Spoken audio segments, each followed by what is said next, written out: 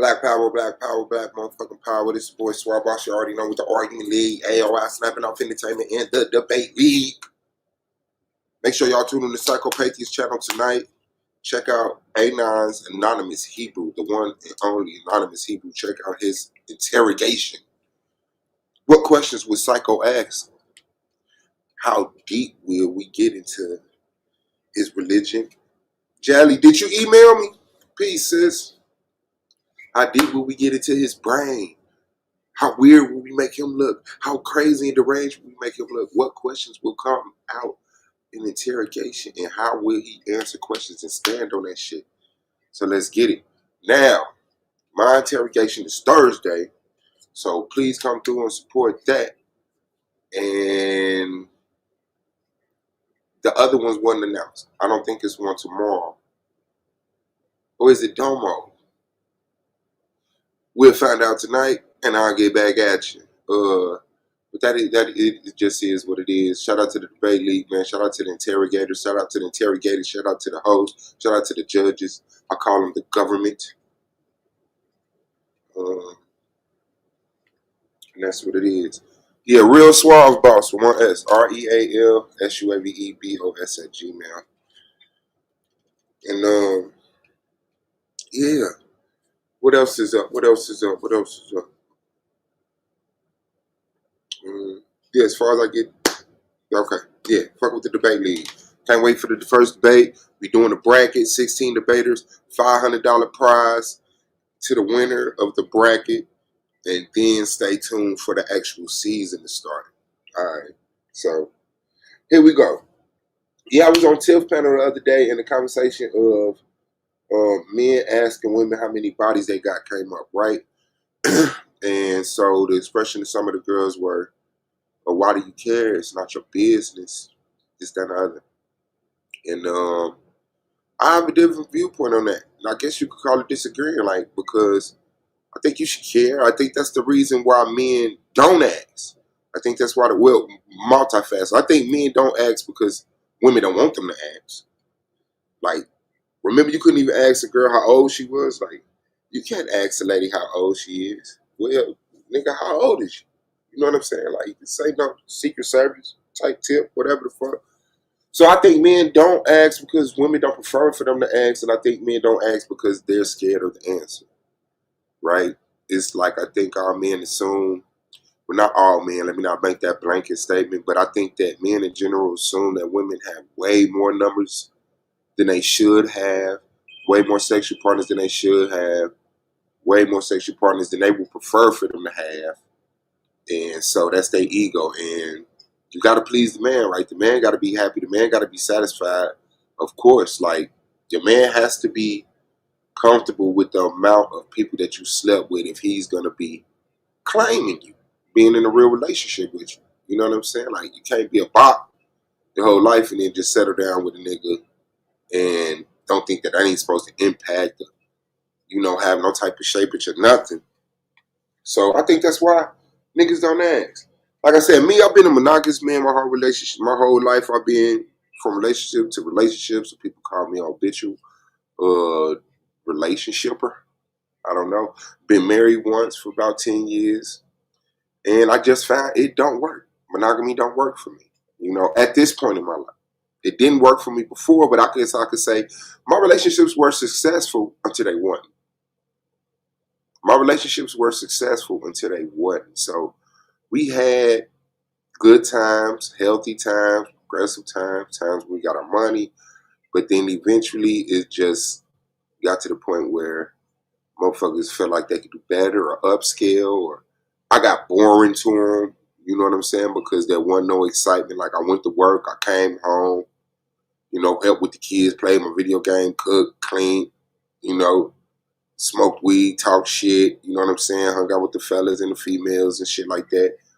And I mean, this is like my 20s. So like at that point in time, like,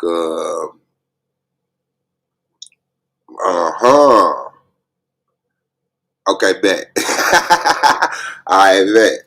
So, yeah, this was in my 20s. And the girl that I was dating with, like I said, she She was raised by her mother that was on crack. And about 14, her mother put her in a room with another crackhead's child who happened to be a boy, a couple years older than her. They had sex. She got pregnant at 14. And so by the time of course, of course, Dre. Hold on one second. Hello? What's going on, brother? Shit, you need me there at 3 today? 4 is fine. I think Jane leaving at 5, but I might not come in. I might step in and do the paperwork, but I got a meeting at 7 o'clock in the morning tomorrow, so yeah, just 4 is fine. Okay. All right, bet. I got you. All right. Yeah. So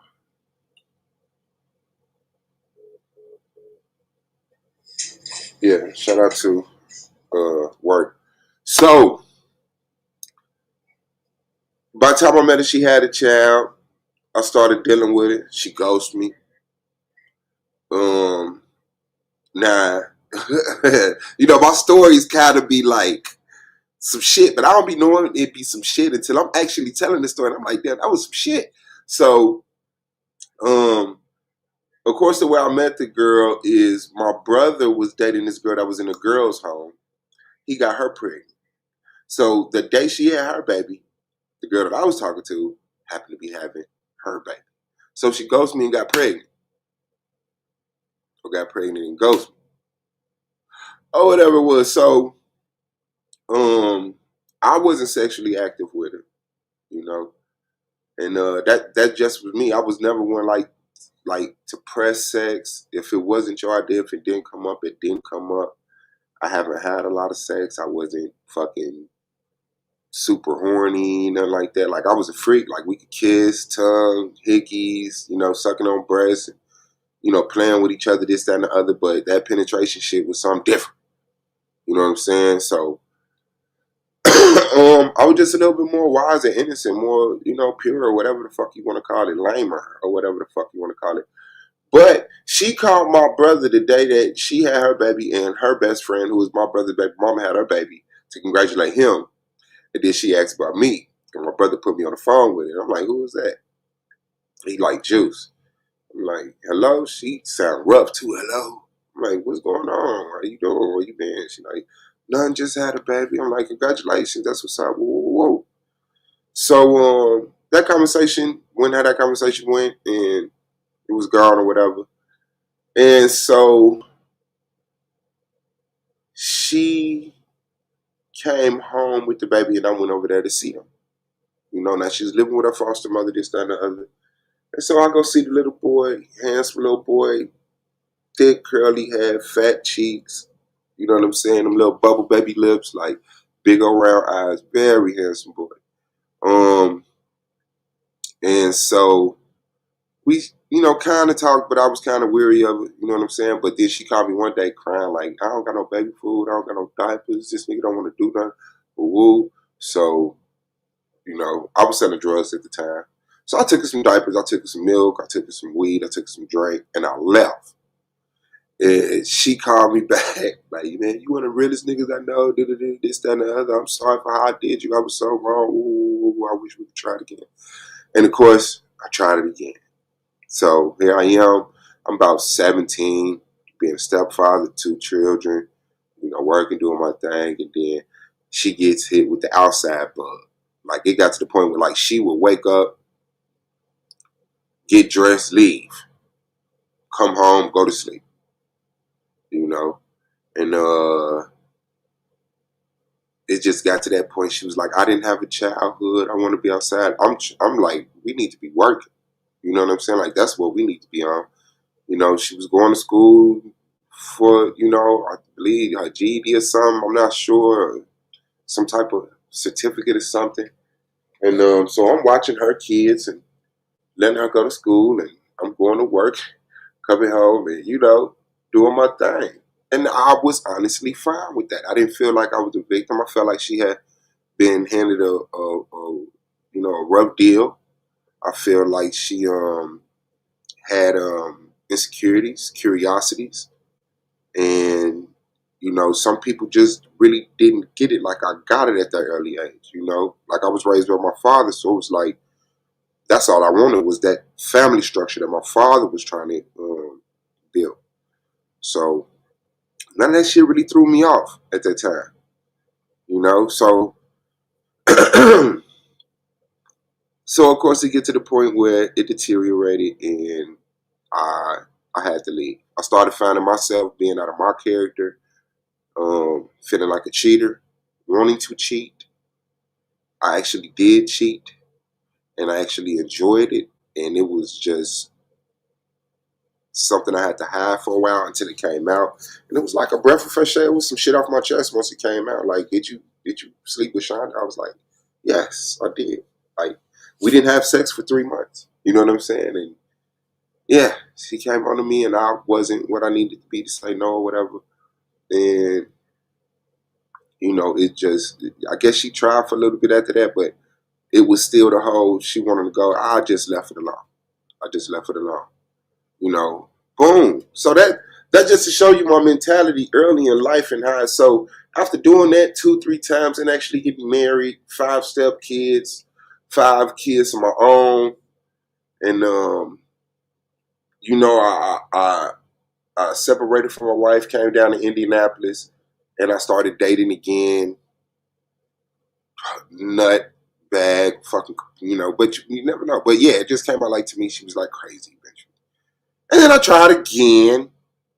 And this woman was like just so Christian, she just wasn't no earthly good. You know what I'm saying? Like motherfuckers was hiding behind being a Christian, but then when I lined stuff up with her as far as what the Bible says how a woman is supposed to be to her man, she couldn't um like she wouldn't stand on it. You know what I'm saying? So it just got to the point where she disrespected me one too many times and actually I was staying with her.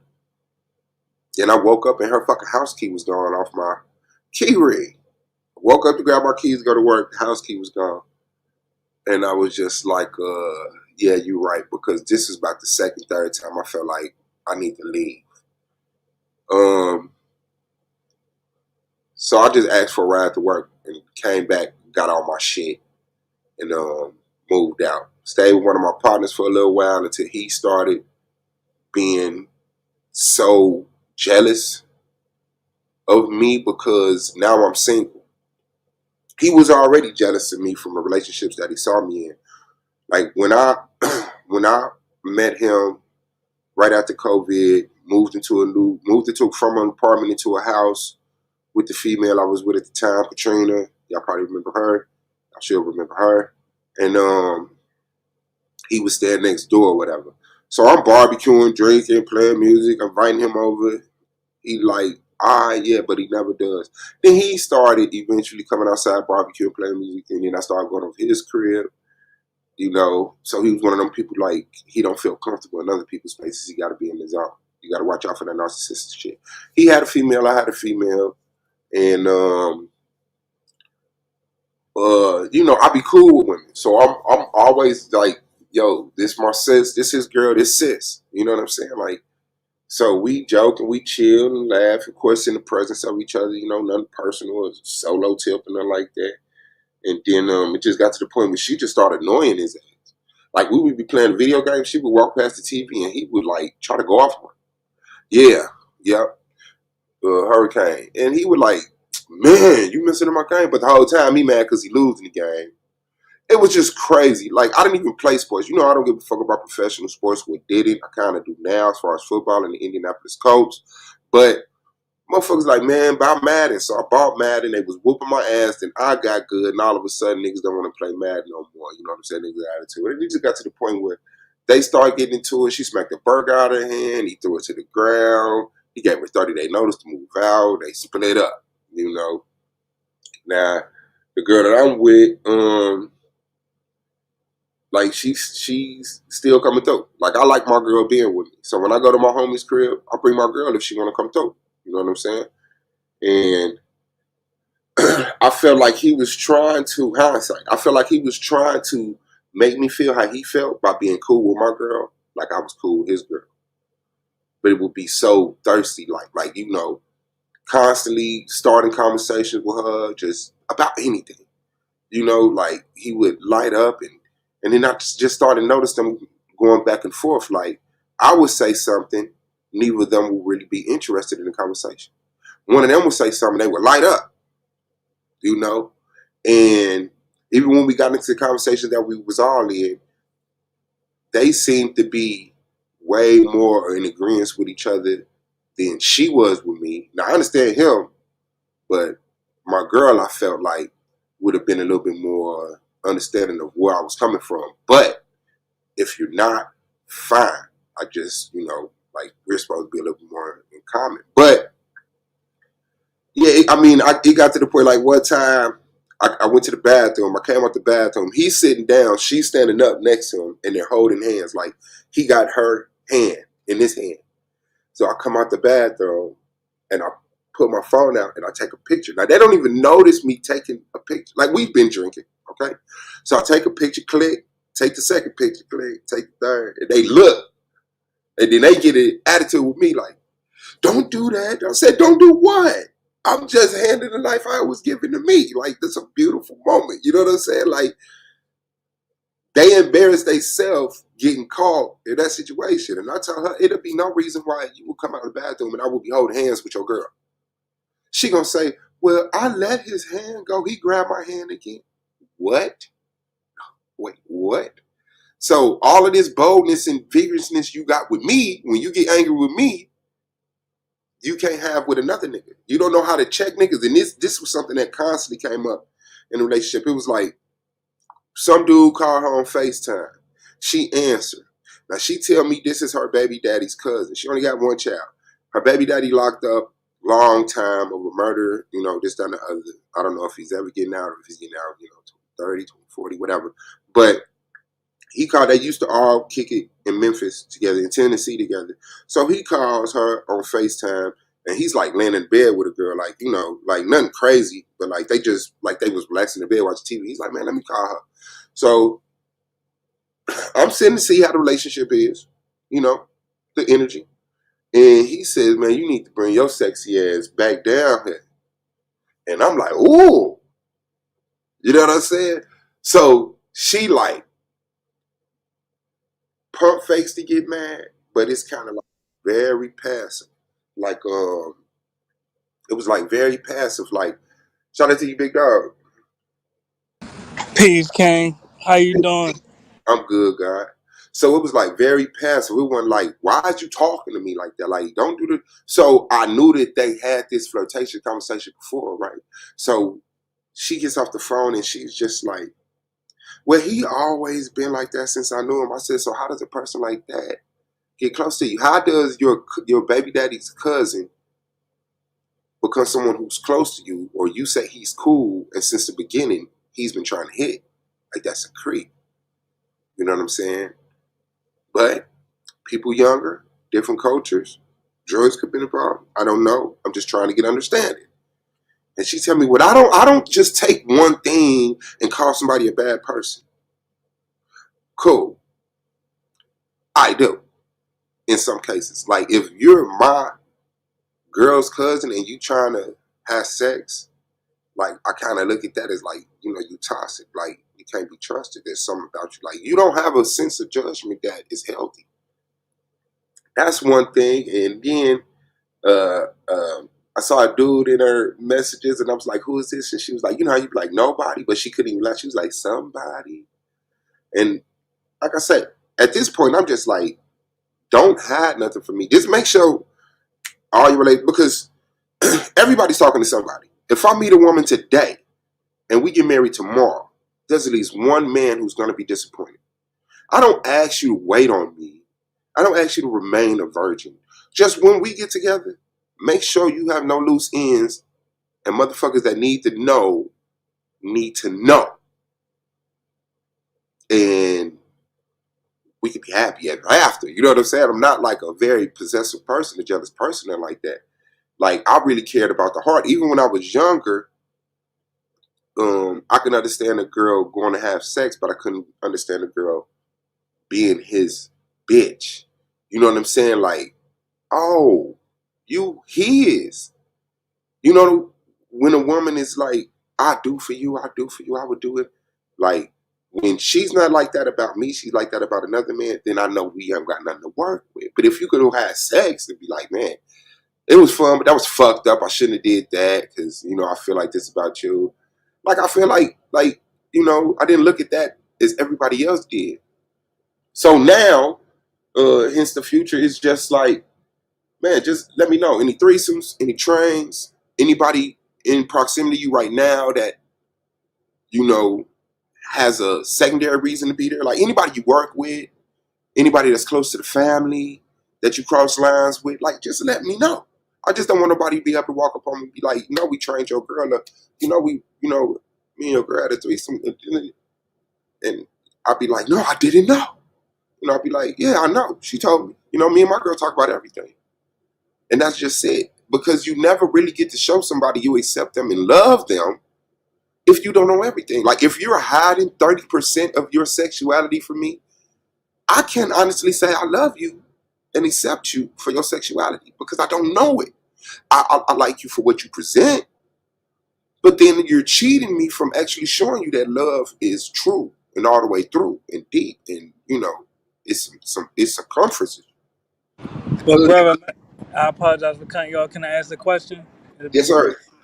But don't you realize that the more bodies a woman has, the more likely it is that she's going to lie to you and going to hide a percentage of her sexual past?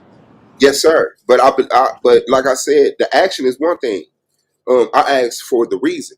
What created this environment where you had to lie to me? And it's men. Men not being able to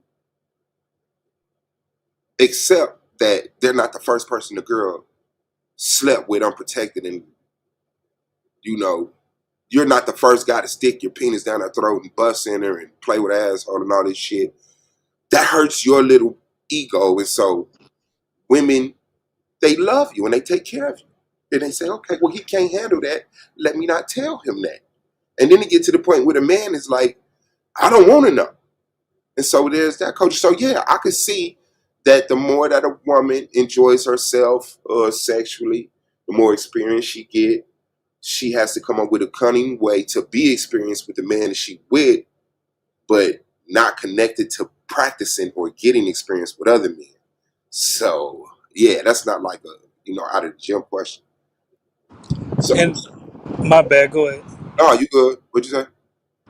Well, I was just going to say that, you know, these same exact women that lie to the man that they love about their sexual past, they'd tell a nigga like me that they just fucking, they'd tell me all their business and all this freaky shit that they done did and do some of the had the threesomes and shit with me and allow me to pass her to my cousins. So a lot of these women are very selective with who they lie to for sure. Bad. But the thing was because he's invested in her. You're not. So she has to, pump up his ego. Exactly, and that's the point I'm making right there. And I was trying to articulate this on the last panel. I won't bring it up, but it was a little bit of a contentious discussion that me and you had. But that's the point I'm making right there. It's Yeah, fucked up. It's reality, but we have to acknowledge it's fucked up that these same women they gonna freak off with a nigga like me. They gonna bring their friends to a nigga like me. But the nigga that they love, they gonna lie to him. They not gonna allow him to get any other women. They definitely not gonna bring their friends to him. And he's gonna be the nigga that they put the blindfold on but this and is the what I'm. shameful. How do you ignore the fact that the reason she doing that is because he would prefer it that way? No, I don't think that he would prefer it that way. I think that in her mind, she Hold on, wait, realizes that wait. We my already bad, had go this ahead. conversation. You said that men wouldn't wife up a woman who had a lot of bodies, right? But that's why you gotta let me complete the sentence. It's not that a man would prefer to be lied to. It's that a man would prefer an actual woman that has less bodies. So really, and I hate to use this word. I won't say who. I'll say the promiscuous woman. She cosplays as a decent woman to secure a man that she wants. So it's not that the man wants to be lied to. It's just that the woman chooses to lie to that man because she knows that she cannot keep that man if she told him the truth. Okay, but to me, that's the weakness in the man that creates that environment. Because guess what? I've never had a threesome, but the girls I deal with talk to me about everything because I'm not judging them, and I make them feel comfortable, and I let them know. You know what I'm saying? Like, I want this to be as freaky as we can get it. And that don't start with you acting like you don't know how to get head because you don't want me to jump out the gym on you. Like, Well, please let me say this because I don't want to make this a sexual conversation. But let me ask you, how does it make a man weak for not wanting a promiscuous woman? That's the part I was trying to ask you in the other panel, but I wasn't able to get that off. not, it's not wanting a promiscuous woman. No, don't a man want a woman that's currently promiscuous? The thing is, why are men insecure about their girls' past promiscuity? No, but Like, that's what I'm asking you. How does that make a man weak if he says even if you're not promiscuous now, if you had 75 bodies was the example I gave before. If a woman had 75 bodies or 50 bodies or 30 bodies or 100 bodies, that doesn't make a man weak for preferring a woman that has less soul ties, less mileage, less exploration with other men. That doesn't make a it man weak. The does man. when it does when you don't practice the same shit. Well, can I ask you this, with all due respect? Let's reverse it. There are women that have had lesbian encounters, right? But that don't mean that they have the obligation to deal with a man that has had homosexual encounters. No, women No, are entitled to have a preference, right? homosexuality with men and women are different to me. Men are not sexual. You Women you are. just said, hold on, you Hold just on, said hold it. on, hold on, hold So on. we could say promiscuity is different between men and women. We can make that argument. You could make that argument, but there would be less of a jump with that. Like a man being attracted to a man is like idiotic. Like a woman being attracted to breasts, curvaceous hips, booty, the woman's shoulders, neck. Like, I'm attracted to women, so I can see why a woman. Exactly. So See, I can we see. understand it. Hold I on. apologize. I'm cutting you off. My bad. Go ahead. So I can see why a woman is attracted to another woman. Do you understand what I'm saying? So that's just that. So if you come to that, like the homosexual shit is like over there. But as far as like a man having a lot of bodies and a woman having a lot of bodies, you can compare that. And what I'm saying is, if you slept with 75 people, how are you not accepting a woman who slept with 75 people? It's like, And let me answer that, and that's actually the point I'm making. No matter how many women I've been with, I'm not obligated to prefer a woman that has had an equal amount of body as me. no, you're not obligated. But You what you see what I'm can't saying? do, is then try to have a conversation about them women as if they're a problem. No, I'm not even saying that. I'm just saying I don't prefer them. You follow I what I'm know. saying? And not only do you not prefer them, but you have conversations. Like, I don't have conversations about the women I don't prefer.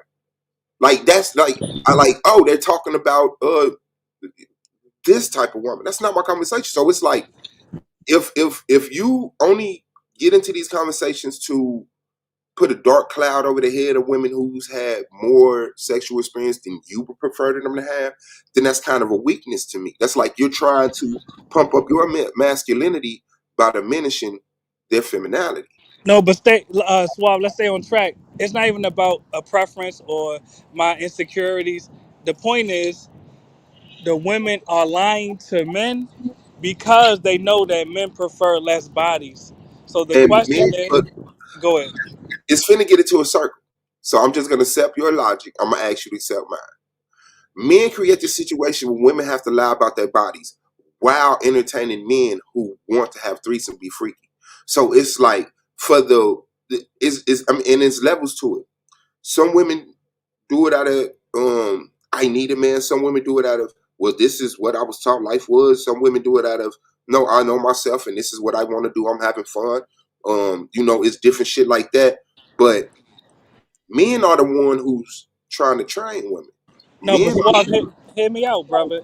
And actually, when I say this, I'm not trying to put you in the corner, but you actually are proving yourself wrong. because you, in the last discussion we had, and I won't repeat the hypothetical, but you articulated that you don't even care how many bodies a woman has. So the point is, instead of women lying to men that prefer women with less bodies, wouldn't it be more productive if these same women just sought out men that don't care about their body count? But y'all niggas not like me. They don't got time to do No, like you're not. No, no, like. hold on, Hold on, Suave. hold on. You kind of back. But answer Come the back to me question though, brother. Because I'm I'm not claiming answering. to be like you. I'm answering the question. But Yeah, go ahead. what I'm saying is that you don't look for motherfuckers. You find motherfuckers. You know what I'm saying? And then they just happen to know. Like, and it's not that I don't care. It's just that that's not like a necessary deal breaker with me. You know what I'm saying? So it's like the whole logic is women lie to men to sell themselves to men as what men would like to buy. And the men know it's a game. The men know that this woman has a past. So when the man says, well, how many people you slept with? And she say 3 and she's 33, then it be like, that's my baby. Like Oh, the but game now. Suave, you're not addressing the Hold on, question hold though, on. brother. The game nowadays is not. The game nowadays is lie to me respectfully. You know what I'm saying? The people that you tell the truth to, you don't give a fuck about. Like the girl that I don't really want to be with, I'm gonna tell her, yeah, I'm dealing with another girl. The girl that I really want to be with, I'm gonna hide that other girl because I don't want her to look at that as a deal breaker. You see what I'm No, saying? but, So men, but Suave, hear me out though, brother, because I I'm asked a trying to help, particular but I think question. you know. I think Oh, and I think, yeah, go ahead, go hold ahead. on, because I feel like I said, you're not comprehending, you're not processing, you're not accepting. Like you're dead set on where you at, and I can accept that. But I don't want to have a circular, repetitive conversation. Yeah, Like, no, that's not repeat. No, I'm asking a simple question, and I want you to address specifically what I'm saying. And just so you know, I'm not trying to catch you in a checkmate moment. I'm just asking a genuine question. take me Instead checkmate, of bro. Just talk. I don't need. exactly. So the point is this. So instead of deceiving men that prefer women with less bodies, wouldn't it be more productive if these same women just were receptive to and sought out men that didn't care about their body count? That was my question, brother. And I would say yes, but then All right. I would say yes. And maybe that's where our society is headed now that men like me are brave enough to step out and say, hey, I don't care. And niggas like you ain't drowning me out no more. You know what I'm saying? But when the dominant society are the loud men who say, you a hoe, your pussy beat up, you ain't got no walls, women don't want to be that. You know what I'm saying? So it's like men get to put up this front and then they hate on women who don't want to accept they front.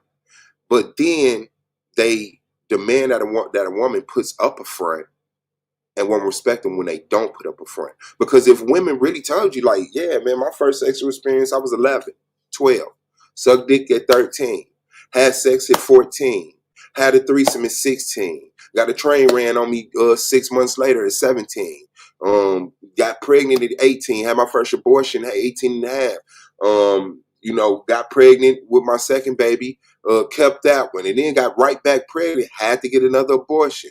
And then I started stripping, got a job as a stripper, sold a little pussy in the back of the club. And now I'm here with you and I love you. I love And you. so that's my point. Hey, A let man me has let me the say right to something right opt quick, out of Afro. that. A Hey, man. let me Oh, say well, something let me right quick. complete. Let me Go complete ahead. the sentence. I pass the mic. I promise. That example that you just gave, Suave. A man has a right to choose not to take on the burden of that trauma that woman has endured. No But one ever go ahead, Moo. pushes back against that. That's what I'm saying. You keep saying the same points that gets agreed with.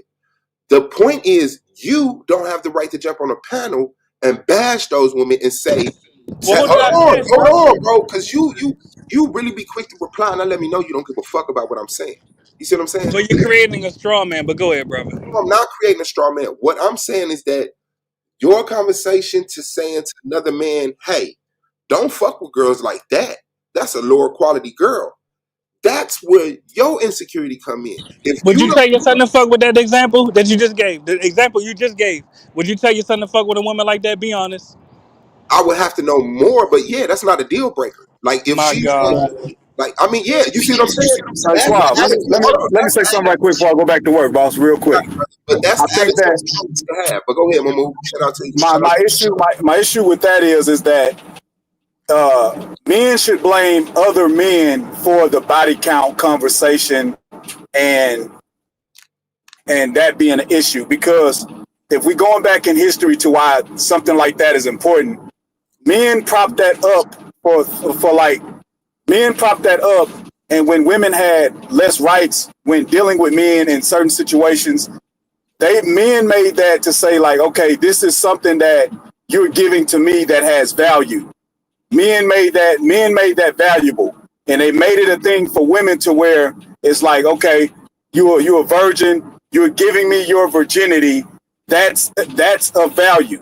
What women have figured out, and the reason why this argument and this thing it is what it is today, is because women realize that to be, number one, some patriarchal bullshit, and it's a scam, because it hasn't stopped those same women that were virtuous as those men wanted them to be. It didn't get them any type of special treatment within those relationships. So if men had held up their end of the bargain for saying that, okay, because you're a quote unquote virtuous woman, I'm going to treat you this way, it would have worked out better for men in the case of men who count body counts. But the men fucked that up. The men of society who had those virtuous women, who had those virgins, they still cheated on them, they still abused them, they still did all types of shit to those women. So now women realize that shit don't even matter, because the men whose claim they value it have not shown to value it. So when we talk about body count when it comes to women, you need to talk to men about that and ask them, why did they not value? Hold on. You need to ask men as a whole, why did they not value that when women were most women or more women was looking at that as, when they were holding that as a value for their man. But they gave that to their man, and their man didn't appreciate it, and now they see that shit is bullshit. So if a woman says, hold on, after seeing that was a scam and the men did not value that, and if they say, well, now I'm gonna really just go out here and fuck who I want to fuck whenever I want to fuck them, you can't blame the women for that shit. You need to talk to the men about that and ask them to get back to valuing women who give them their virginity or whatever the fuck else y'all want from them. And Boom, can I ask you why you didn't value the virgins? Why you didn't treat them right? Why you didn't treat them like ladies? You're a man. Nigga, you didn't treat them right. So hold on. We didn't treat them right. Let's say that. So I'm asking why you didn't treat them right. Right. Because when I was outside, I was a dumb cum-driven nigga like yourself. driven by. I fucked up the value. I fucked up the quote unquote value, because, like I said, and at the end of the day, I don't even see that as a value. I see a good relationship as a value. A woman that you get along with, that you can that loves you, you love her. Y'all have way more good times than bad times. Y'all great for each other, body count or not. I see that as the value. But what I'm saying is, y'all value, and men have put that up as the value of a woman, as far as her having, her what do you call it, chastity. Her chastity. Men put that on a pedestal. Men did that. Yes, men put that shit on a pedestal for thousands of years. And what did they do? Those same women that they put on a pedestal for giving them their chastity, they fucked them over. So what would be the likely reaction? But let Angelica get in. She's the only woman on the panel. Hold on. And then I'll say this. I put value in it. It's just not their only value. It's like there's real money, which is like their character. And then there's like Chuck E. Cheese coins, which is like the sexual value. You know what I'm saying? Ultimately, it doesn't matter if you're in love with it and she's safe and not burning this, that, and the other. But there is a currency inside of you that appreciates lesser mouths on her. You know what I'm saying? But I also look at myself like that. And I teach my kids that, like, when you meet the person that you want to be with forever, you don't want to have to tell no girl that you done slept with 30, 40 women, 75 women, this, that, and the other, But like I said, when I was young, I didn't know how accessible vagina was. nor did I have that attitude to be like I still praise virginity and getting married and all of that shit. So I was like slow when it came to sex. Like I was right there next to it, but I chose not to do it. Now the men who cheated on the women who were virgins and this, that, and the other cheated on them with the woman with experience. This is fun. Like you want a virgin. Well, that's the culture that you're brought up in, But I mean, I'm talking about people that's grown, already had they failed virgin relationship. But even if it's at that point, it's like you get with a virgin and the sex sucks. You know what I'm saying? You But it don't. gets better though. It gets better.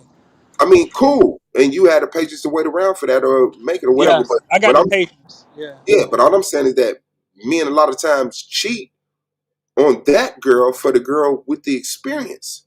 You know what I'm saying? So it's like I could put accountability on both of them. Once women came up out of that, I'm not my grandmama phase. I sat back, watched my grandmama be the best woman in the world to my granddad. He beat it on her, cheated on her, and this is where my cousins from this other side of the family came from.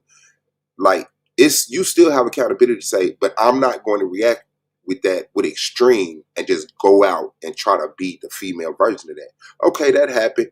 This is how I'm going to structure my life. I don't necessarily have to be. I'm going to take the good qualities from my grandmama, and I'm going to leave the bad qualities. I'm going to know who to be faithful to. I'm not going to let this be like, oh, you're betrothed to him, because a lot of times that's what it was. Like people knew who was going to get with who. You know what I'm saying?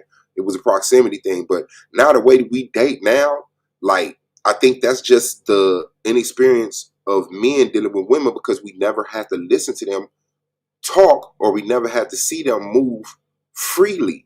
And now that they get to actually express themselves outside of their own girl circles, you're like a Christian getting introduced to Islam. Like, hell no, that's the devil. You're being extreme. This is the same shit your grandmama was talking about. This same shit your mother was talking about. Like, this is what women do. That like women have experiences dealing with men, like men have experiences dealing with women, but men have been able to get all the way to the point where they are calling women hoes and this, that, and the other, and women are just now being able to say, deadbeat dad, this, that, and the other. Now that they really coming out, munchers or whatever the fuck. Like I don't even really know. I don't even know like the real derogatory slang that women have for men who move in a certain fashion. Shout out to Tiffany, shout out to Pro Black, shout out to Lily. And let me ask this question. You see, I reduced all my responses to less than 15 seconds because I'm really trying to have a dialogue. But this is to Suave and the brother Mumu. Honestly, I'm asking the question. Let's say your son is 18 years old and he has feelings for a female that had sex and gave head to, let's say, 5 or 6 of his friends. They ran the train on her. They G'd her up. But he falls in love with her. Would y'all go to y'all son and be like, yeah, I mean, she's a potential partner. I mean, I don't see a problem with wifing her. Be honest with me. Let's keep it real. I would need more information than that. Why did he love her? How did he Oh my fall in love God. with her? And you need All to right. know. You need to know that if you're gonna be with this girl, that this is the relationship she had with these dudes, and can you handle that without being abusive to her or them? Do you need to say, well, I can't be friends with y'all no more because she's my girl and we're gonna be together forever? Like that's like So it's not a deal breaker, is what you're there saying. are conversations to be had there. But if it's like, no, I like her because she cute or this, that, and the other, woo, woo, woo, then I would have the conversation that I had with my son. Like, yeah, you So I'm can't. asking. So it's not a deal breaker, essentially, is what you're saying, right? No, I'm pretty sure that there's some scenario that my son will come to me and being deeply in love with this girl for some reason after finding out that she sucked off 5 of his friends that I would have to deal with as a father.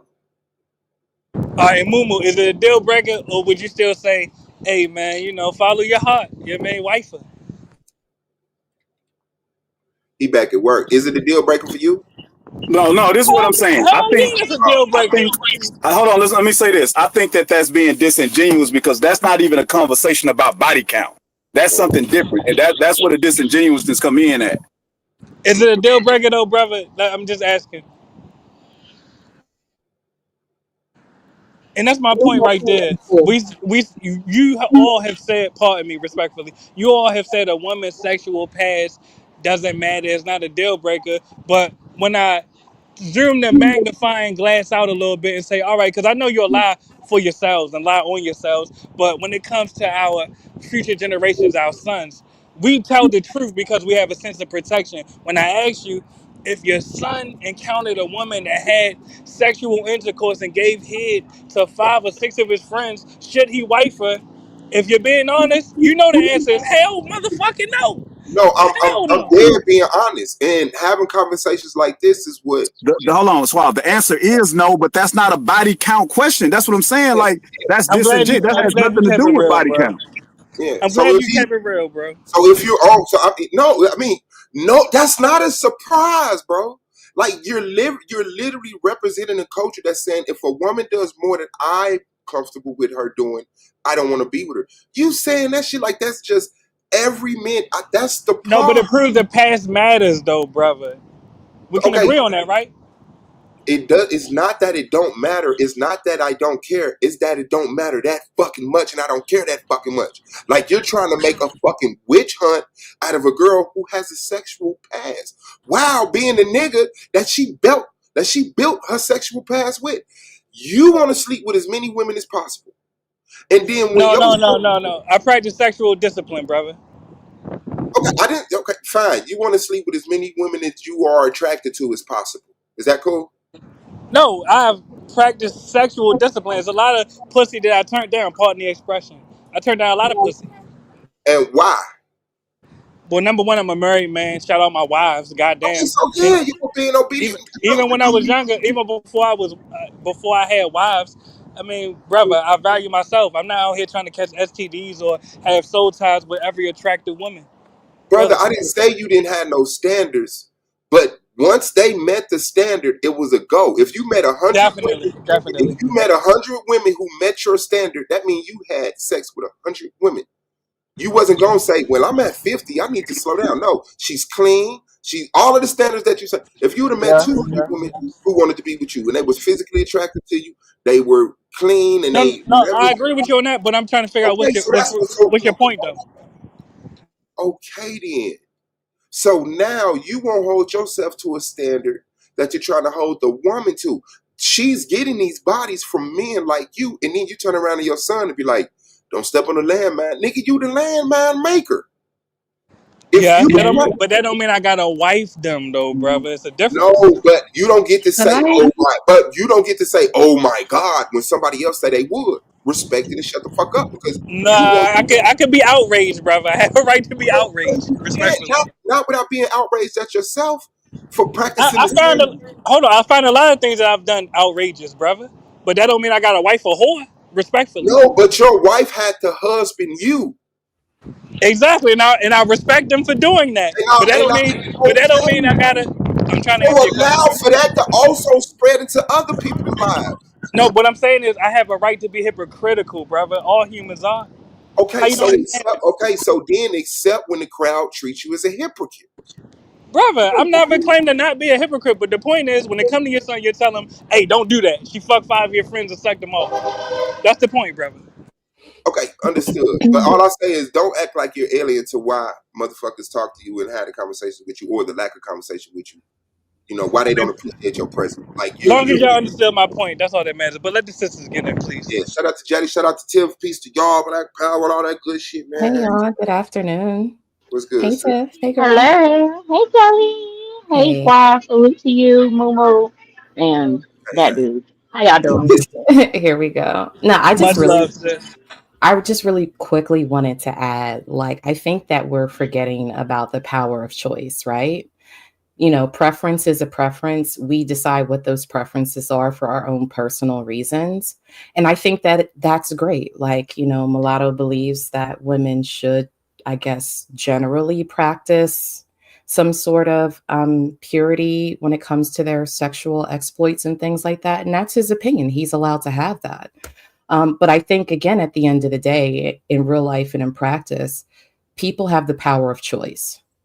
And you know, the only problem that I have with Mulatto is that when he talks as if his personal preference should be valued more than other people. So, because for me personally, I think I align more with you, Swab. Like, as long as a person is healthy, they're not sexually reckless. When they come to me, there's a very open and honest conversation, and it secures me in knowing that if there ever is, even though I don't live in a world where I have to worry about people coming up to me saying they slept with my partner. I don't know if we still live in that era. I don't know it, but if there's instances where it happens, then fine. But for me, I don't spend time worrying about the what ifs, right? And that's the power of my choice. And so when I hear a mulatto, he kind of puts this out here as if women should give what he says so much merit that they should curb their behaviors. And this is regardless that even if it is true that most men believe it, at the end of the day, we live in 2025 in a country where they're trying to repeal our rights anyway. So the idea that, again, we're still hearing this thing about body counts and what women should be doing, I think we're at a point where it's ridiculous. If you live like where, your concern is where a woman has been, you find you a woman that meets that standard. But to just drone on and on about what other women that you'll never meet, you'll never be in a sexual relationship with are doing, I think is just ridiculous. Right. And that's a good point, Angel. Oh, Then damn. I was trying to kick the niggas that'll mess with them in the nuts. Like, you a wife her up? Like, Angelica, you made a good point, and actually, that's what I was trying to tell Suave. Instead of women lying about their body count to men that care about their body count, they should just find a man that don't care about their body count. but I So I agree agree with with you. you in I that regard, said Angelica. yes. I said Now, yes. I was talking That to the would be sister more though. preferable thing, and maybe that's where we're headed now that men like me are making it more comfortable for motherfuckers to do that shit. But as long as the game was drag her if she, you know what I'm saying, has a pass, motherfuckers ain't finna set themselves up like that. Like the average girl not gonna set, like some women that come out there say, I don't give a fuck what you think and this, that, and the other, but no, what I'm saying is like, you're built like us. Like you're psychologically damaging motherfuckers off of the same shit that you practicing. If you were a female, you would be a whore. Admittedly, you would be if you would have met No, no, 200. no. Hell no.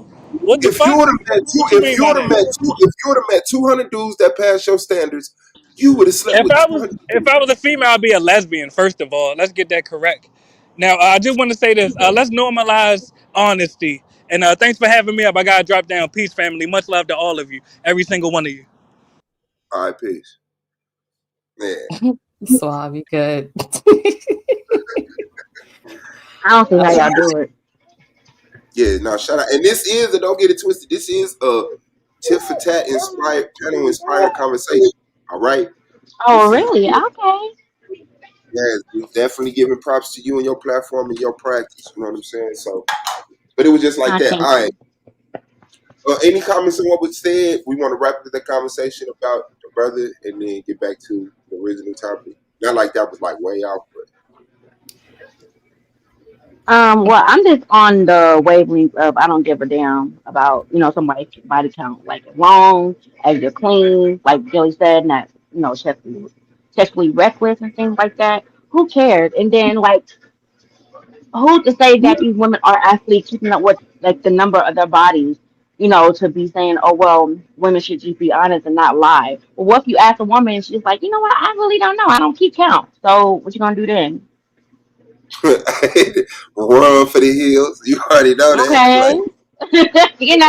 But that's what yeah, I'm saying. Like, if he's so worried about where a woman has been in her past matter, then, I can't honestly imagine him having success in that area. But, this is coming from a three-time baby daddy. So, you can't really expect much from this guy who said he had three wives. And I'm curious to just know, like, did he give them the same line of questioning? Like, is he getting them pure and untouched, or did they have some experience in their life? That's what I want to know. But he yeah. I ran don't. too fast before I I, can don't, I ask. mean, I don't. I haven't seen him be that open about his personal life. You know what I'm saying? To that extent, to even obtain any of that information, but I can imagine some shit that probably would be wrong, but I probably could be right. So Hmm. shout out to them, respectfully. Shout out to them because I don't want to bring them into a conversation that they never agreed to be in. But he has made them a topic of discussion, so we can talk about them to that extent. So if you got three wives, yeah, it's like not. Peep this, peep this. You got one girl she slept with 12 to 20 dudes. You got 3 women.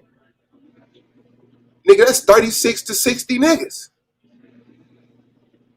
More women equal more male sex partners in your fucking life. You know what I'm saying? Like, how does that make sense, nigga? You got one girl, you worried about her past, and you got to worry about 3 girls past, and they all lying to you. Like, yeah, I don't know.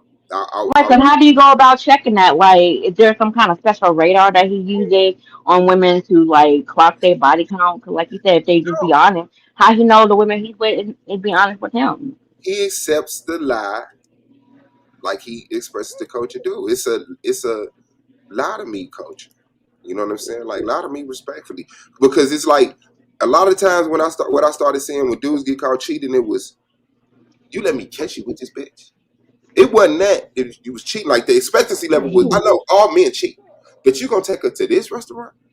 You gonna bring her around with the kids? It was secondary shit that I wouldn't even thought of because they had already accepted you're a cheater. To me, it was like, oh, I got caught cheating. This shit is over with. You know what I'm saying? For them, it's like, motherfucker, you know what I'm on, and I only brought them around the kids because. So it's like it just got it got too mature on that side for me as far as cheating and shit.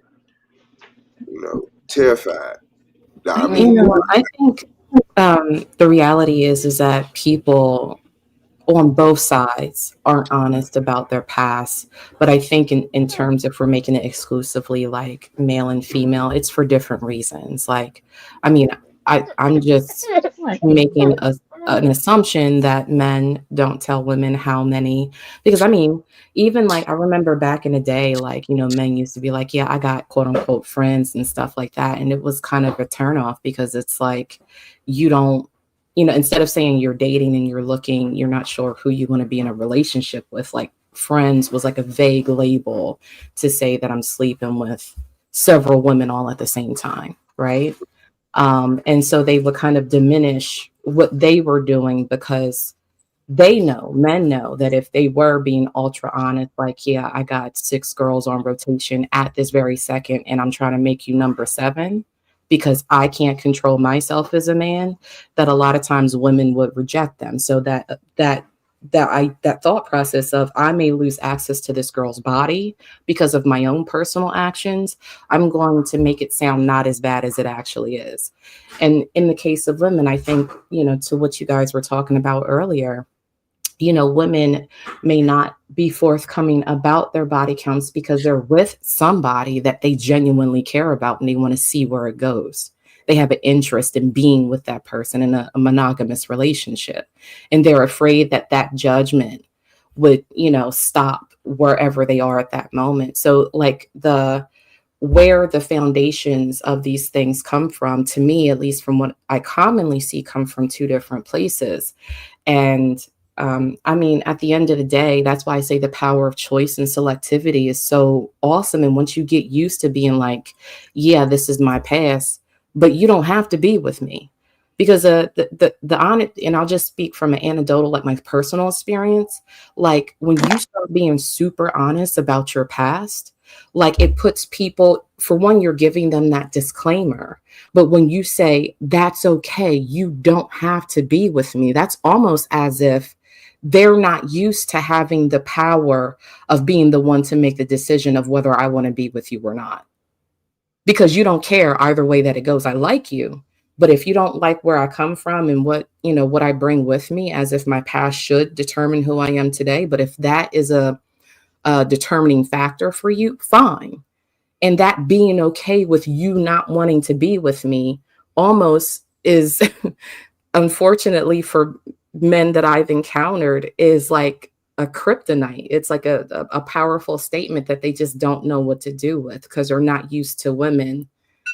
Do I have to shut up now? No, that was my alarm.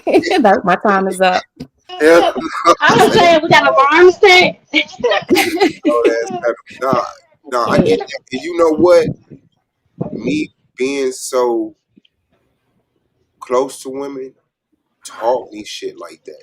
Like I just for a long time I just got frontal man shit. You know what I'm saying? But it was like I always was like cool with the girls. I never looked at them like as an enemy. I had a rough start with like I had a girl try to fight me in class because I didn't want to have sex with her, and this was like the 3rd grade. Like you weren't even supposed to be thinking about sex, and this girl. Third grade? What are you like, 7, Wait 8? a minute, third grade. Hold up. I swear, at the 3rd grade Miss Coleman class, this girl named Tawana Wright wrote me a letter that said, "I want you to fuck me till I bleed." And What? the teacher caught it Oh my and God. read it out loud, and like this wasn't her first letter. Like she always used to pass me stuff, and I never would play on it. I used to walk home, she would follow me, and it got to the point where I stood up and said I didn't want to have sex. Like that motherfucker all of a sudden became a girl that hated me and would pick on me and wanted to fight me. And like I wasn't a fighter. You know what I'm saying? Like she when she did her stance with the thumbs out. And it was like, oh man, what the fuck is this? You know what I'm saying? And yeah, that was just weird, crazy for me. But no, being in proximity to women allowed me to hear these conversations be had and know more about humans, period. Damn, men are like that. But men react to it differently. You know what I'm saying? Like a woman cries, a man get violent. And when a woman get violent, then she get titled this. And when a man cries, he get titled that. So it's like there's a shaping of the man and gender role, and there's a reward system and a punishment system, a ridicule system and an acceptance system. So once motherfuckers get to that point where like, I don't give a fuck who accepts me. I'm going to attract the people that I attract by being me. And that's how your circle stay. But when your ass is out there chasing attention and wanting to fit in, and I think that's what men are forced to do. We want to fit in to be players. We want to fit in to be womanizers. And then we're forced to be in that mentality where my girl got to have nobody's. You know? And I mean, I guess in a perfect world, both of y'all would just meet each other and live a long, happy life. But you know what? But that's the thing too, Swab. So I mean, I used to like one of the guys that I've been friends with for some years now. He owns a barber shop, and when he first opened up, I used to go on Mondays and just sit and listen, right? And one of the things that I heard, even for the men that care about body count, it's almost like a double-edged sword, because these women are usually younger, they're less experienced in life, they're just less experienced overall in like understanding the world. And they get with these women, they prioritize those standards, right?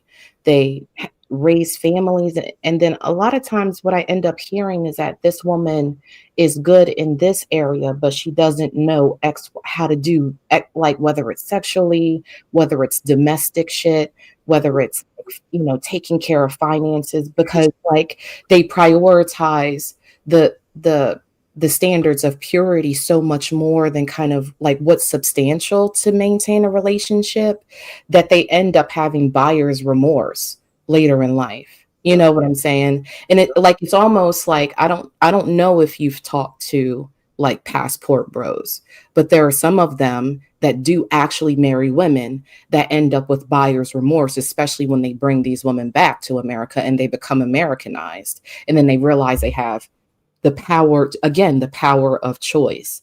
And then when they start putting their foot down, when they start, I guess, quote unquote, rebelling, that they would say, no longer being the wife that they want, they have all these regrets about, oh, well, I thought she was going to be this. And that's one of the interesting things. And I remember the first time I had this thought was actually, and I don't want to bring other people up, but it was over on Taz's platform when I understood that sometimes men make decisions in their mind about what they want in a relationship without making any considerations of the reality of that women have ideals for that relationship too. So, in the case of how they want to raise children, how their lifestyle is, what type of parent they want to be, what type of partner they want to be, whether they want to be in the house, whether they want to be a professional. But men will make the decision because that's what their mind says it's supposed to do. Instead of asking the woman if this is what she wants, they just make the assumption that she's supposed to be that way because they say so. Yeah. And as a man, I was told sometimes it like another nigga would tell me that's what they want, and because he had more experience with women, I accepted it. But then when I started talking to women, I found out no, we only said that because. Yeah, I mean, you know, and I think it's a very dangerous slope when people, in this case, men, think that they're what they think in their mind is supposed to be in reality without making those concessions of if this is actually what my partner wants.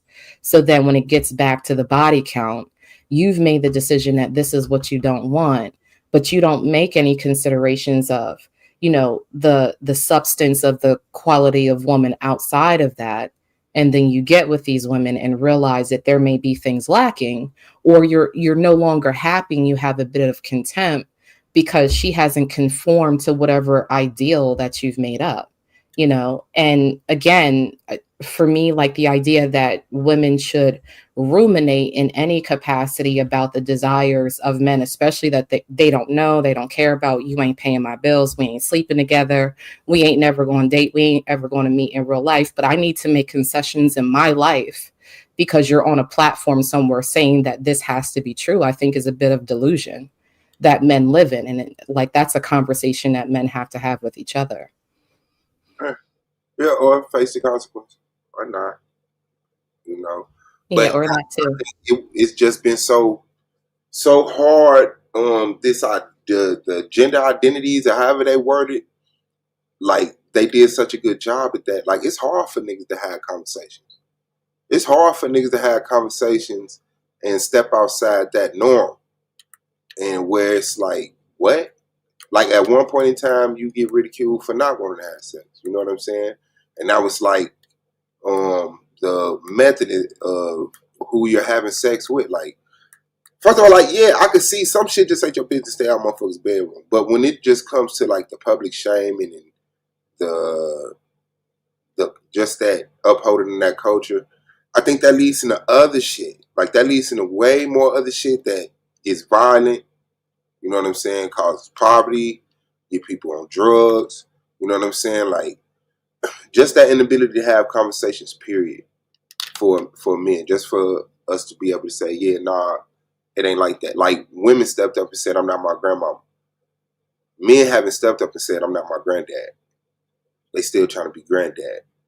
You know what I'm saying? And when women are being granddad, women going out getting the money and buying our clothes and buying our cars and paying for our trips, like, and that's all you look at when you think your usefulness to a woman is like, yeah, I provide for her, so therefore she stays in this lane and she becomes this fantasy for me. Like, I can imagine that that's pretty disruptive to the point where, like the brother jumped on the panel, like, just the way he constructs conversations, and he's male. Just the way he constructs conversation, you can tell that it's some triggering shit there, but he's good at deflecting his triggering. Yeah. Where it's you're getting triggered because he's questioning you, and he's the obvious triggered person. Like, okay, why did you feel the need to jump up here and say that? Yeah, like the idea that, and again, he's allowed to have his personal opinions about, I mean, because that's a power of preference and like, our personal values. But that doesn't mean that your personal values supersede the rest of the community. It's that kind of thinking which justifies harm of people for other reasons, whether it is their sexuality, whether it is the color of their skin, whether it is whatever the fuck, pick your poison. Education, yeah, and or not.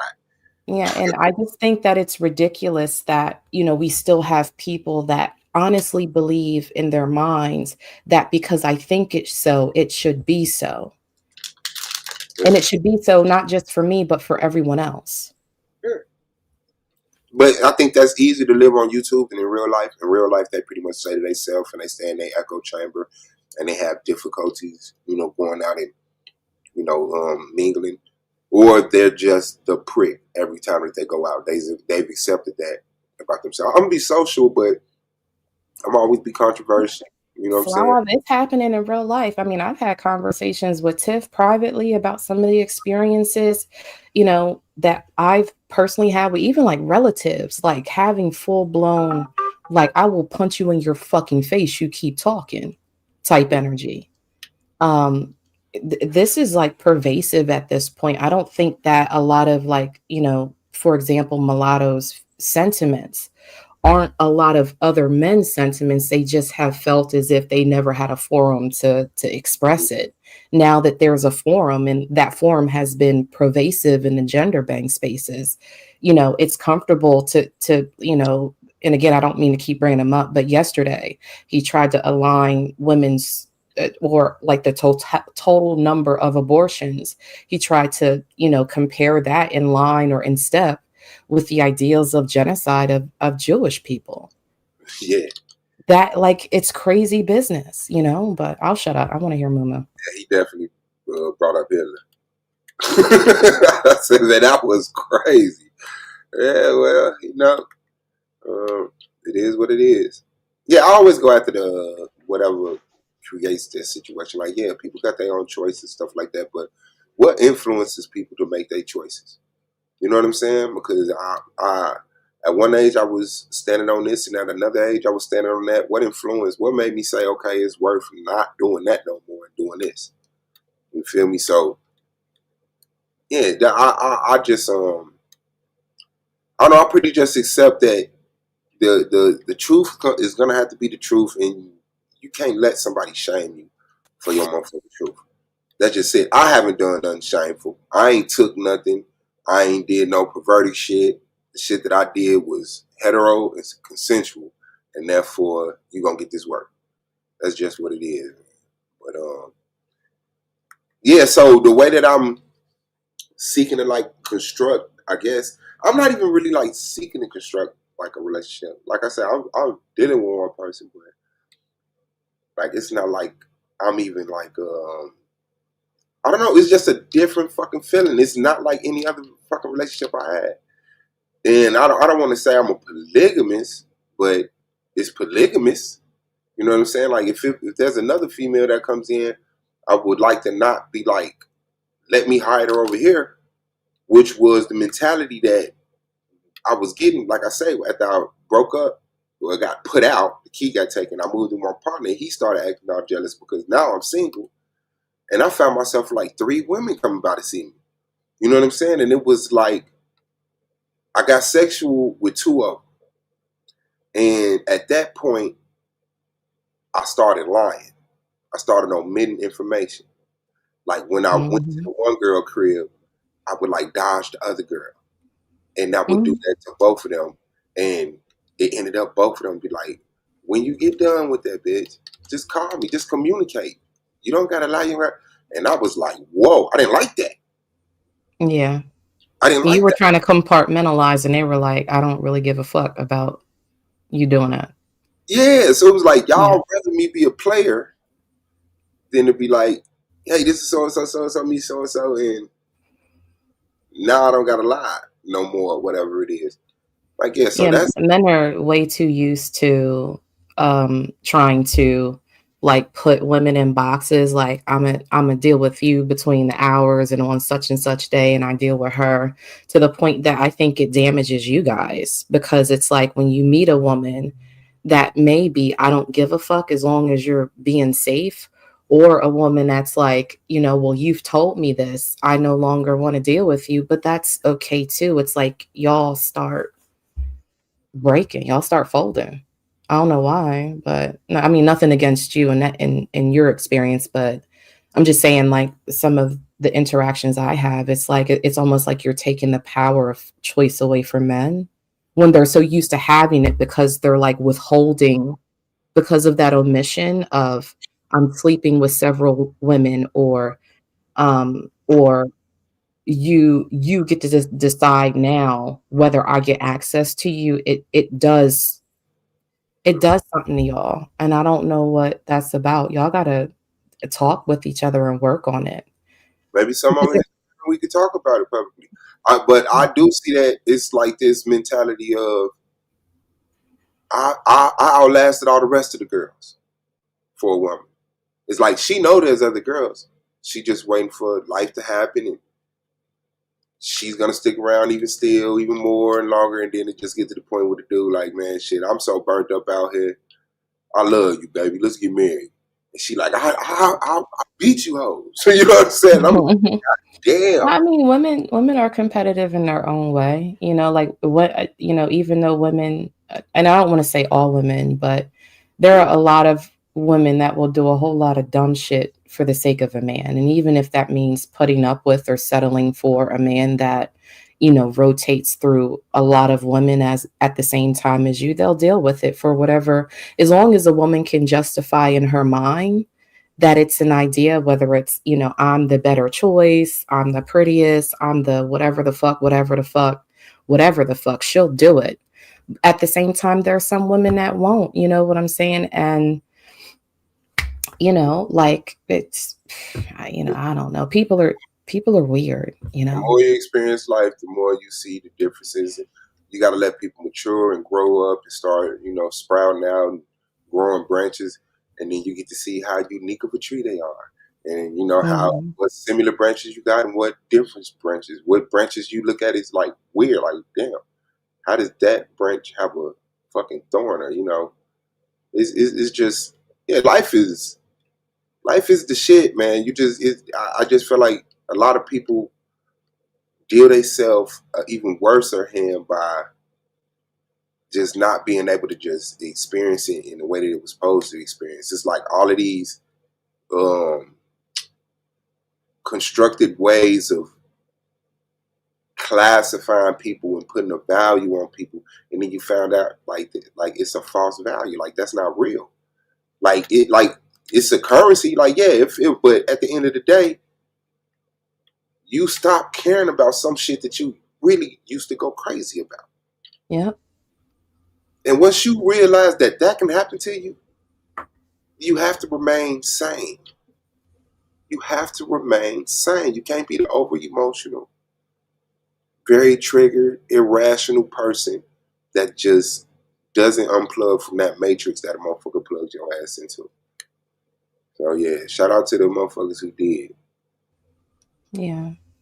Yeah. The power of choice is awesome. And then once you become okay with the power of choice, and that also includes rejection, because that's a struggle on both sides for various reasons. Like it's for me personally, I'll say it's like getting closer to freedom, like personally, like there's such a weight lifted because you're no longer concerned with this person may not want to be with me or they'll fall out of affection or love for me or whatever the fuck, because reality is I only get to be here once, right? And if you decide that you don't, because of my past or the dicks that I've sucked or the bodies that I got, that you don't want to be with me, then okay. Yeah, yeah. I mean, That's all right. Somebody will, you know? it took you your experience to get to that mentality, and you don't have the average experience. You know what I'm saying? I know it's more than what people would like to think or know, but it's like when I talk to the average motherfucker, it's just I mean, even I guess even for me when I was at that point, it was yeah, I got one life, but I want to spend it with you. You know, and of course I know like we're in agreement. If I cheat, I broke an agreement and it's over with. Like that was the but then it got to the point like a girl would tell me she like, so you think you're a good man because you don't cheat? And Mm, that was like mm, like, that was one of them sentences that like started unplugging me from the matrix. Like, mm. motherfucker, yes. Like what you talking about? Of course I do. I don't cheat. Like when Like I he probably looked at you like that's it. like yeah, man, yeah, with the shit because this will what get me. A motherfucker will come to me. So you already like found something that you like, yeah, I fuck with him. I wanna, you know what I'm saying? See what's up with him. And then at some point it was just be like, I guess they value in some cases they value system change, but and then it's like in that case I felt like she was bullshitting from the beginning, right? So when she saw that I wasn't a cheater and I wasn't a beater, I went on hard. It was nothing to like legitimize leaving me for. She just started going after anything. She didn't want to be with me. but she was down 2 kids.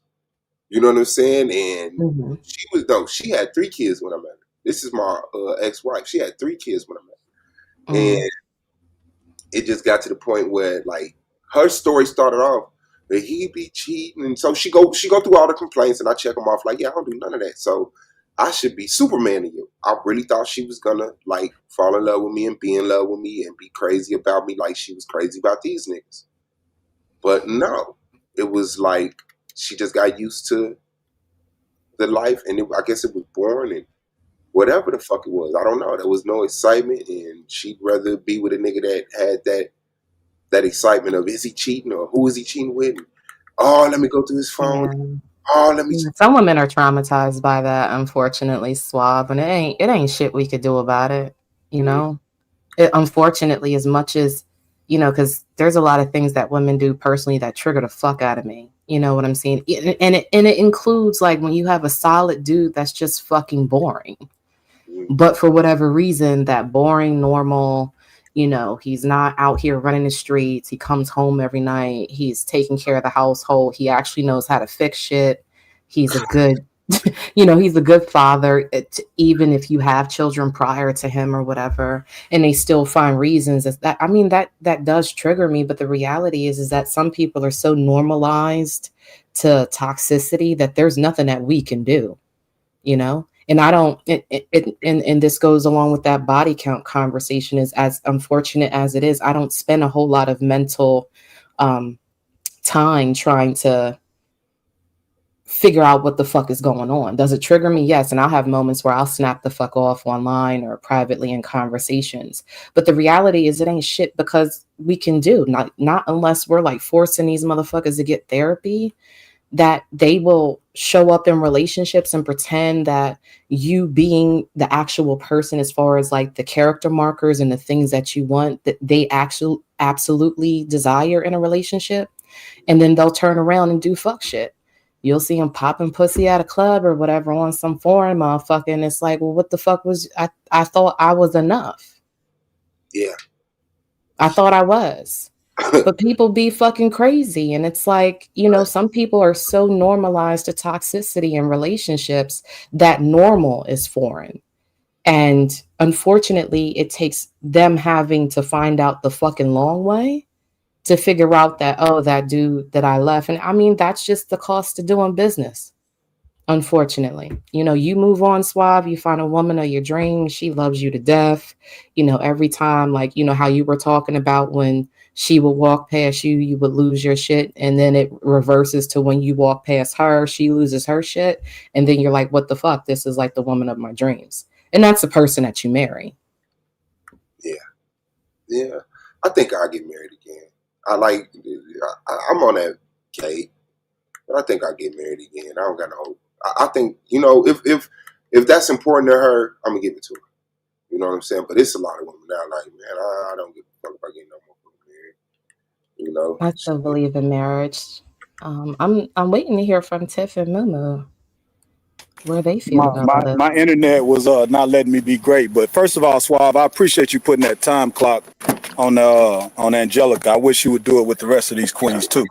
You know what? I'm gonna need you to stop. Right, I was about to ask, was that Mumu or that Info Dookie? Who was that today? But I think people just don't accept the reality of people and humanness, and being in a relationship for a long time and going through the whole disillusionment, the tough process of knowing that whatever you thought a woman and a wife was is not quite what it is.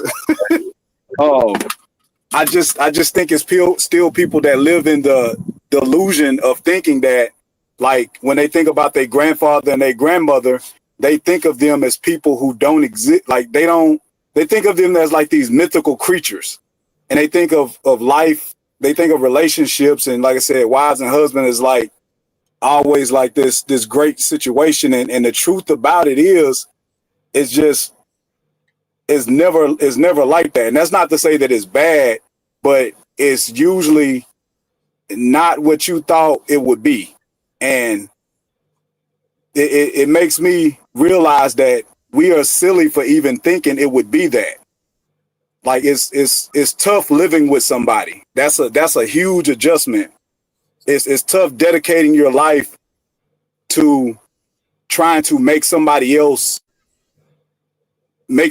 happy, trying to not hurt somebody, trying to not make somebody feel stupid, trying to not make somebody sad. Like that's a tough act to pull off, and a lot tougher than we are really like built to pull off.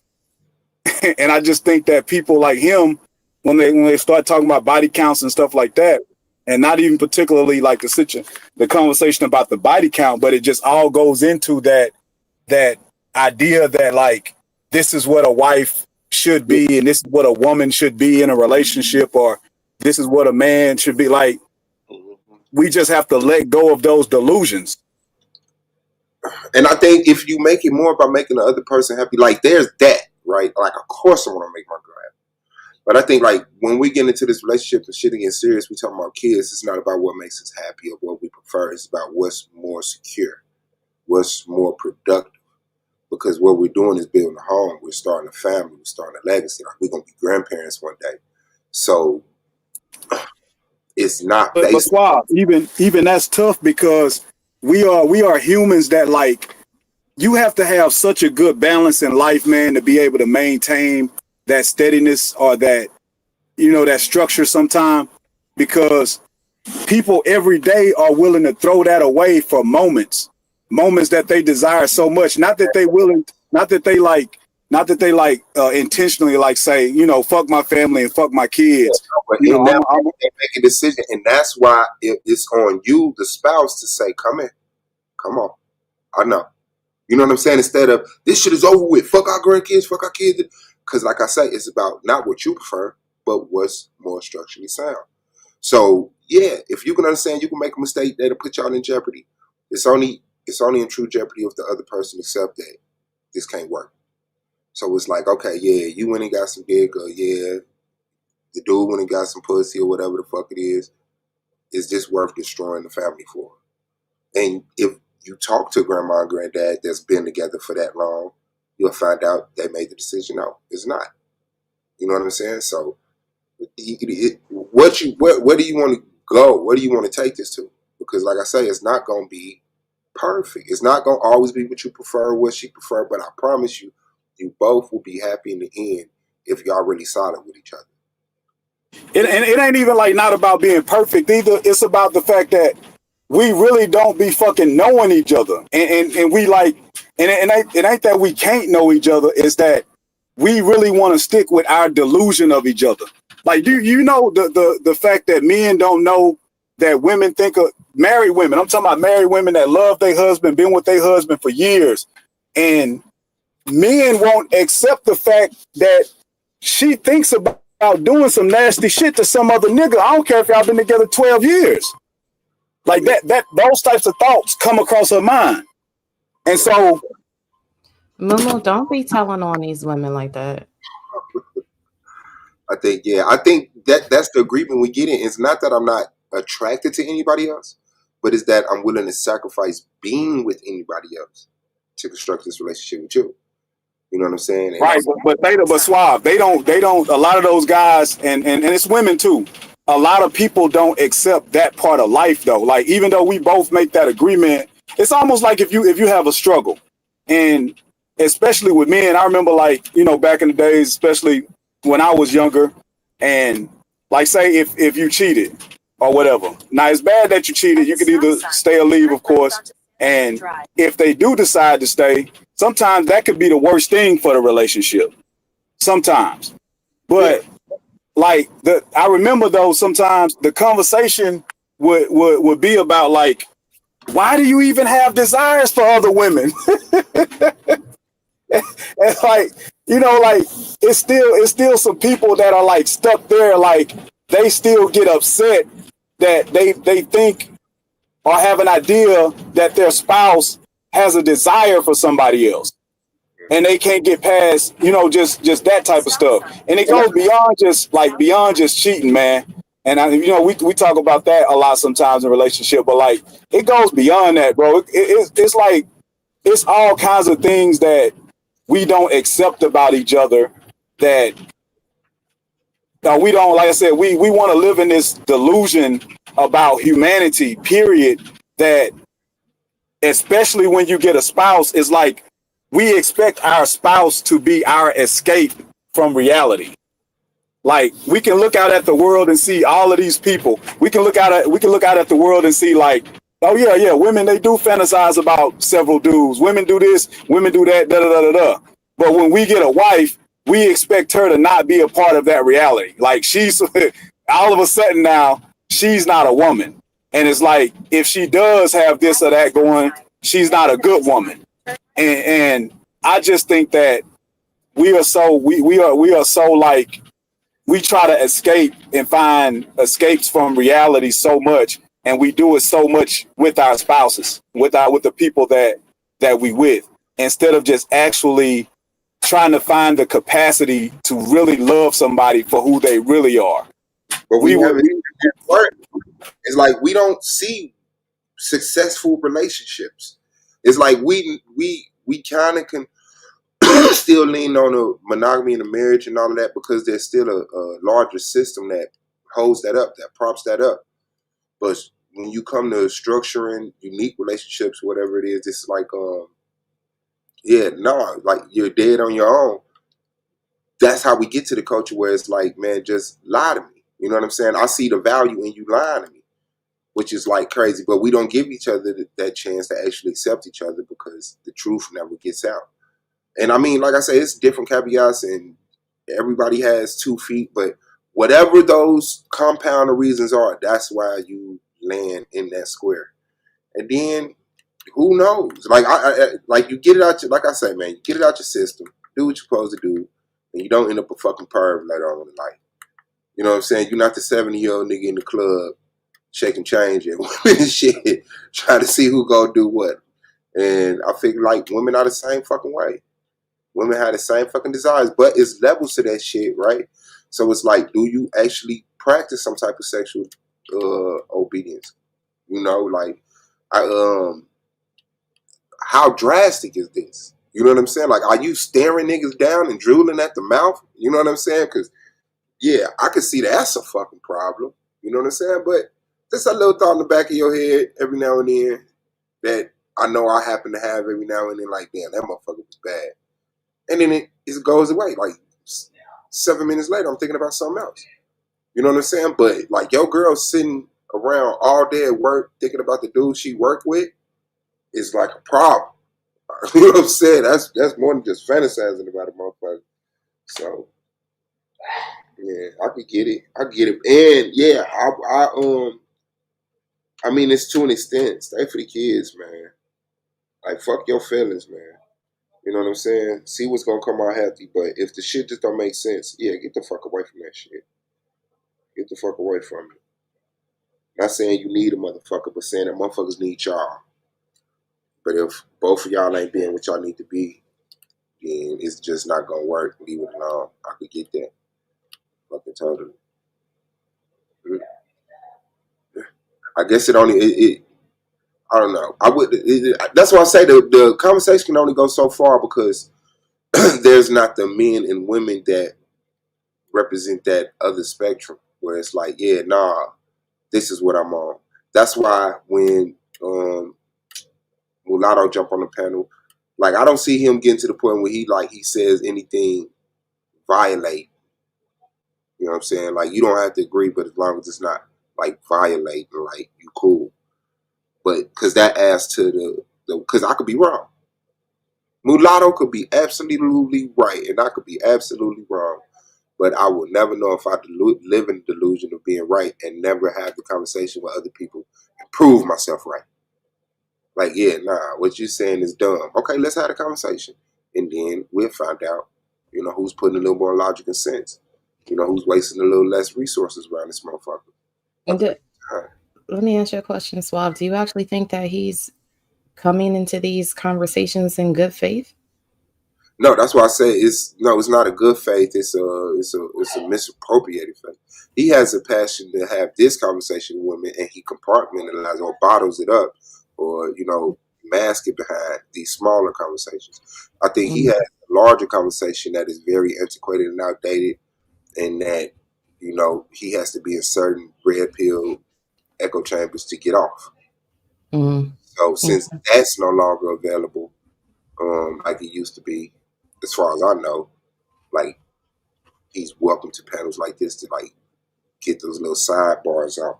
But it all leads back to illogical sense. Like you have this type of sense here, but you don't have that there. If you value how many bodies your woman got, then value how many bodies you got. Because if you don't want to marry a woman that got, then don't want a woman to marry a man that got a lot of bodies. That's just it. Like if you want quality, have quality. But you can't be like, yeah, nah. You sleep with as little men as possible. I sleep with as many women as possible, and then I still talk shit to you about the handful of men you slept with. You know what I'm saying? mm. Like, yeah, nah, bro. Nah, bro. That's weak to me. That's just a weakness. And like I say, that causes other shit. That leads to the lying, which leads to the violence, which leads to motherfuckers feeling like they gotta hide shit, which leads to perversion. And it's like, nah, man. You don't gotta be like that. You don't gotta be like that. Like dudes is I saw a video on World Star A today. world star is still a thing? Yeah, World Star is Oh my my God. major news network. I know if it goes down, it's not what it used to be, but I know if something happens, it's gonna be on World Star. If Russia Mm, attacks right now, it'll be on World Star. So it's like I saw this. It was a girl, like she's a prostitute, like sex worker or whatever you want to call her, whatever. But yeah, like she had two dudes come at the same time and made one of them sit on the stairs while the other dude got serviced, and then he came and got serviced. Now these the type of men that will be in a monogamous relationship and lying to this woman and having kids with her, but he's out here buying vagina behind another dude.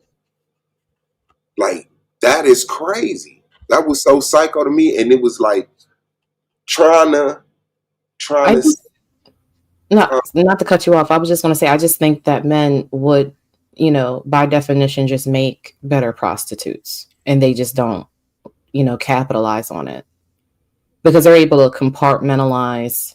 Like I think women do it as a response to the understanding that men can. So for us, like that acquiescence to having that mind state is because we understand that men are way better at doing it. So we season ourselves to it. But, men have no problems sleeping with multiple foreign women if they could do it a day.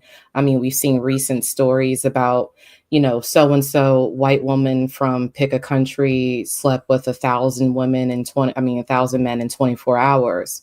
And those men are willing to understand that they're sleeping with somebody behind, in this case, hundreds of other men, yeah, and still do it. So, like, for me, like, there's kind of like because they have that desire to sleep with as many women as possible. I'm not saying all men are like that, but that pathology to me, like, just makes men better prostitutes overall because they're kind of more set up for that system than women are. okay. Because I was about to say, yeah, I need to process that, but yeah, Sorry, I just said it. I was that's because I seen the chat. They were like, "What?" I get that was clear. But I almost named this: if men could do it, they would. I promise you. I downloaded the video to show the video, and I was gonna make the stream about that. And it was like the mentality of the woman who's selling the vagina, the mentality of the man that's buying the vagina, and this unique experience of having two dudes back to back, and you being the second dude or the first dude that's walking past the other dude. Because when he came in the room, she was like, "Yeah, but he bullshitted, so he got to wait on the stairs until you get done." So it was like, what the fuck, dog? What is the attraction? What is the attraction? Just trying to go against what I'm kicking in the nuts to see, like, do I still love her? Like, even though this woman just serviced two dudes, if everything else add up, do I still love her? Would I still love her? Is she still my sis? You know what I'm saying? And then it's like, please find a man that'll represent this dude that just bought some vagina. Like, and watch the other dude just walk out. Like, the dude just walked out. You see her walk in and everything. You sitting on the stairs, like waiting. I said, man, this was crazy. That was wild. Like, really seeing it. Yeah. All right. Yeah, I mean, we've That's seen it. wild. We've seen it. My bad. Oh, go ahead, man. No, go ahead, Queen. You deserve it. You deserve it. Nah, go ahead, Joe.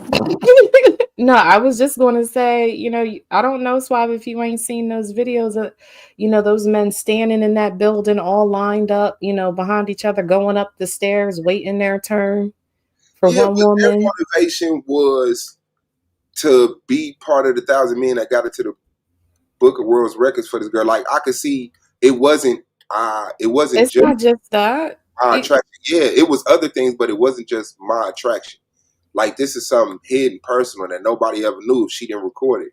Like, those men lining up is like, yeah. But men can do it. Like, imagine if so I'm not saying that it wouldn't happen, but I think women would be way more reluctant to have their shoes shown and them with their pants around their ankles or in their drawers going up the steps in a video of one man, and they have the opportunity to get in Guinness and also sleep with this dude. I don't think that is as probable as the way that men do it. And then also on top of that, men have a propensity to do it anyway, but they call it playing the field.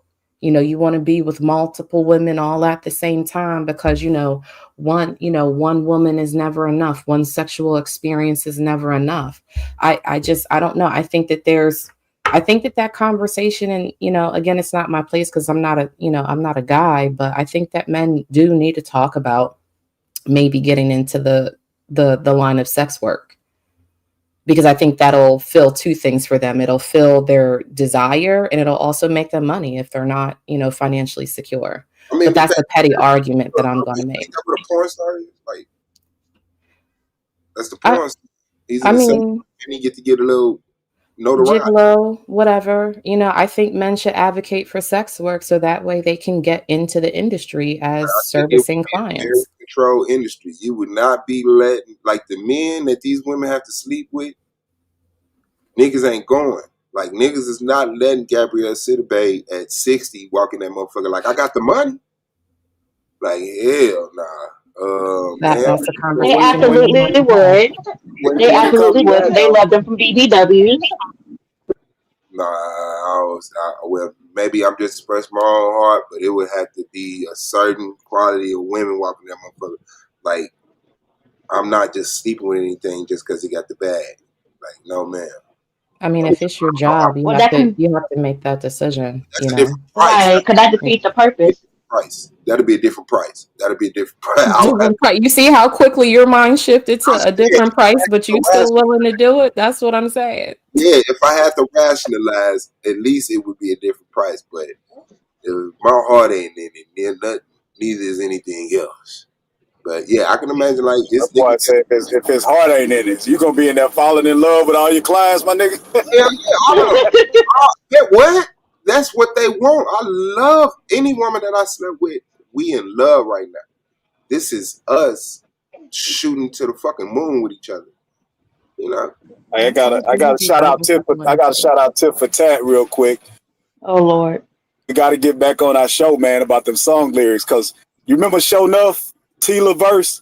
Tila whole verse was talking about him meeting a sex worker at the bar. And him basically saying, oh, yeah, I heard you doing 30 niggas at the same time. So how about you let me and all my niggas right now do it with you?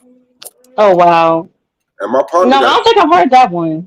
My partner got a show with Tila October 4th. Man, Tila was wild, bro. Tila was, yeah, go listen to Show Enough, Tip for Tat. That's what he basically saying on there. Show Enough. You're not talking about the character from the movie. You're talking about this actual. You've heard Show Enough before. No, you just don't know. You've heard Show Enough before. Girls in the club showing love, shaking that ass in the club, show enough. Okay, no. Some of before my time. Yeah, but yeah, I think Shout out to men being better sex workers. I would debate that, Suave. Yeah, you would trigger a lot of people with that one. What? But I I do. don't know. I Well, I'm not honestly really sure believe it. about better, but I'm sure like they can like find a marketplace for themselves. But honestly, I don't know if they won't do that right because like Swab was already saying, he's already like, well, looking for a price. When you know there's men out here that get with BBW for free. So if they know there's a bag involved, oh, they about to make that woman fall in love. There's an entire fetish of like skinny dudes with like big women, getting smothered. I mean, I don't want to like make this conversation about that, but I mean, there's a whole market for it. Yeah, it get crazy out there. Yeah. And then you gotta drop back. Once you go down that porn hole, you gotta like draw back a little bit. But ain't that what it is? Like when people like watching porn while they had sex, they fantasizing about the people on the fucking video.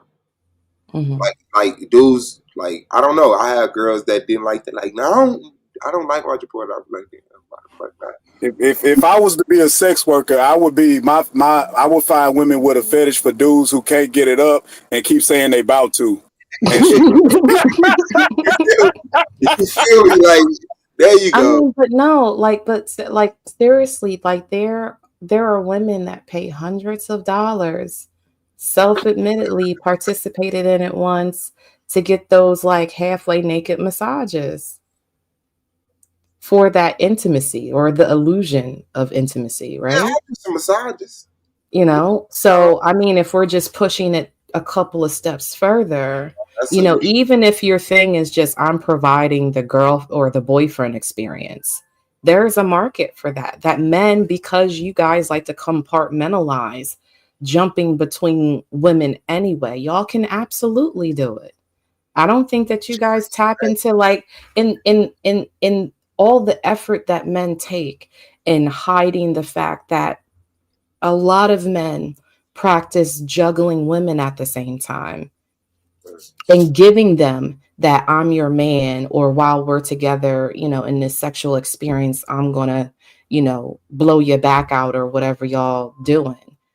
Y'all do that. Well, no, I don't want to say y'all like you two, but just men do that.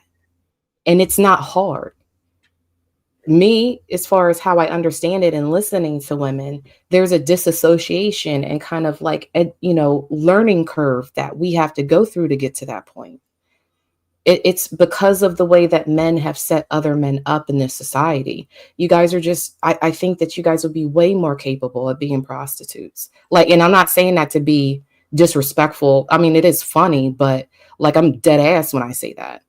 Yo, but I think we would have to find niches though. Like I don't think it would be like for like the average guy could just not. I don't think the average guy has that much value to women for women to want to pay for. I think it would more so be if the average guy was doing it, he would have to be catering to a specific fetish for some woman. Yeah, I mean, that's fine. And the same way that, men have kinks when it comes to women, I'm pretty sure you'll find a market for women that are willing to pay for a certain service, I mean, because there's something to be said where there was like the phenomena of these half naked massage dudes. Like, for me, like when women talk about it, we're like, oh my God, I can't believe women are participating in that. And then there are other women or the women that participate that are like, I lack intimacy. I'm willing to pay for a momentary illusion of intimacy that I don't get because of work, because of my personal life, because I'm traumatized by, fill in the blank here. They're willing to pay. Like women have always been willing to pay for men, whether it be through health insurance, providing housing, in the Black community. Like let's not pretend that women don't be holding men down, because women have historically, so I don't know. I just, and that's why I say, like, for me, I find it funny that, in regards to Mulatto, like he presents these, men ain't going to do, men settle a lot more than they acknowledge. And y'all know it. I hear y'all talk about it sometimes. Some It's of my just, homies will tell me, y'all just don't say it out loud. yeah, we don't gotta acknowledge it. And then if your ass do acknowledge it, motherfuckers look at your ass sideways because you breaking code or some shit. And I'm Mm-hmm. like, man, what is you ashamed of that you not being transparent? You know what I'm saying? Because it's like, motherfuckers. See, the thing with me, once the homosexual shit, when I got so motherfucking big and men started becoming women and all of this shit, it ain't nothing you can shame me for. Once I started seeing, like, once I really wrap my mind around that, like, yeah, nah, you kind of got me fucked up. Because if y'all accepting that, then this is, like, completely fucking fine. But when motherfuckers had that overprotection, I'd be like, yeah, it's possible. I don't just throw the stamp on nobody, but there's an investigation that needs to be launched. I don't know what you doing in this motherfucking bedroom with your ass, like like I said, the dude that I just moved out his crib. Now I stayed there. It was like 4 months. But I've been knowing him for years. Like I say, he had that breakup, but there was never another woman. Like there was never another woman. Like in years. Like it was like 2 years, and I'm like, so you just not dating or nothing? You know what I'm saying? And then it was like, he started getting these phone calls from this girl, this female, but he wouldn't answer. He wouldn't answer the phone around us. But then he would be talking his ass off once when we weren't around, because once I pressed his ass on it, he like started answering the phone in front of us, and she would say shit that I was like, oh damn, y'all talked about that? Y'all talked about that? Like, I don't know, that shit was just funny as shit to me. Like, I don't know, what is you doing? What the fuck are you talking? You ashamed to hear people say you love her or some shit? Like, I don't know. I don't know. I think people just need to normalize your crazy matches my crazy. Like the first time I heard that, I think I watched Deadpool, and I was like, yeah, your crazy matches my crazy. So people are so hung up on like rejection and will this person accept me, that they absolutely miss that you got to run through all the people that won't, so that way you can find the person that will. I will. And it's just like, I don't know. Like, I think that the way that we frame relationships as if like they live inside of binaries, like it harms men, because they can only believe that women in relationships function within a paradigm, and then it like dehumanizes women in that process.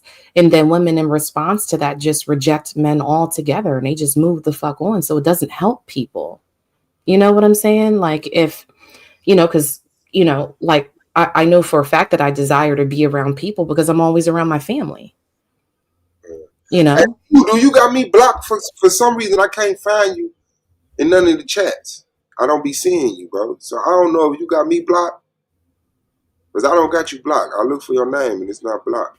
Who, Blue? Yeah. Yeah, I can't see him on StreamYard, but I can see him on YouTube. I don't know what's up with that. I don't think I got you blocked, bro. I'll check again. But yeah, I can see that. Like, that's I guess we start the story off where it damages women, and then we blame it on women. But I can totally see that's where it's rooted in, But yeah, I mean, shout out to him, man. Like, everybody got to move their own pace and do their own thug thizzle. It's just, I just hate when motherfuckers start trying to lynch mob people that's kind of like make them uncomfortable with, what they own without any logic. Like, if your logic sticks, like, I can see it. Okay, yeah, I see that. But when you shunning this, but you willing to do that, I'm like, that's the same shit. You just a dude doing it, huh? Or doing it for money or gifts or whatever the fuck. Yeah, I mean, I don't know. People talk about these things in so many binaries, like it has to be either this or that they set themselves up for failure. They just do. And that's why I think, for me, like as much as I used to like push back against those conversations, people have to find out the long way. And even if that long way includes they spend their whole lives mad at another gender. And you know, like, you know, Sky Daddy used to say, die alone. It is what it is. And that goes on both sides, you know? So, I mean, either you experience life and people long enough to know that there's nuance in relationships, because every relationship is different. People meet, you know, click up, you know, enjoy each other, love each other, want to be with each other for completely different reasons than the next relationship. And they should be allowed to, whatever those weird quirks or whatever their relationship is kind of wrapped up in, practice in that and be with each other because of those reasons. When we start putting boundaries and parameters around relationships, that's when people get fucked up, because it's like, you could never accept me for who I am, because the extension of how you view relationships ends way before the nuance or the complexity of me as a person.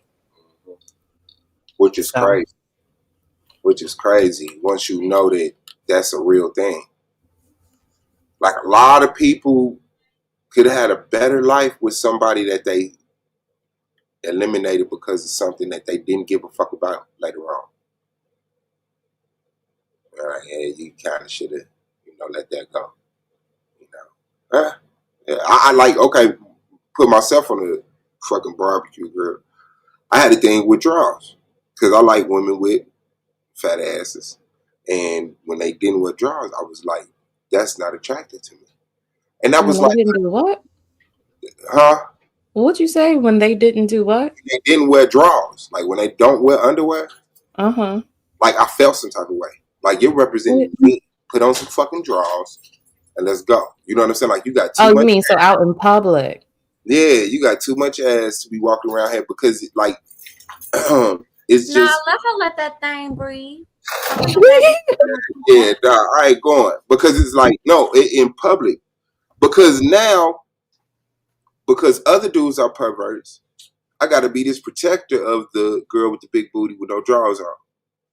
And that's just turning it up, you know, like a challenge or some shit. So how we conduct ourselves in front of other people is very important to me, because I know that other people look for weaknesses, especially in the culture where men are trying to fuck other niggas' girls. They wait, Right. they look at That's why I hate, like, where women are policed in that way, because it's like women have to change in order because dudes can't control themselves, right? Because you saying that you have to protect her because other dudes will try to holler or try to, you know, sleep with her. I mean, whether she got drawers on or not, she got a fat ass, they're gonna try it anyway. You know what I mean? Yeah. I mean, yeah, but then there's that incentive. Like, she know what she doing. This is what they make up. She know what she Not doing. really. Like, listen, you know, niggas free ball all the time. They gotta let them balls, you know, be free. But the women don't look at niggas like that. Like, breathe. If you need to go I outside, wonder if he got on some drawers under them things. If you don't got no drawers on in your jeans, man, you crazy. Like, what drawers, man? Men, what drawers, man? What is y'all doing, man? What is we doing? But I mean, but suave, and I'm just saying, like, as a woman that admires the beauty of other women, you know what I'm saying? Like, it don't matter what the fuck she got on. You could see that thing through the clothes, man. Exactly. That's why, you know, you'll hear men, right? And I'm not saying that your point isn't valid. yeah. I'm just saying, you know, for me, the idea, like, of whether or not, like, if I was with a woman and I know that she liked the free ball, like, nobody know that she ain't got no underwear on besides me and her, right? Mm-hmm. But when somebody sees her and she's stacked high, it don't matter whether or not she does, because most people, especially if she's, you know, super curvy, whatever, you know, they gonna see right past them fucking clothes regardless. Exactly. But me personally, I'm sorry, Tim. Go ahead, sis. No, I was just agreeing, like, clothing is not gonna matter at that point, because, you know, it seems like men tend to have, like, x-rays sometimes, that no matter what you have on, they can see right through it. Yeah, get it. But I look at it as, because I'm attracted to, like, I guess, modesty. I guess that's what the terminology is. Like, I like a bad body, but I also like I'm attracted to the downplaying of it. You know what I'm saying? Like, I'm more attracted to the woman who knows she got it, but it's not like, bada boom, bada bam, let me get these points right here when I go out and kill these hoes. You know, get every nigga that I walk past hard, as many men as I can erect as I go out throughout the day.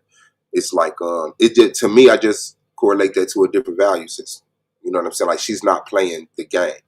Because to me, the game is just that. You mess with somebody until you find somebody that's better than them, and then you upsell yourself and fuck that other motherfucker. So do you think that's why, you know, I guess in general, if women going out with no underwear on, or, you know, dressed in a certain way, that they're seeking attention? yes, there's a percentage that's seeking attention. Yeah. Interesting. Yeah, there's a certain. I mean, you don't think so? Honestly, no, because that's another I feel like conversation that I find myself in when it comes to guys thinking that you know, women are dressing in a way to get attention, to where she may just want to dress how she want to dress, and it's really like, it's not her fault that it attracts attention. Yeah, I can agree with that. It's not her fault. If you build it somewhere, it's not your fault. So I could deal with the percentage of men that can't help themselves in that fashion. But when there's here's the thigh, here's some cleavage, here's the no draws, stuff like that. It's almost like, you know, y'all want like women to dim their light in order to make you feel more secure. Say it again. Instead allow her to shine, however that may see fit. Yeah, that's a different mentality. When me and my girl go out to the club, kill them. Like, kill them. Like, it's time for me to show off, for us to show off what the fuck we got.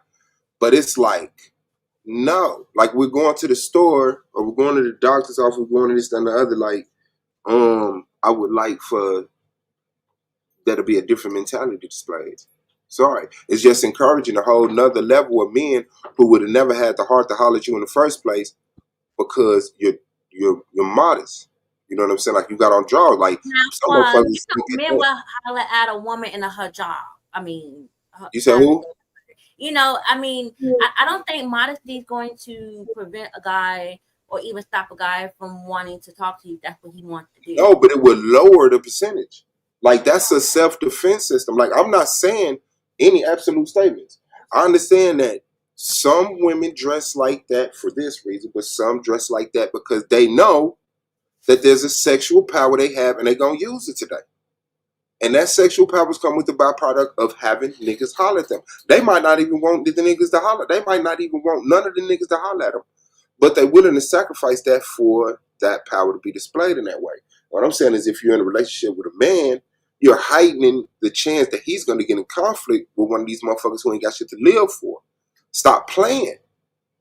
That's it. Like, it's not about letting it breathe. It's not about being comfortable. Like, this is some shit. And I'm not setting you up like that. Why set me up like that? So the dudes that can honestly admit, no, she's beautiful. Because like me, I can admit another woman is beautiful. But at the same time, I'm happy you have her. I don't look at it as a challenge. I look at it as shit is real and it's possible for me too. Other niggas in that culture look at it as a target. And then when you look like you're playing the game, you're heightening awareness, you're giving them the grounds they need to say, no, she know what she doing. She on that. Woo, woo, woo. Then even if he's 100% fucking wrong, I still have to have that conflict with him. So what's more valuable at this point? That's all. That's how I look at it. Like, I mean, if you can't do it, cool, fine. Because ultimately, I accepted the no draws. You know what I'm saying? But that's my sacrifice. That's not you giving a fuck about me. That's like, for whatever fucking reason, you felt like what I said wasn't fucking important. You know? So, I mean, it is what it is. But like I say, if we go out to the club, hell yeah, that's my sickness. I want that shit out. I want motherfuckers to know she's a baddie with a fatty and she like to call me daddy. Why'd you at the club though? You got a whole rhyme for that shit. I'm crying. Lulu, how do you feel about this? Like, do you have a preference for like modesty? What are your sentiments on it? I'm scared. At this, I've evolved and changed throughout my life. So before, I kind of that's what I gravitated to. I don't even know if I've ever consciously thought about it, but I usually gravitated towards modesty. But I've been with my wife for so long, and we've been doing that for so long. I prefer her to be a lot less modest most of the time now. Wherever we go, the grocery store, the park, because especially now, and I know you may think like, damn, not the park, man, there's kids at the park. Nah, because the way Some of them, once they look at you as a whore, they feel more okay. respect the game, so we ain't got to either. Wear the cat suit at the park. But nah, so nah, I don't prefer modesty as much as I used to. Now I prefer a lot less modesty more often than not. But that make a difference. You need to get on the panel. She gonna say no. No, you need to get on fucking panel. Tell her to say something. Yeah, I'll be telling her. She be trying to talk all low and shit. I'm like, you don't gotta whisper. She gonna whisper to you. Yeah, she be like, I don't agree with you. I said, you don't agree with me about what? She's like, nothing you said. I said, well, give me a point. She's like, well, I understand. No, get on the panel, man. In the chat, and I'm curious of what your answer is. She said, "So you want to objectify her when it suits you?" Question. A part of me, yes, but it's in compliance with her, agreeing with her, with her permission. Men love objectification. You know, the funny thing is that men actually, well, let me not say that, but I find that men like to be objectified as well. They just don't admit to it. Yeah. So. That's when they be wearing them gray sweatpants. Like, come on now, you know what you're doing. Oh yeah. That's what it is. I know. It's yeah, I think it's rough for like women to hear, like, because I understand your point about like your preference is modesty, because it's like, and it almost sounds, and you could tell me if I'm wrong, but there's a bit of possessiveness in that, like, she's for me, Yeah, it's like the center of it is that's what I'm attracted to. I'm least attracted to the girl that has on the least clothes, and it could complex. That could link straight to personality, whatever I'm assuming this, that, and other. But then once your mind is encrusted in this slight thin layer of you are mine, you know what I'm saying? Like, because that turns us both on. You know what I'm saying? Like, when I hear her say what she say to me in those intimate moments, it's I'm yours, and yeah. You see what I'm saying? It's about finding what turns her on, and the things that turn her on that compliment me, I embrace, I outline. The things that don't turn us on about each other, we don't embrace. You know what I'm saying? We don't indulge in it as much. You know what I'm saying? But that's like just trying to weld two people together. That's just the safest way, at least as far as with my experience, that I see it work. You know what I'm saying? The things that turn her on that may not be a deal breaker for me, I play on. So, she does the same shit back to me. Like I feel like I'm a powerful dude, so sometimes I like for her to have a little power and choke me, slap me. So she feel like, yeah, motherfucker, you mine in this moment. You know what I'm saying? So it's just, I don't know. But but it's just not that. What I'm saying is that the culture that we live in, and I'm sorry about that, women have to be responsible with their bodies. And when men can't respect that, men have to defend that. And sometimes it costs you your fucking life. So put on some drawers. So I don't get into it with the nigga at the chicken shack. Because a lot of times when women dress a certain way, that's a defense system.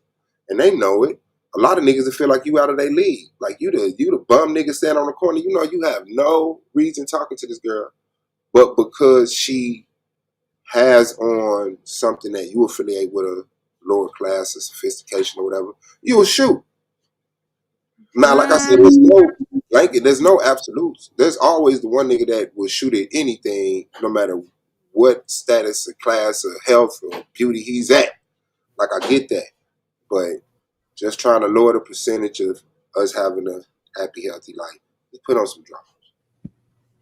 Put on some draws. They don't got to jiggle like that. It don't got to move like that everywhere it go. Like, come on, let's be for real. And you But, think underwear stops the wobble? Right, It I'll just brings add a that. percentage. It's about percentages. Percentage? Where are you calculate? See, this is a decision that you've made up in your own mind. Right. Where is it that panties stop a wobble? It lowers the wobble. It ends it faster. By how many percentage points? I would say up to 29. Who? Up to 29% of the from the way it starts, the whole in between until when it stops is shortened by draws. Not mine. See? Oh, tell him. But she don't get to see herself walk. How you know? She can feel it. What you mean? Why She we has can to feel it? feel I get it. The ass is big, but how do you know that the wobble isn't shortened by draws? Have you That motherfucker watched don't wobble. See, she not having a conversation. Cause you gotta watch. Like, why? We're the niggas watching the ass. You're feeling it. You're not even seeing it, so you don't know that motherfucker go like this when you don't got no drawers on, but it go like I need this. Mumu to second this motion. Mumu, are you listening? Panties stop. I'm listening, and I feel for my brother Suave because he has been traumatized by the wobble, and the wobble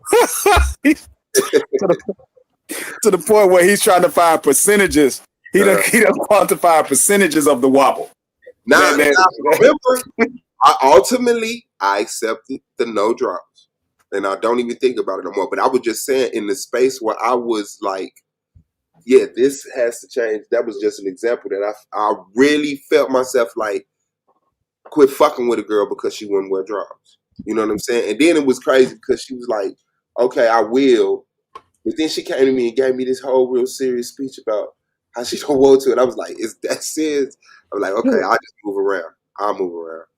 Because that, to me, I mean, I don't see the difficulty in fucking wearing drawers for your man. That's it. Like, Yeah, this I ain't mean, just it get hot.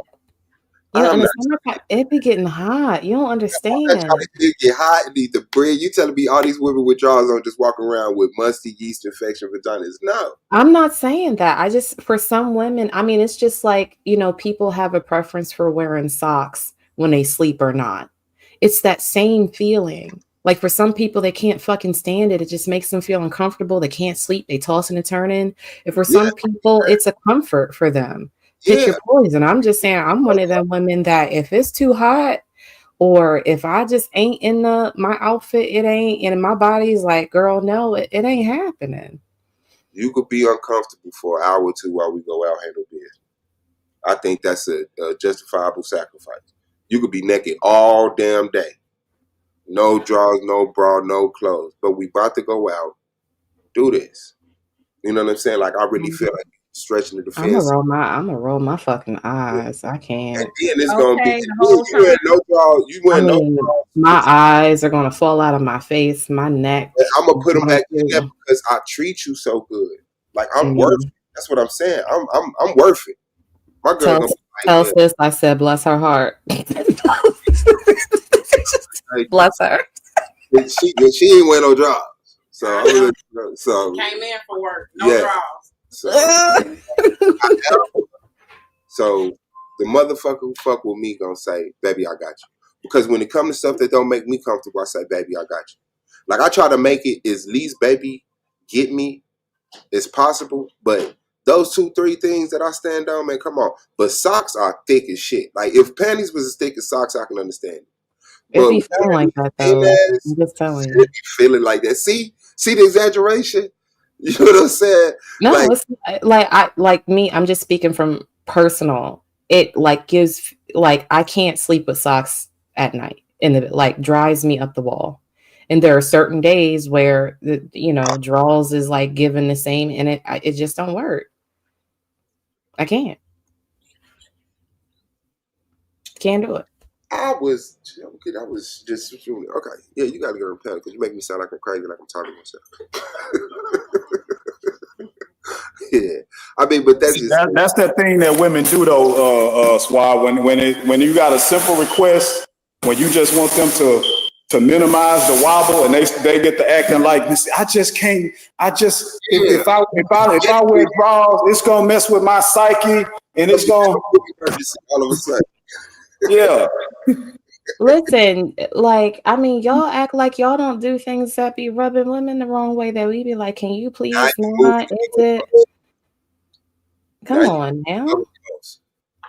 But I would like to hear an example. I mean, like, I have a like, well, I don't even want to keep bringing him up because I got a friend. No, my ex-husband likes to traumatize me every few months, and I just don't be like him to. Shit, what the fuck? Bro, do I need to grab some crutches? You and your crutches. Like, I'm leaving the country. I can't deal with it. He gonna have to. Y'all got it. Y'all in America got it. I ain't fighting no more for this shit. What the hell? It's a long story as well. Don't worry about it. I don't even, because it's like I want to start recalling things, and in my brain is like, don't do it because like right now you hate his guts. Slamming that door back shit. Yeah, but that's also what would be equivalent? Motherfucker not wearing drawers. Like is it comparable, like the sweatpants thing?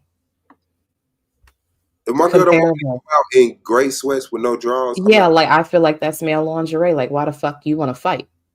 I'm not doing it. Come on, man, stop. That's what I feel like. I feel like because especially for like the guys that like to wear like the old school boxers and stuff like that, and y'all don't wear like the long leg boxer briefs. Y'all just be liking to fuck around. Like, oh, I'm going to I'm going to go bowling with the bros, and you go in a sweatpants and a hoodie. Like, bitch, are you okay? Why you going out? I mean, so is he doing it for sexual attention? No, but the point of the matter is, like, to your point, is that bitches be staring. No, I think you know what he's doing. I think you know what he's doing. I think you know what he's doing, because I wouldn't even let my nigga go out with me with no gray sweats with no drawers on. Like, this is not what we doing, brother. I'm sorry. Or even wearing boxers. Like, why not wear briefs and, tame that thing up? No, y'all want that thing swinging. No, I'm talking about I want to be comfortable and shit. I be having the same fucking argument. You need to be uncomfortable for the next 2-3 hours. Hey, boxer briefs are very comfortable. I don't hear me. Fuck. Don't care. You're not going to wear them boxer briefs with them sweatpants. You got to make a decision. All right, if you change your drawers or change the color of the sweatpants. If you worth the decision, preferably no sweatpants. If you worth the decision made, I guess. Yeah. And then men be like, yeah, because this. I was at the club one time and this girl, she touched my dick and shit. And I'd be like, because you was wearing fucking sweatpants. Well, I mean, there are certain instances women will have the same fucking views about shit, right? So now you see what I mean, why you encourage other niggas to talk to you when you got on no drawers. Like, he encouraged the girl that usually wouldn't grab his dick to grab his dick because he rode outside like that. That's that same level of people that wouldn't cross that line if it was in a different package, if it was represented different. But when women say it to y'all be making a whole fucking stink about it. I heard that. I'm sorry. I know you deal with men, so you've had that. But I ain't never heard no girl tell a dude, change your pants, you bulging. Well, maybe I'm crazy because I've definitely stood in front of the doorway like, where the fuck do you think you're going? I don't wear gray sweats outside the house. Like, them usually like my lounge around. Shit. I ain't never had her. She ain't never stood in front of the door, but yeah, she done been like, nah, what you wearing? I don't know. Maybe I should try it. Start wearing them gray sweats. But when I leave out the house, I'm in work clothes. I go to work. I come home. I strip down. Shit. Yeah, but I mean, what, on those occasions when you want to go to the gym, you want to go out with the homies, go kick it, whatever. Like y'all be wanting to wear relaxing clothes and whatnot, and that's fine. Well, I try not to wear clothes that show my neck because a lot of because I know what y'all. Yeah, I know what you mean. Yeah. Queen Cascade in the building. Shout out to you, sis. Queen. Hey y'all, can you hear me? Yes, that's the voice. Yeah. What up, Queen? What up, people? Okay, I'm on some Monica. Don't take it personal. I'ma gut you like a fish, rip your heart out, There we and go. put it down Get your 'em, throat Queen. type of energy. Okay, I don't know if Sis Jelly got you together, Suave, but what is this about your possessiveness over women's underwear and what they're wearing on their bodies? I mean, because like I say, personally, I'm attracted to modesty. Like when I started developing my optical attraction to women, it was the girls who were covered. So that's just where my psyche normalized to. I felt threatened when I saw a woman with least clothes on. It was some type of alert that went off,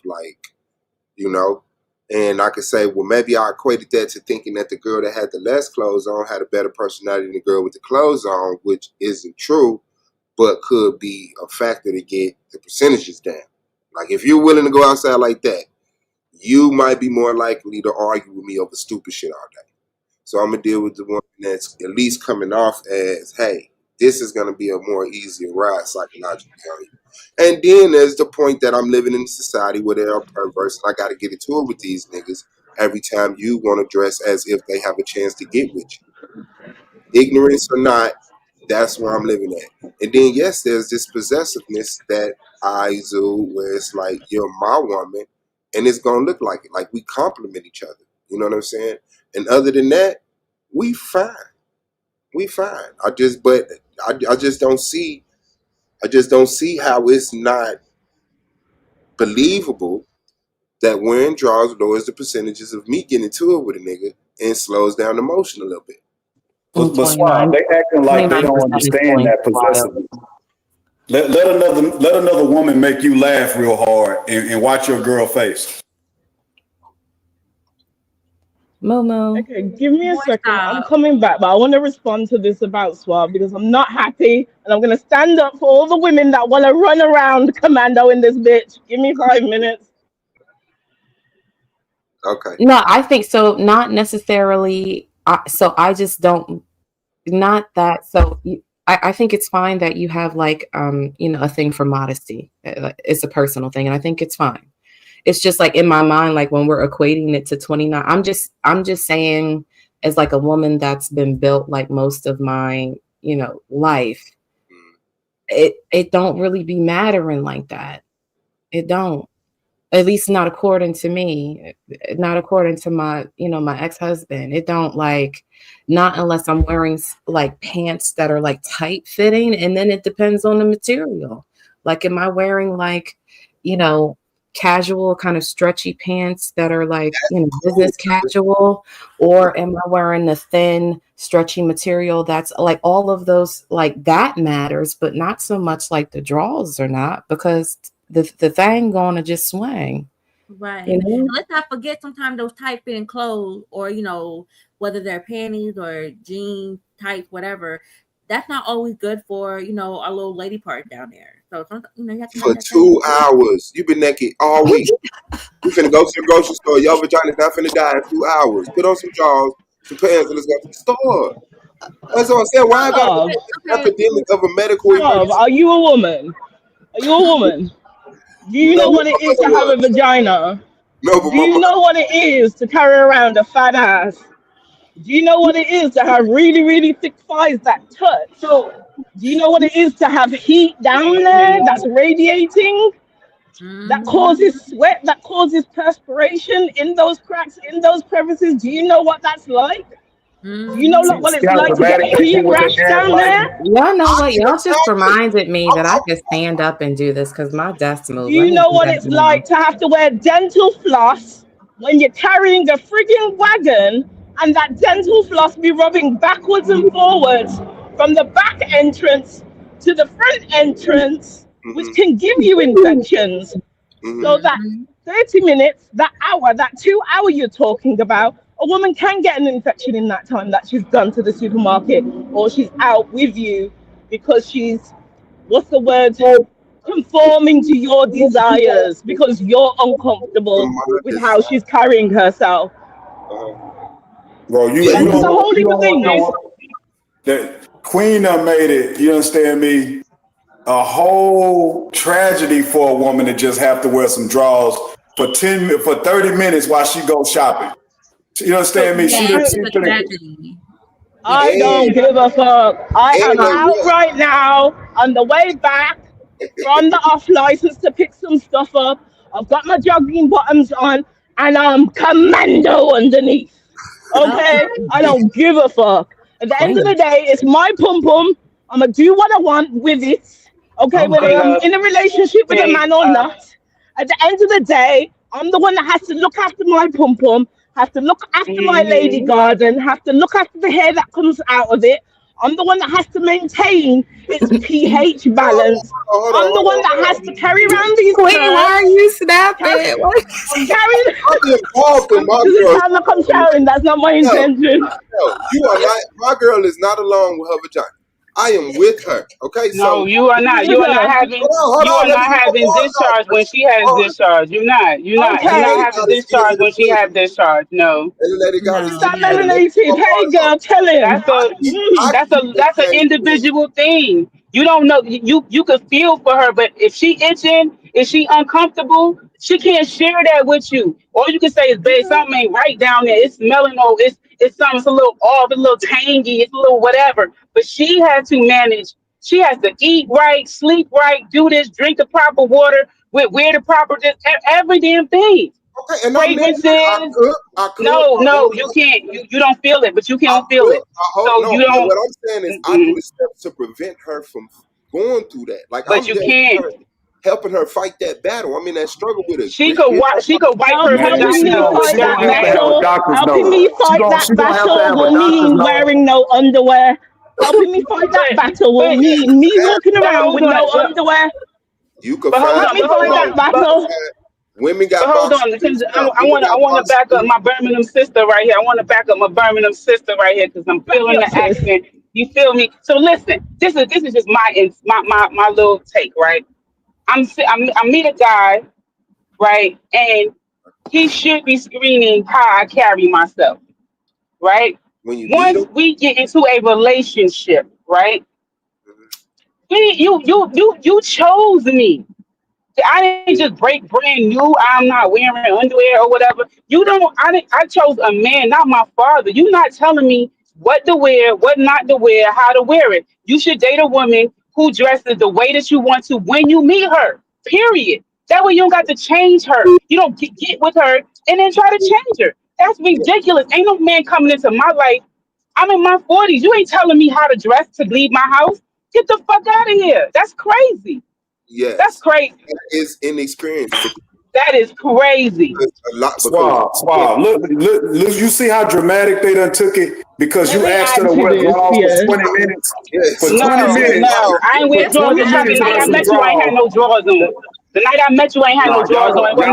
Y'all gonna have to have a doctor's note. For all that shit y'all saying that be happening, you can show me a doctor's note why you can't wear no drawers for 20 minutes. I've had doctor's notes from I've had the doctor, literally, not just the doctor, the nurse, and as somebody who used to work in the sexual health realm, it is healthy for a woman to go a period without wearing underwear or wearing knickers, so she can literally air out downstairs because of the environment.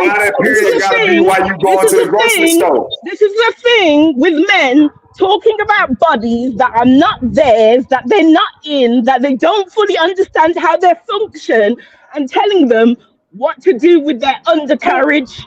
So listen, to the brother who said you the doctor. No, I'm not jumping. I was about to ask a question to the brothers. I'm asking a question. I got a reply. I was about to ask a question. I got a reply to your question because y'all did. She kicked me. You kicked me again. Yeah. So what I'm saying is, yes, you agreed to be mine. I didn't steal you. We agreed to be. So you changed the story afterwards? No. You came up with these rules afterwards. I'm talking about to the possession. You're doing a good job, but I'm doing the possession. I'm talking about the possession part.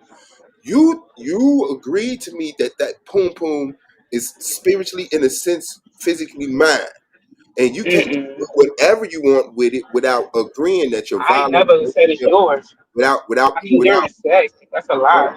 I don't know why. I don't know why. Everybody knows you're lying That during sex. motherfucker better have a serial number on it. Shit.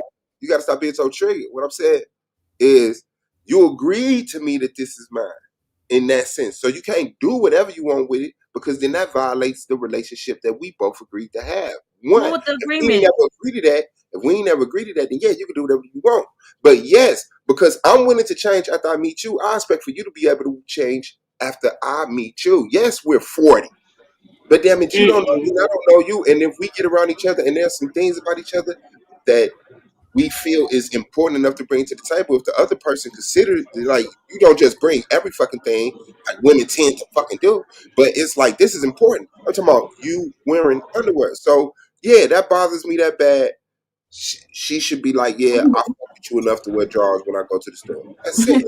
You know what they got to do, Swab? You remember on Karate Kid when he wrote that, when he came to the Halloween party as a shower, and he had the ring around with the shower, so you can't see none of the form of the body. If she don't want to wear no drawers, she can wear that shower costume. You know what? I'm dying.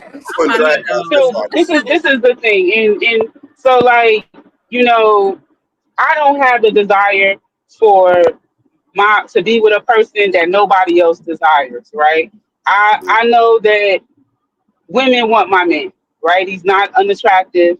I've never been with anyone who nobody wanted, right? So I don't have a possessive, like, that whole, like, that possessing mindset, like, you're mine, like, you know, I'm gonna know we're together because of how you conduct yourself, not by if anyone else desires you. Because I don't know, I like handsome men who women, I don't care what he got on, he could have on a damn ankle length fur coat buttoned up from his ankles, from his ankles to his chin. Woman gonna be like, I like the way he walks. She don't even see them shoulders. She can't see nothing. It's, oh, I like his beard, or I like his lineup, whatever the fuck. So what I'm gonna say? You need to wear a damn burqa, cover up your beard now. Like, it's like, where do we draw the line of, like, trying to police how attractive our partner could be once they become ours? That's like living in fear of them leaving or doing something. Just live in happiness and live in security, and be happy and secure in what you have, and not insecure that it's going to leave. I don't know. Like, I understand y'all point. I understand the menstrual thing, baby. You know, do your thing, have all of that. I don't know why this small percentage of your life ain't worth all of this stuff that you swear you like me about. That's just it. And I'm not saying because I'm a problem. I'm not saying just because I possess you. I'm saying there's multiple reasons, like, why I'm bringing it. And as a woman, I guess you don't see that shit. As a woman, I guess y'all just walk around as wide-eyed does, just frolicking amongst the leaf while all these motherfucking predators is in the woods, and your man sitting up here with the bow and the arrow shooting these niggas down. You know what I'm saying? Like, I don't know. You just have to be. Well, since you Well, brought Women that are God up, knows getting I love raped you, but in a right whole now hijab. you sound dumb. Okay, Women you are getting sound raped in dumb hijab. because as a Really grown go. ass woman that's been on this planet for 40 plus years, since the age of being about 8 years old, grown ass men have been looking at me. That ain't gonna change. It never changes and it never stops. No, Men don't trying to matter be what you have predators, on, it don't men stop. doing whatever they want to do. It doesn't matter whether you're a girl, a teenager, a grown ass woman. Men Or are gonna even an do what they old want to lady. do, It don't whatever matter we if you an wear. old lady. You gonna Old stop being an ladies old be lady. getting pushed on. Old ladies be getting pushed up on. What you talking about? Listen, as a responsible woman who has dealt with your life and is agreeing to be in a relationship, you can be considerate enough to wear drawers for your man for a portion of my. Consider it. I ain't never met a man the police. I swear to you. Now, my man now, he has an issue with underwear, but it's his preference. He does not like nude color underwear. He does not want to see me and them tan, like it's tan, look like your skin color. He don't like that shit at all. He want colors, black, white, red, blue, green. But if I come with that tan stuff, he like, yo, he kind of feel like I already voiced that I don't like this. I don't want to see this. I just, we gonna see each other. Why you got this tan stuff?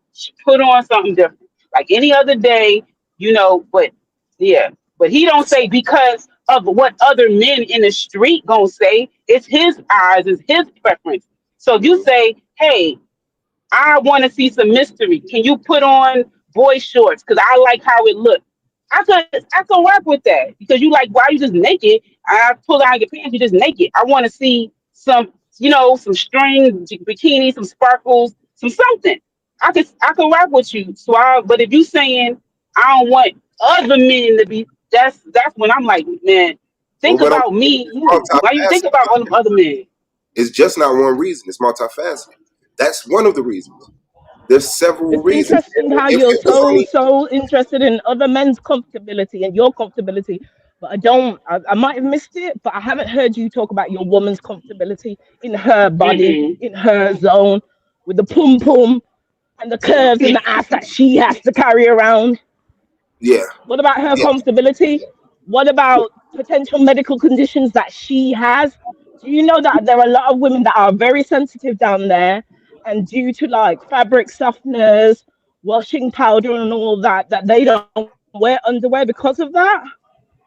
So let me ask you this: your woman was at work, this right? This is the thing when you don't have to deal with these things, and you don't have your woman was at work, right? You want to control. Well, and no. Listen. So if your woman's at work and she had an accident, right? Let's say it's her time of the month. Stuff got a little messy, and she just said, "Fuck it." She just took them underwear and threw them in the trash because they dirty, they messed up, right? What you'll be upset that she went the rest of her work day without any underwear on? Of course not. That's extreme. That's definitely not extreme. That shit happens all the fucking time. What are you talking about, bro? You throw that shit in the trash. For me to be mad at her for not having on drawers for the rest of her work. Oh, okay. Good. I'm proud of you. That's what I'm saying. Like, I'm not saying anything. If you're sensitive down there, if we can't find sensitive drawers, if they wedge up, if we can't find some female boxer briefs that wedge, like the thing is to tone it down so that this boxer briefs. Boxer briefs roll up on you. You can't wear them. They roll up on my thighs. Drawers ain't perfect, but they rolling up on you. Ass pants on. They not rolling up on you. They roll up. I don't know which ones y'all get, ladies. The ones that how they stay down. Them box boy shorts they're not shorts. They just ride up the back of my ass. That's all they do. That's what I'm saying. I don't know riders. Boy shorts. How do you get the ones that stay on your legs? I've never owned a pair of panties that have stayed put ever in my whole life. Yeah, that's why I wear thongs. Thongs just put it up there and just go short regular. Man, it seems like y'all need to do more research to find this panty. No. You need to do more research about shutting the hell up about women's vaginas. Queen is so trigger. I can't. Wait, I am. I'm sick of this shit. In terms of men trying to like control women's bodies, like it's my pum pum. I'm the one that has to deal with the discharge. I'm the one that has to deal with cleaning it, maintaining it, making sure my lady garden is good. I'm the one that has to deal with allergies. I'm the one that has to deal with like this summer, it being so hot. Do you know how many times I ended up at the doctors to get rash cream for heat rash down there and trying to control that shit while you're dripping and having to get under a fan and put a fan between my legs. Fuck about underwear right about now when all that's going on, and then when you can't get access to the pum pum because you want your daily dessert, okay, and down there is too sweaty, too hot, rash going, okay, environment starts swelling. You, the same person that's gonna have a problem. So stop talking shit to me about fucking underwear because you dudes are the same ones that will weaponize the Bible and start going on about Adam and Eve I didn't see Adam and Eve wearing no blood clot underwear in the Garden of fucking Eden. Wait, wait. Oh, I like that. I'm still in that. I'm just letting you know your daily dessert and your lady garden. I am stealing these terms from you. Okay? That's fine. I Go am ahead, cracking please. up, Sorry, I Queen. am You got triggered so because triggered. these kind of And shout out to the like men queen. forget that women have labia majora, labia minor. There's ladies that have bigger, thicker lip gardens down there, and they have to do things Mm-hmm. to compensate for that. In the world of fashion and clothes, that doesn't compensate for it. Yeah, that's what I'm Come saying. Y'all out being of the body neglected positivity in fashion. movement. They're not even making curvy clothes like they used to for women. That's Do a you fact. know how many problems we just have with fucking seams up That's a our fact. asses for those of us who carry wagons? Listen, I'm Oh, when about you think ready about to get Moo and Suave into like a yes. fit girl bodysuit that has a heat sauna downstairs and ask them to fucking wear dental floss around for the next 48 hours and see how they manage that body. Well, For the No, no, Tony no. Twists You that talking y'all about play. I'm dental weak with floss. the dental floss. You talking about let you them got put to on take a off them spank, drawers, put man. on a damn spanks for a couple of hours. Suave. Let's see Yeah, how easy it is to yeah. go to the freaking bathroom and shit, or how hot your balls start feeling after wearing some damn spanks for 2 hours. Man, listen, let it jangle, let it breathe, let it. You know, men. You know what? A lot of men aren't even comfortable sleeping naked. When women sleep naked, so what I'm saying is, so women are accustomed to just letting air and things Yeah, air out. I I be get looking at that. it. Poor So I Suave. when get if you all get that. it, I then what's get the all of that. problem? You I be naked mean, all goddamn day. Your What's neck the naked problem, with Suave? Come to the the light. Okay, I'm gonna put myself in the middle of this conversation and say I kind of agree with Suave, but for a completely irrational reason. So like when I go back to like the gray sweatpants thing, like the way that I react to that is completely irrational. Completely. Hmm. Like I At least remember you there could was acknowledge that. like I remember one time my ex-husband, he had these like gray sweat shorts that he had bought while he was away at work. And I found them and I literally sent him a video of setting them on fire. whoa. what? Yeah, it was completely ridiculous because it's like my brain, because I've seen him in sweats and I see what the print looks like. And it's like my brain can see straight through it and see a lot of shit that actually doesn't exist because I know what it looks like, right? So completely triggered. And, but at some point he started making concessions, right? He's like, all right, I ain't going to buy no more. Like, you tripping the fuck out, because he probably thought I was crazy or whatever. And I get it. It was an irrational response, but it was just my response. And he loved me for it anyway at the time, I guess. So he did make the concession of stop buying sweat shorts and pants, especially the gray ones. And there was a compromise that he made. And, so like he had this weird thing about lingerie. Like, and I ain't gonna explain what it was because that shit's You like got to, weird. because But we might take that as he had a thing for lingerie. he did. I'll just say that. But it was irrational, is what I'm saying. Oh, And I had to make a compromise because he was willing to meet me with my irrational behavior over the sweatpants. okay. So I just made the compromise and let it go, even though, like, even in my own personal experience, it was uncomfortable. Again, for a lot of us that are stacked high, we'd be hot and stuff like that. And, I wouldn't do it all the time, but I did it enough that it didn't become a problem, Effort. He was considered. He was considered. and Yeah. yeah, so I Yeah, I did think when meet you him halfway. so are you saying that like because you made certain requests for him that made you more understanding to oblige his requests? Correct. Yeah. So like in the case where let's say you aren't putting those type of demands on your partner, how do you feel like then So I it's think that would be negotiable, like, because if you're asking me to do something and it like like there's no precedence for it. Like I feel like it would be a conversation, and I think, you know, maybe I'm willing to go for it, maybe I'm not. I don't know. It depends on what time of day it is, right? Mm-hmm. But I wouldn't immediately make that compromise if like it's seemingly coming from nowhere and you're kind of like putting me in a position where I feel uncomfortable. You know what I'm saying? I agree. I feel like I'm not. If I gave you reason to feel some type of way, but you just wanted like the world is dangerous for women. Bruh, it's women in hijabs, face covered. All you see is eyeballs, and they getting raped. So like, uh, I'm not dressing like that. So clearly it doesn't matter how you're dressed. The mind of a pervert is the mind of a pervert. I didn't make them become perverted. That's their mind, right? Right. A woman who her hair is covered, her wrists, her ankles, everything is covered, and a man is like, yo, she fine as fuck. I'm about to take it. So then we don't have a chance. We don't have a chance. Yeah, but I think Well, that's see, because I think that's Suave the said element I wanted something. to.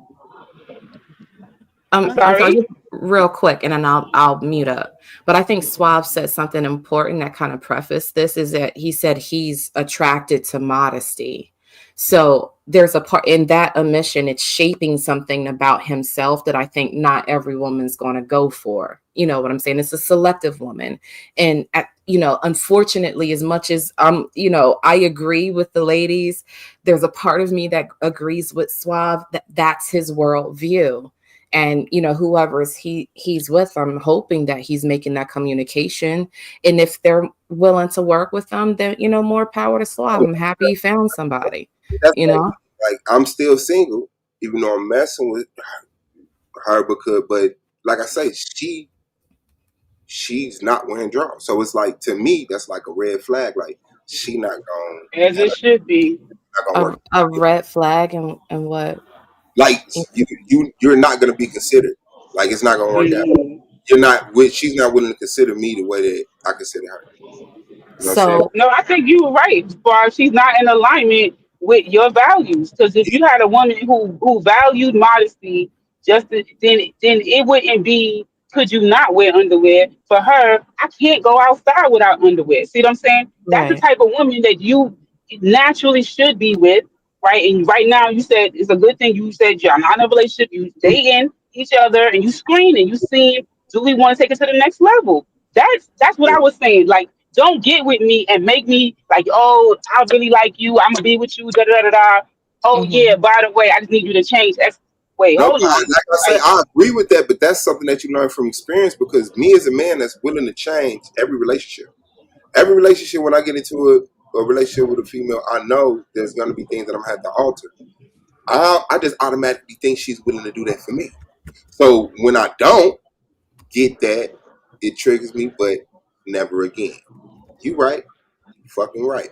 But that just, like, you're right. All I'm saying That's is like that, being with somebody during the dating period. You ain't never ate their food, and then you be like, oh yeah, you're gonna be my woman. I need you to cook every day, bruh. oh, Good luck. man. Good luck. Good luck. I'm Like crying. you ain't never seen that come out of her being that kind of woman. And now you her man, and she just supposed to change the type of woman that she is. Why when they got women who cooking and ain't nobody in the house with them, like you should have picked one of them. You should have picked one of them that's like, Anything, man. A motherfucker, huh? I'm gonna notice that you don't cook before I notice that you never wear drawers. Well, and not if you always Exactly. around. All you need when you around them, you like my cousin. Her husband used to do that shit. Like he'll just start like feel on her like the top part of her butt, but kind of like the cheek part on the side to see if Mm-hmm. she had on underwear. And I used to be like, yo, that is so weird that he's doing that. And she was like, I don't care. Like she was like, she knew it bothered him, and she was like, I wear underwear 99 or 90% of the time.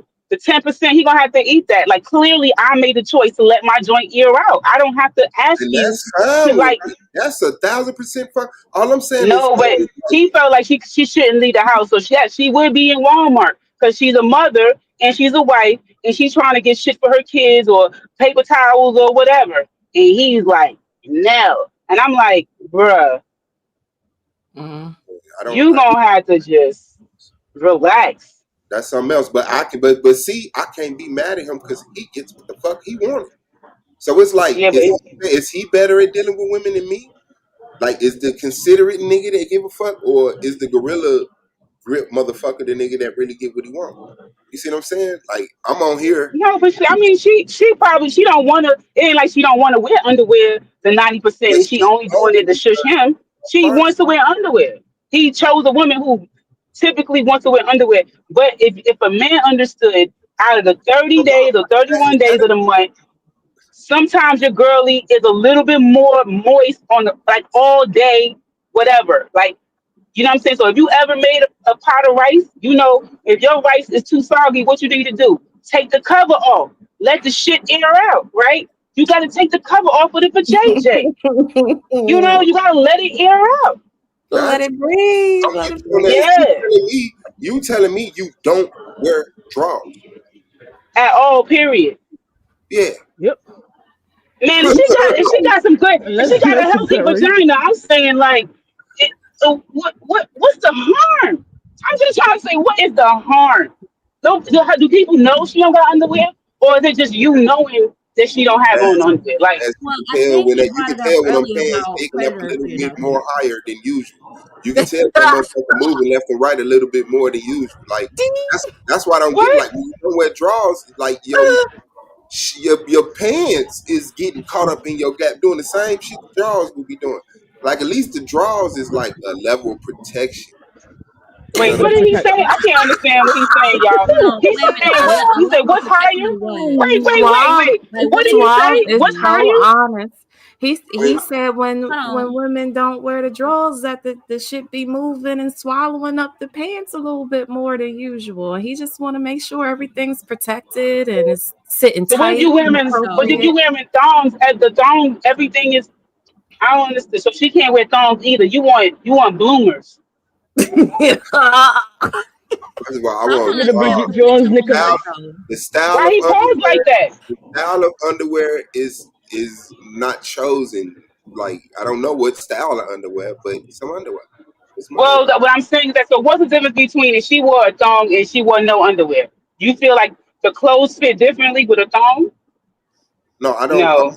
I mean, to me, wearing a thong, you sending a message any motherfucking way because I know that shit uncomfortable. Wait a Only minute, what reason, only, message only though? reason you Hold wearing on, a wait a minute. I thong want to because know you what want message motherfuckers to is notice being that sent. motherfucker. That motherfucker is uncomfortable than a bitch. So yeah, that No, mentality. it is not. It is more comfortable than regular underwear to me. Are you crazy? Now, do you want the But string up I your want ass to or know not? what message is being sent Yes. if you wear a thong. That Like, what's the there's a message? possibility that you could get this shit. That's the message. Okay, so I did want to jump in here right Look, quick. y'all gotta let this man live with his man brain. He's being I mean, honest with y'all. no, I like the honesty, but I think there should be like a level of clarity that maybe men may not understand because they operate in a different mindset. So he mentioned earlier about predators, right? Because there are men that are predatory and wearing little to no panties at all will draw that attention. Can I share something with you right quick, Swall? Can I share my screen? Absolutely. Absolutely. And I'm gonna mute up for a minute. I gotta Are we about to look at underwear? No, not at all. Not at all. Okay, I'm sorry. I got She about scared to a show little some bit. data. She sound like she about to show some data. She sound like, yeah, No, because I like the direction. it brought to mind because when he said that, if his girl or whoever is out there wearing no underwear, whatever, it's going to attract a certain kind of guy, and then now he gonna have to fight and protect this woman, right? Because of what she's wearing. And I feel like men, who think like that really don't understand that it doesn't matter what a woman is wearing at all, when it comes to being sexually assaulted or, being preyed upon. So if you share my screen right quick, I just want to show you something, and then I'm gonna mute up. I think I know where we're going. You thinking, okay. Yeah. So this is what you're wearing. So there's like a whole museum out there contribute to like what a woman or even young girl was wearing during the time of like sexual assault or even being raped and stuff like that.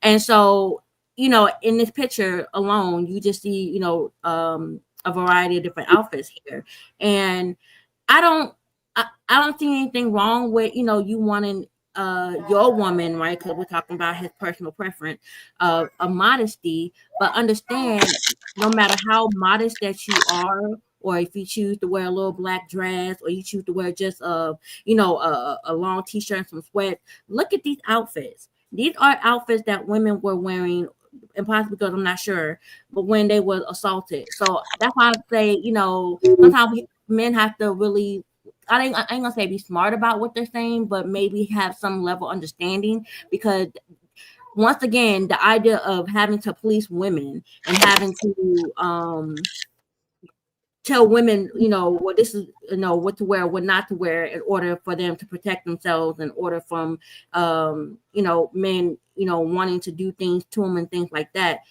It really, in my opinion, it doesn't matter.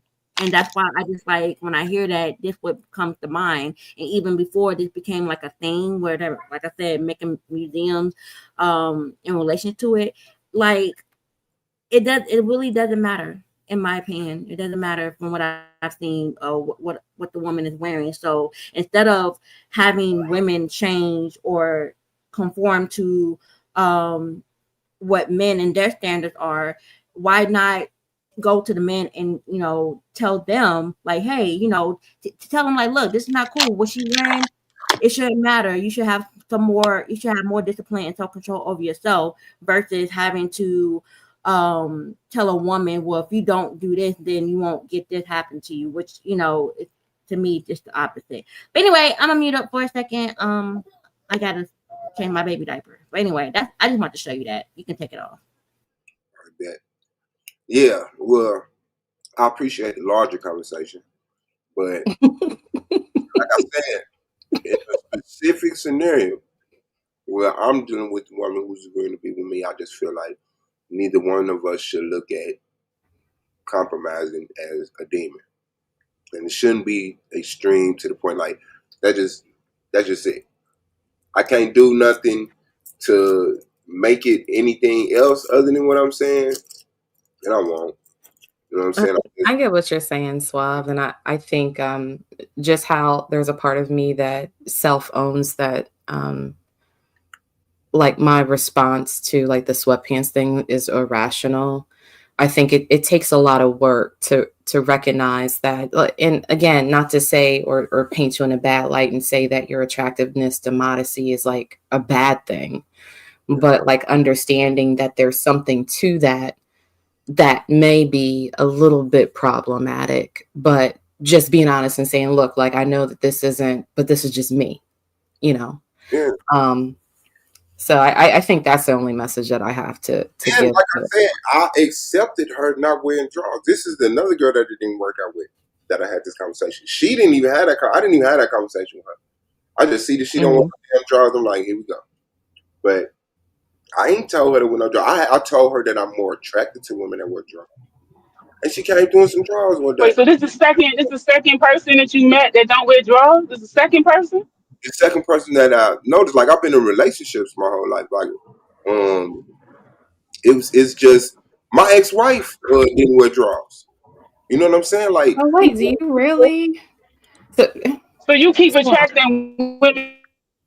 I keep compromising for women who don't compromise for me. Do you understand what I'm saying? I have a bigger picture. I fucked the drawers. This woman got 2 kids. She said she had a horrible life. A dude, this, that. All she needs is somebody to help her. She go to school, and she'll love him forever. And okay, let's go. We can do that. You see what I'm saying? So it wasn't. But now that I'm not a sucker no more, I know that I can have a girl that will fucking wear drawers. I know that I deserve that. And I know that if she didn't wear drawers when I met her, if it meant that much to me, she would wear drawers. And if it don't mean that much to her, then hopefully I can accept her not wearing drawers. Because ultimately that was my decision that I did. But we broke up for other reasons. But ultimately I told her, okay, you ain't got to wear drawers. But she told me she would, and then she came back and thought she had to sit me down and have a real conversation. Like, and I was like, okay, that's fine. But I'm less attracted to women who don't wear drawers. Like Like Yeah, I'm not I saying can dig it. I guess, you know. See, like, I have a, I respect your desire to, I respect that that's your preference, right? Modesty. I feel like the part that gets a little sketchy is like, well, if you cared for me like I care for you, you would make this compromise. Because in my mind, because I guess I'm a person that I like to have my independence.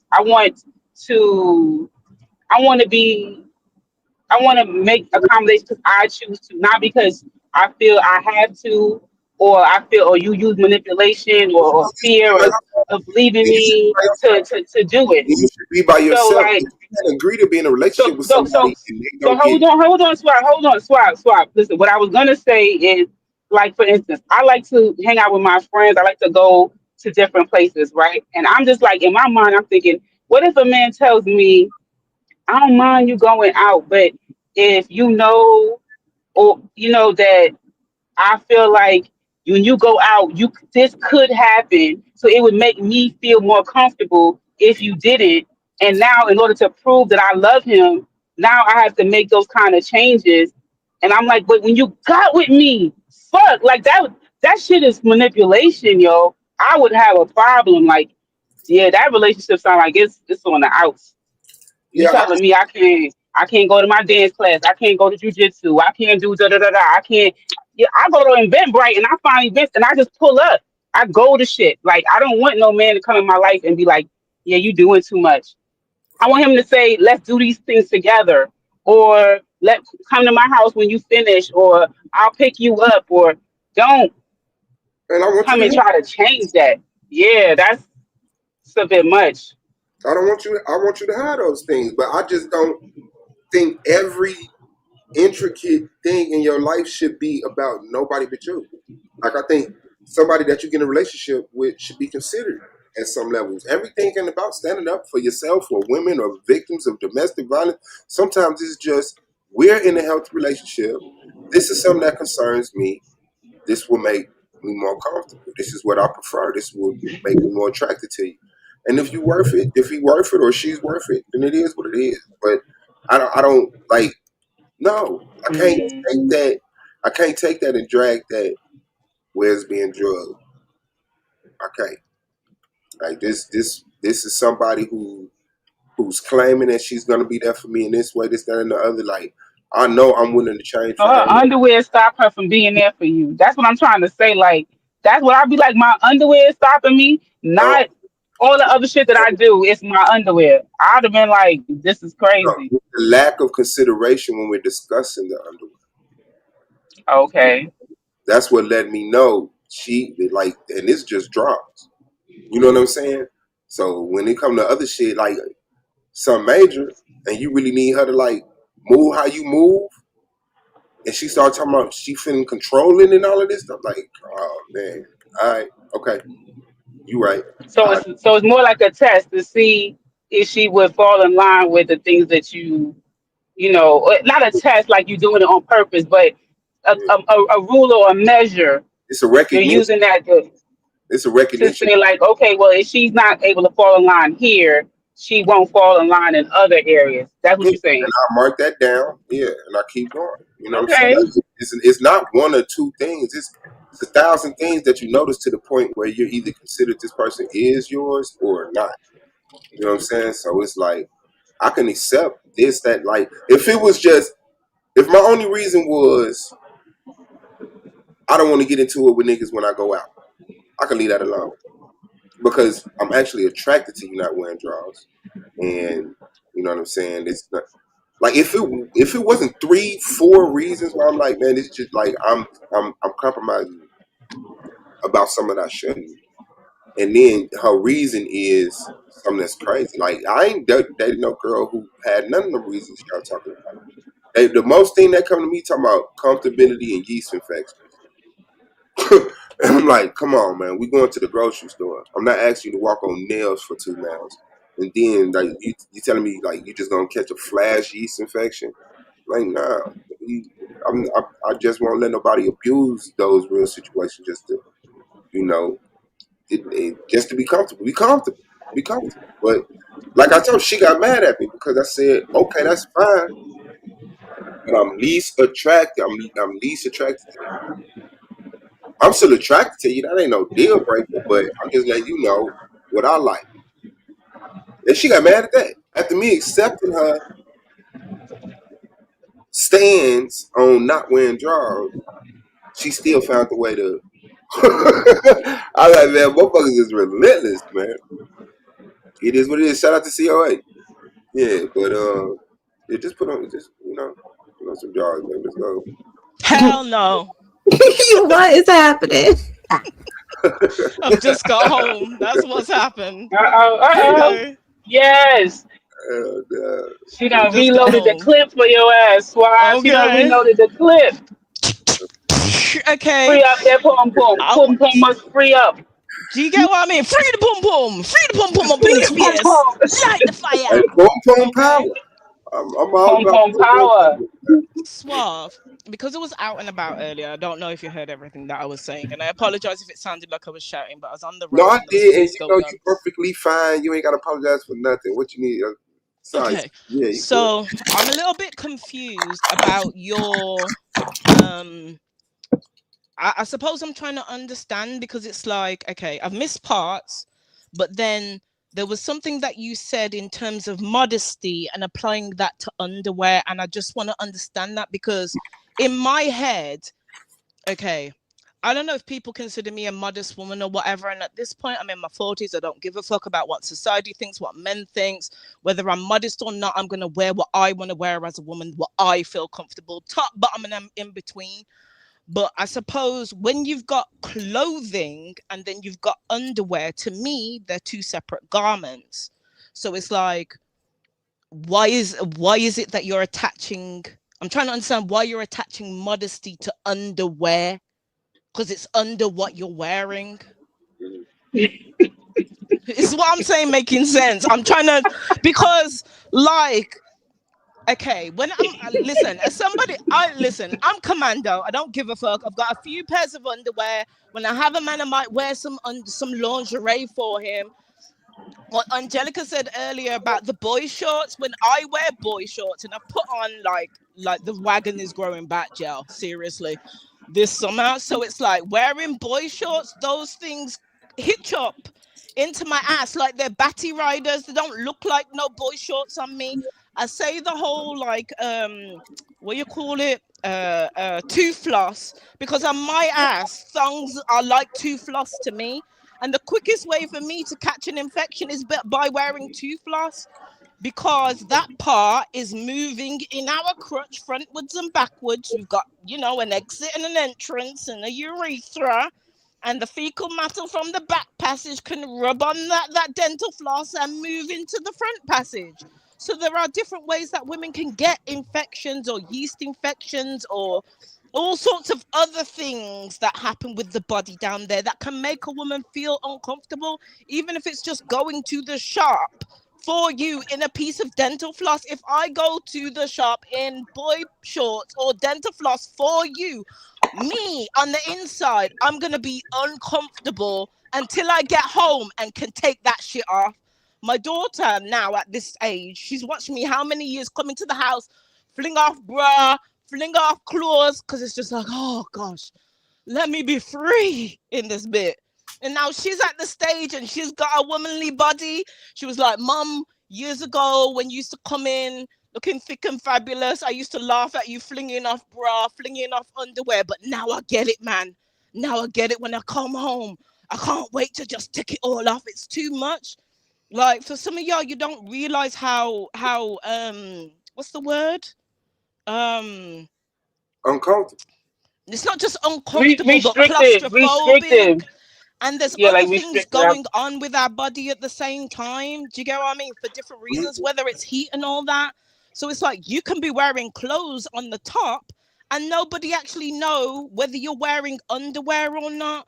Like, we're getting to the stage where you've got those cup things for women to be able to put in front of their vagina so they don't have to have a VPL.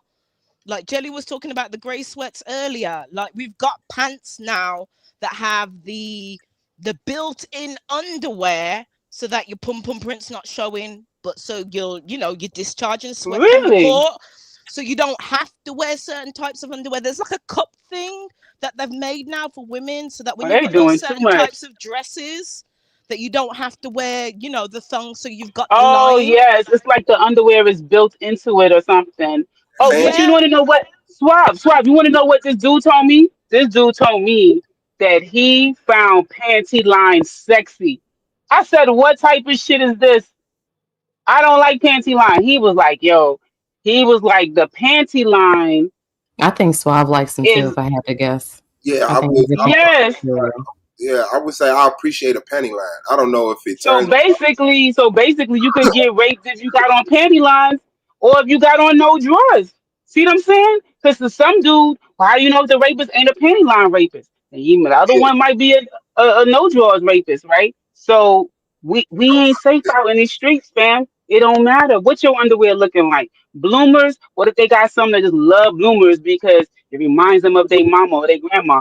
We don't know. Dudes is crazy out here. It don't matter but what your undergarments are. guess is that the dude that appreciates a penny line is way right than the dude that don't. The dude, because I mean, listen, the dude Like, that I found that he to be appreciate very your penny different. line. He's not gonna violate your space and say, "Hey, your penny line." But the nigga that see with no drawers is gonna be like, "Damn, that ass fat." How So yeah, you know? We don't know what the penny line man. We don't know. no, We that's can't speak for the penny line man. that's why I'm saying I'm guessing the man that can appreciate a woman wearing drawers can honor relationships and just let her be more than the nigga that's like, yeah, No. ass out. Let me. Mm-mm. I think this is part of my problem, is like you're putting men's objectification onto women who are just minding their business, doing their own thing in this world. We can be in a room with how many men, and one man be a panty liner, want to see that. One man wants to be an invisible panty line. So what? We're just having to continually accommodate for men 24/7 No, and making just ourselves your man, uncomfortable. just me. Huh? But to say Just me. when we was together, Queen Cascade, I'm wearing no underwear. I would not have a problem with it because there's other qualities about you that outweigh that. That's not, like I This said, that's not. conversation I'm about to go commando right now. I just pulled up to the crib. I'm You about to know take these what? joints About to off, smash man, and the let Oh it my numbers. God. let it Okay, hang. let it hang, ladies. Yes. I ultimately accepted her Okay. stance on not wearing the drawers. I'm just telling you where my problem with it was. It just attracts a certain class of dude that is too disrespectful. Like I know dudes is gonna look at my girl, but dudes not gonna be like, they niggas is crazy. Okay, Mm-hmm. but Thank you. There you go. I'm all about percentages. It just lowers that, where we go lowers that. You see what I'm saying? Like I'm so intricate. It's like, let me open the door for you because I don't want nobody to think that you're not happy with me. Because Okay. even if you rush to get your own door, act like if you acting in any motherfucking fashion, like I like gentlemen, by the you know what way. I'm saying? Niggas be looking for kinks in the armor and they'll take that as she ain't happy with him. I bet I can hit it. I'm like, that's crazy. That you know what I'm saying? So But bro, isn't that about men's disrespect for other men yeah, as I well don't as got nothing. women? Hmm. So Yes, that's not our fault. That's not So our we gotta fault that help you to men get can't respect. control no, we have to themselves. help each other to get respect. It's not about me. It's about our relationship, what we doing, and how we move in unison with each other. That's it. It looks like I'm running around naked in the house and not going nowhere I with mean, I gotta wear that dumbass shirts around the Christmas time and shit. Don't wear the dumbass shirt. Don't wear the dumbass Like, shirt. Listen, when it comes Don't. to me and my man, yeah, as long as he is the main one that is comfortable in his clothes, I want him to be comfortable. Previous people that I've dated, they've wanted to change their style for me. And I'm like, no, is that how you want to look? Is that what you feel comfortable in? It doesn't. Sometimes I might not even like what that person is wearing. But if that's their style, and then they that's the tried to style that correct suits themselves. them. Huh? But they tried to correct themselves and you told them no. Because a dude got to match his girl fly. And Like, women if you fly. want to do the whole like we're No, pairing that's up and not we're true. matching That is each true. My other, that's ex, one my thing. ex told me you He's you your you ex. trying to change me. But I'm just telling you that we had an issue because he wasn't the most fashionable, right? He was a nice guy, had a nice heart and personality and all that kind of stuff, right? So I was Yeah, like, okay. So I talked about it to one of my girlfriends, and she was like, "Oh, just first make a mention and see, like, what he thinks about this style or that style, right? Like, you out in public, make a suggestion and see what he says." And he shut that down. And then she also told me, it's gonna come across like you got a lot of opinions, but you expect him to address your opinions. So why not buy him an outfit? And I was like, okay, because to me, he was wearing baggy pants like it was 1994. I was like, what the fuck? What are you doing? Why is your pants so baggy? Like you stretch from Naughty by Nature, and it's whatever year it was. It was in the 2000s something when I was with this guy. So anyway, I bought him an outfit. He wore the jeans that I bought him one time, never wore it again. And then when I made mention of it, his words were, when you met me, da da da, he was and wrong. you trying to change me. He was wrong. That's what he told me. Man, He listen, was not. okay, like I said, man, I'm me. My girl ain't got to go through all that. She don't like the way that I dress. Just tell me you don't like the way I dress, and I'll be like, well, what do you like for me to wear? And I'll buy the shit. It's not like a whole secret behind the back ritual psych. Like no, like I don't give a fuck what I wear. I wear work clothes, and I got some shorts. I like shorts with the damage on. And then I just throw on t-shirts. But I know I gotta match my girl fly. When she coming out with these fur boots and the fur hat to match with this, that, like I gotta look like we together. Okay, if you need me to upgrade you, I can help you upgrade your style. But if you're comfortable, like I like a man who's secure and confident in himself. So on different levels, I get that security and confidence is at different levels depending on what's going on in your life and the different areas. If you're not confident in that area of fashion or whatever, then I will try to help you. But majority of the time, if my man's on point, the only reason I'm not going to probably say anything to you about your clothing is if we're going to a work do and it might be 3-piece suit and all that kind of bullshit and you have to look, occasion wear. Yeah. Otherwise, I want you to feel comfortable in whatever you are wearing because you are wearing it and it's your style.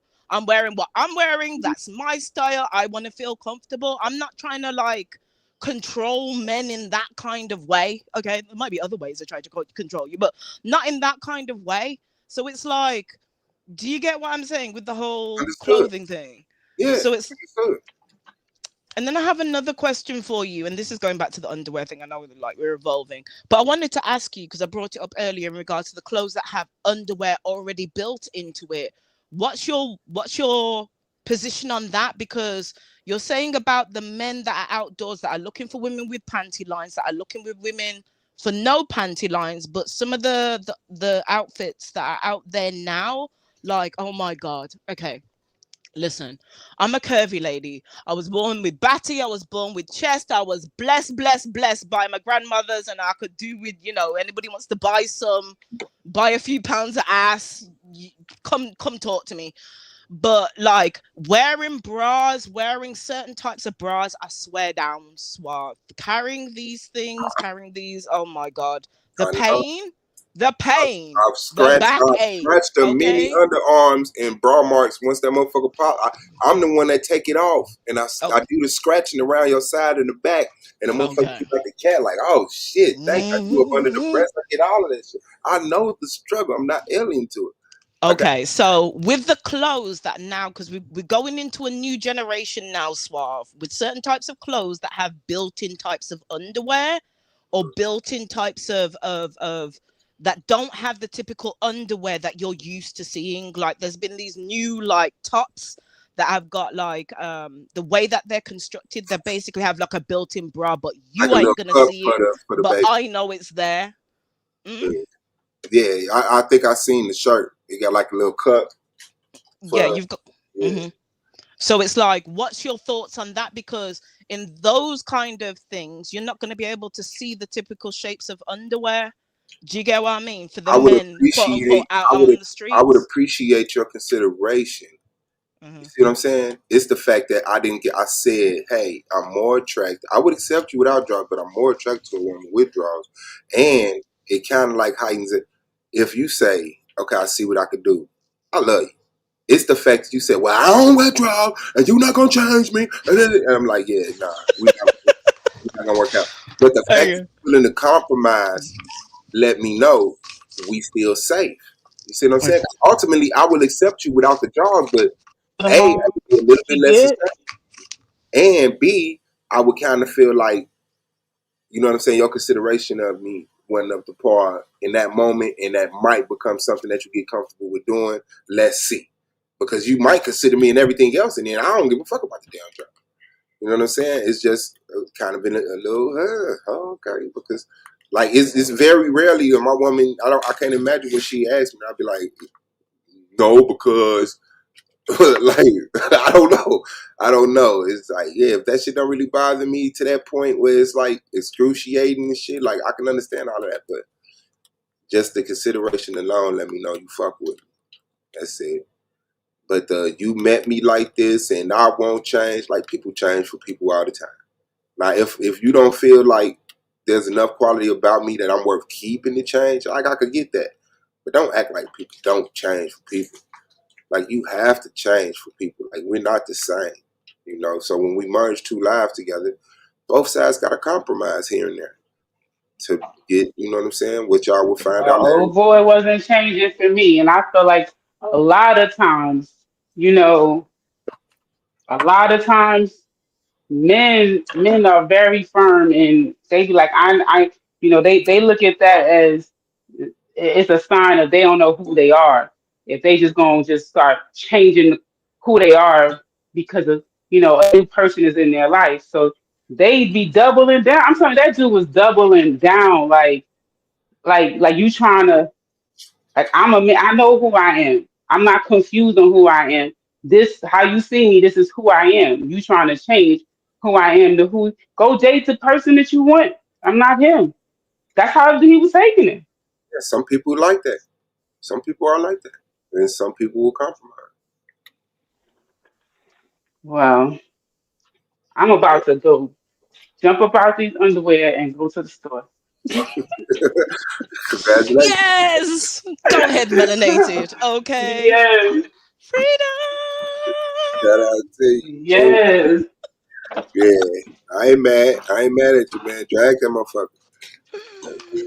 Hey, that ain't what we march for. Y'all are funny. That ain't what we march for in the civil rights movement. So that ain't what I mean, I don't know. That's fine. There's a lot of stuff we ain't marked for. We ain't marked for PlayStation neither. Oh Lord, don't give me joke. And That's gonna say Jordans was and civil rights. everything else. They The just jump civil off rights of on the underwear. bus, from buses to draws. Y'all just causing trouble. It wasn't on the list. Bro, they gaslighted you for like an hour and a half straight, man, when the answer should have always been, okay, baby, I'm gonna put something on while I go to the store. Yeah, I'm gonna do that for That's you, how my Swab. You know child what? respond to I'm gonna me. do that. I'm Wait, gonna take y'all Lulu's putting y'all advice. panties on for Okay. Swab? I'm Wait, gonna why put is the this underwear conversation? around my Yeah, man, finger women should and wear walk out the draws one house day with it tomorrow, man. swinging around my Hey, hand, and therefore I am wearing it, moo. I'm wearing it, swinging it around my finger down the street. Y'all done made me Yes. change my clothes. Like y'all just out of control with this conversation. I'm sick I'm of trying y'all. to tell you, I got on some. I'm on one. I'm putting on my. I got on some hammer pants. You know them that kind of yoga pants with the. You know. Bolero Crotch, ones. the low crotch in it, yeah. Yep. Yeah. About to get it on. Oh, stop hammer time. So it's the super comfy because everything is gonna be just dangling. Well, ain't nothing dangling really, but you know what I'm saying. Whoa, pause. Okay. I am sick of y'all. It ain't dangling, but it's like the pants is dangling, you know. Give some air down there. Okay. Yes. That motherfucker dangling. You need some draws. I'm sorry. You said it was dangling. You hey, special. Oh Lord. I'm sorry if you feel like I'm bullying you, Suave. It's I not could have went to work intentional. like this. Nobody would have known I ain't have on no drawers. I would have went to work like this. Ain't Girl, no, I down. said it in the because I was listening while I was changing, and I was like, no, they be looking for panty lines. They're weird like that. If you looking What? for you're weird. Oh, I'm she's talking so about wholesome. you just happen to notice that this girl How you happen to notice this, Rob? Like, you got to be looking for a panty line. people look people up and down. Mom, how many asses do you accidentally on purpose look at a day? I might fall victim about 2-3 times a day. Okay. Where I be like, does your mind you a make panty line? recognition no, of whether You or a not panty they're line watcher? genuine? no, it usually don't even be the penny line. I don't even notice if they got on pennies or not. It just be like very not. It's very out there. You know what I'm saying? Like she don't give a fuck. Like, shit, you gonna see this motherfucker, and I'll be like, man, let me get away from this predator, man. She This is Why is a predator panty is line watcher, yo? crazy. she is preying on niggas out here, man. She trying to make niggas think of vagina. Niggas at work. Niggas trying to remember what they girl sent them to the store for, and here you come out of nowhere. Nah, why I want some sex? Oh, because you walked out. You see how you blaming? You done You turned women blaming? You supposed to be very disciplined and focused on your relationship, not looking at other people's panty line. You What I supposed to was worry doing. about the woman. No, That's so what I was doing. your issue is not about your woman with having on drugs. Your issue is with what women in he general. wants his woman to do. No, all I'm saying is the shit that Yes. other women try to threaten me with. I don't appreciate my woman walking around doing the same.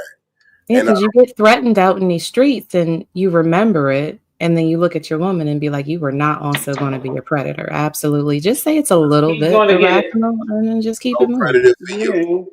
Yeah. You would let these men go to work. Just be like me and say it's a little irrational. It's okay to be.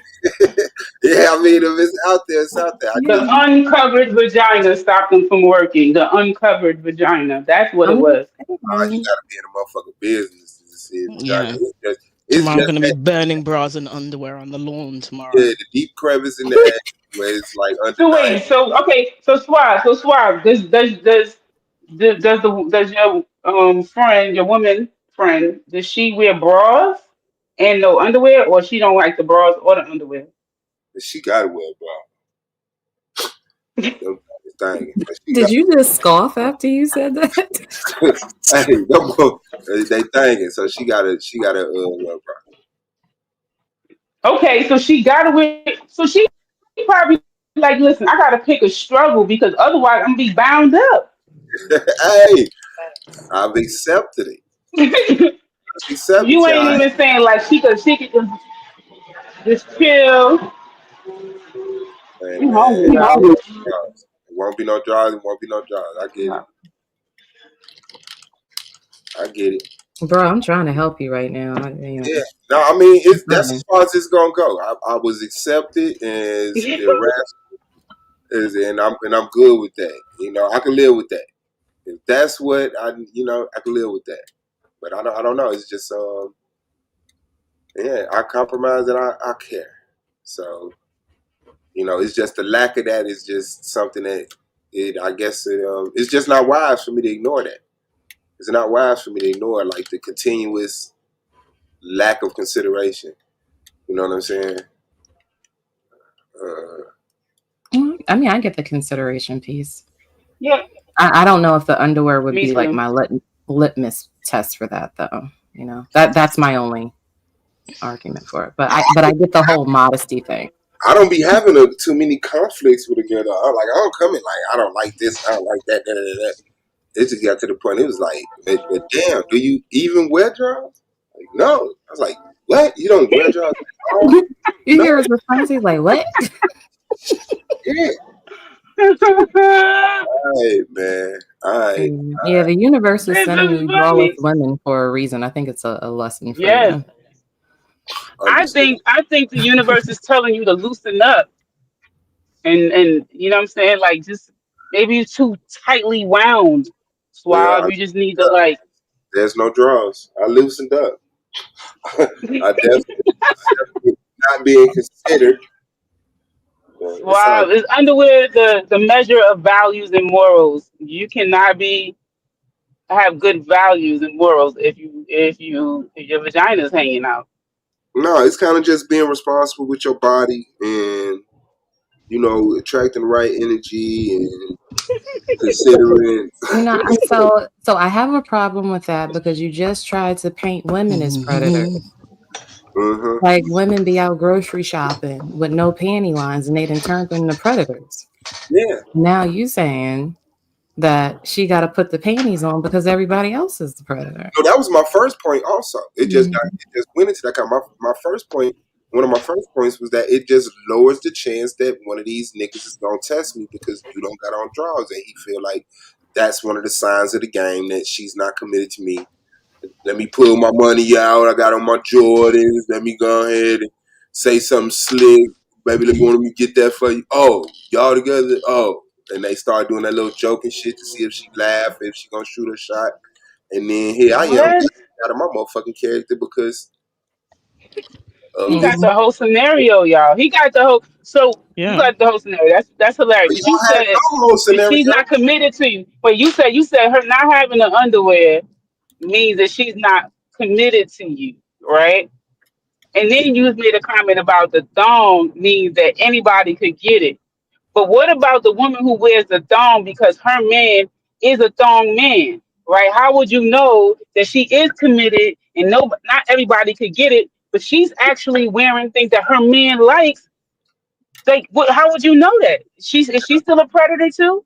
Then I mind my business. But just know that he's No, but you judging they her because you live just gonna see her in the grocery aisle, the you predator. know. They live in the predator culture. He's a predator. She's a predator. And he's attracted to Oh her. my god! Oh my god!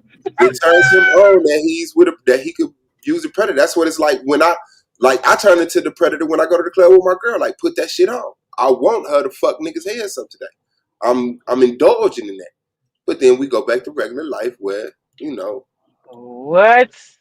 yeah, shit is a little different. So you want to use the objectification for your benefit to show Yep, off and pretty much. flex. Don't try to tell him nothing. Where it's coming from is a little bit irrational, and it just is. It's all right. You're right. Her A lot permission. of things with men are irrational, not just suave, but in terms of the whole underwear conversation for something that's under somebody's clothes. And then, like I said, in this day and age, we're getting into Invisaligns, we're getting into invisible underwear.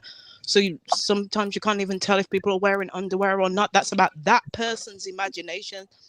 You're projecting other people's thoughts onto that woman, and sometimes it's unnecessary, and sometimes it's just too fucking much, especially when it's your private parts to do what they want with.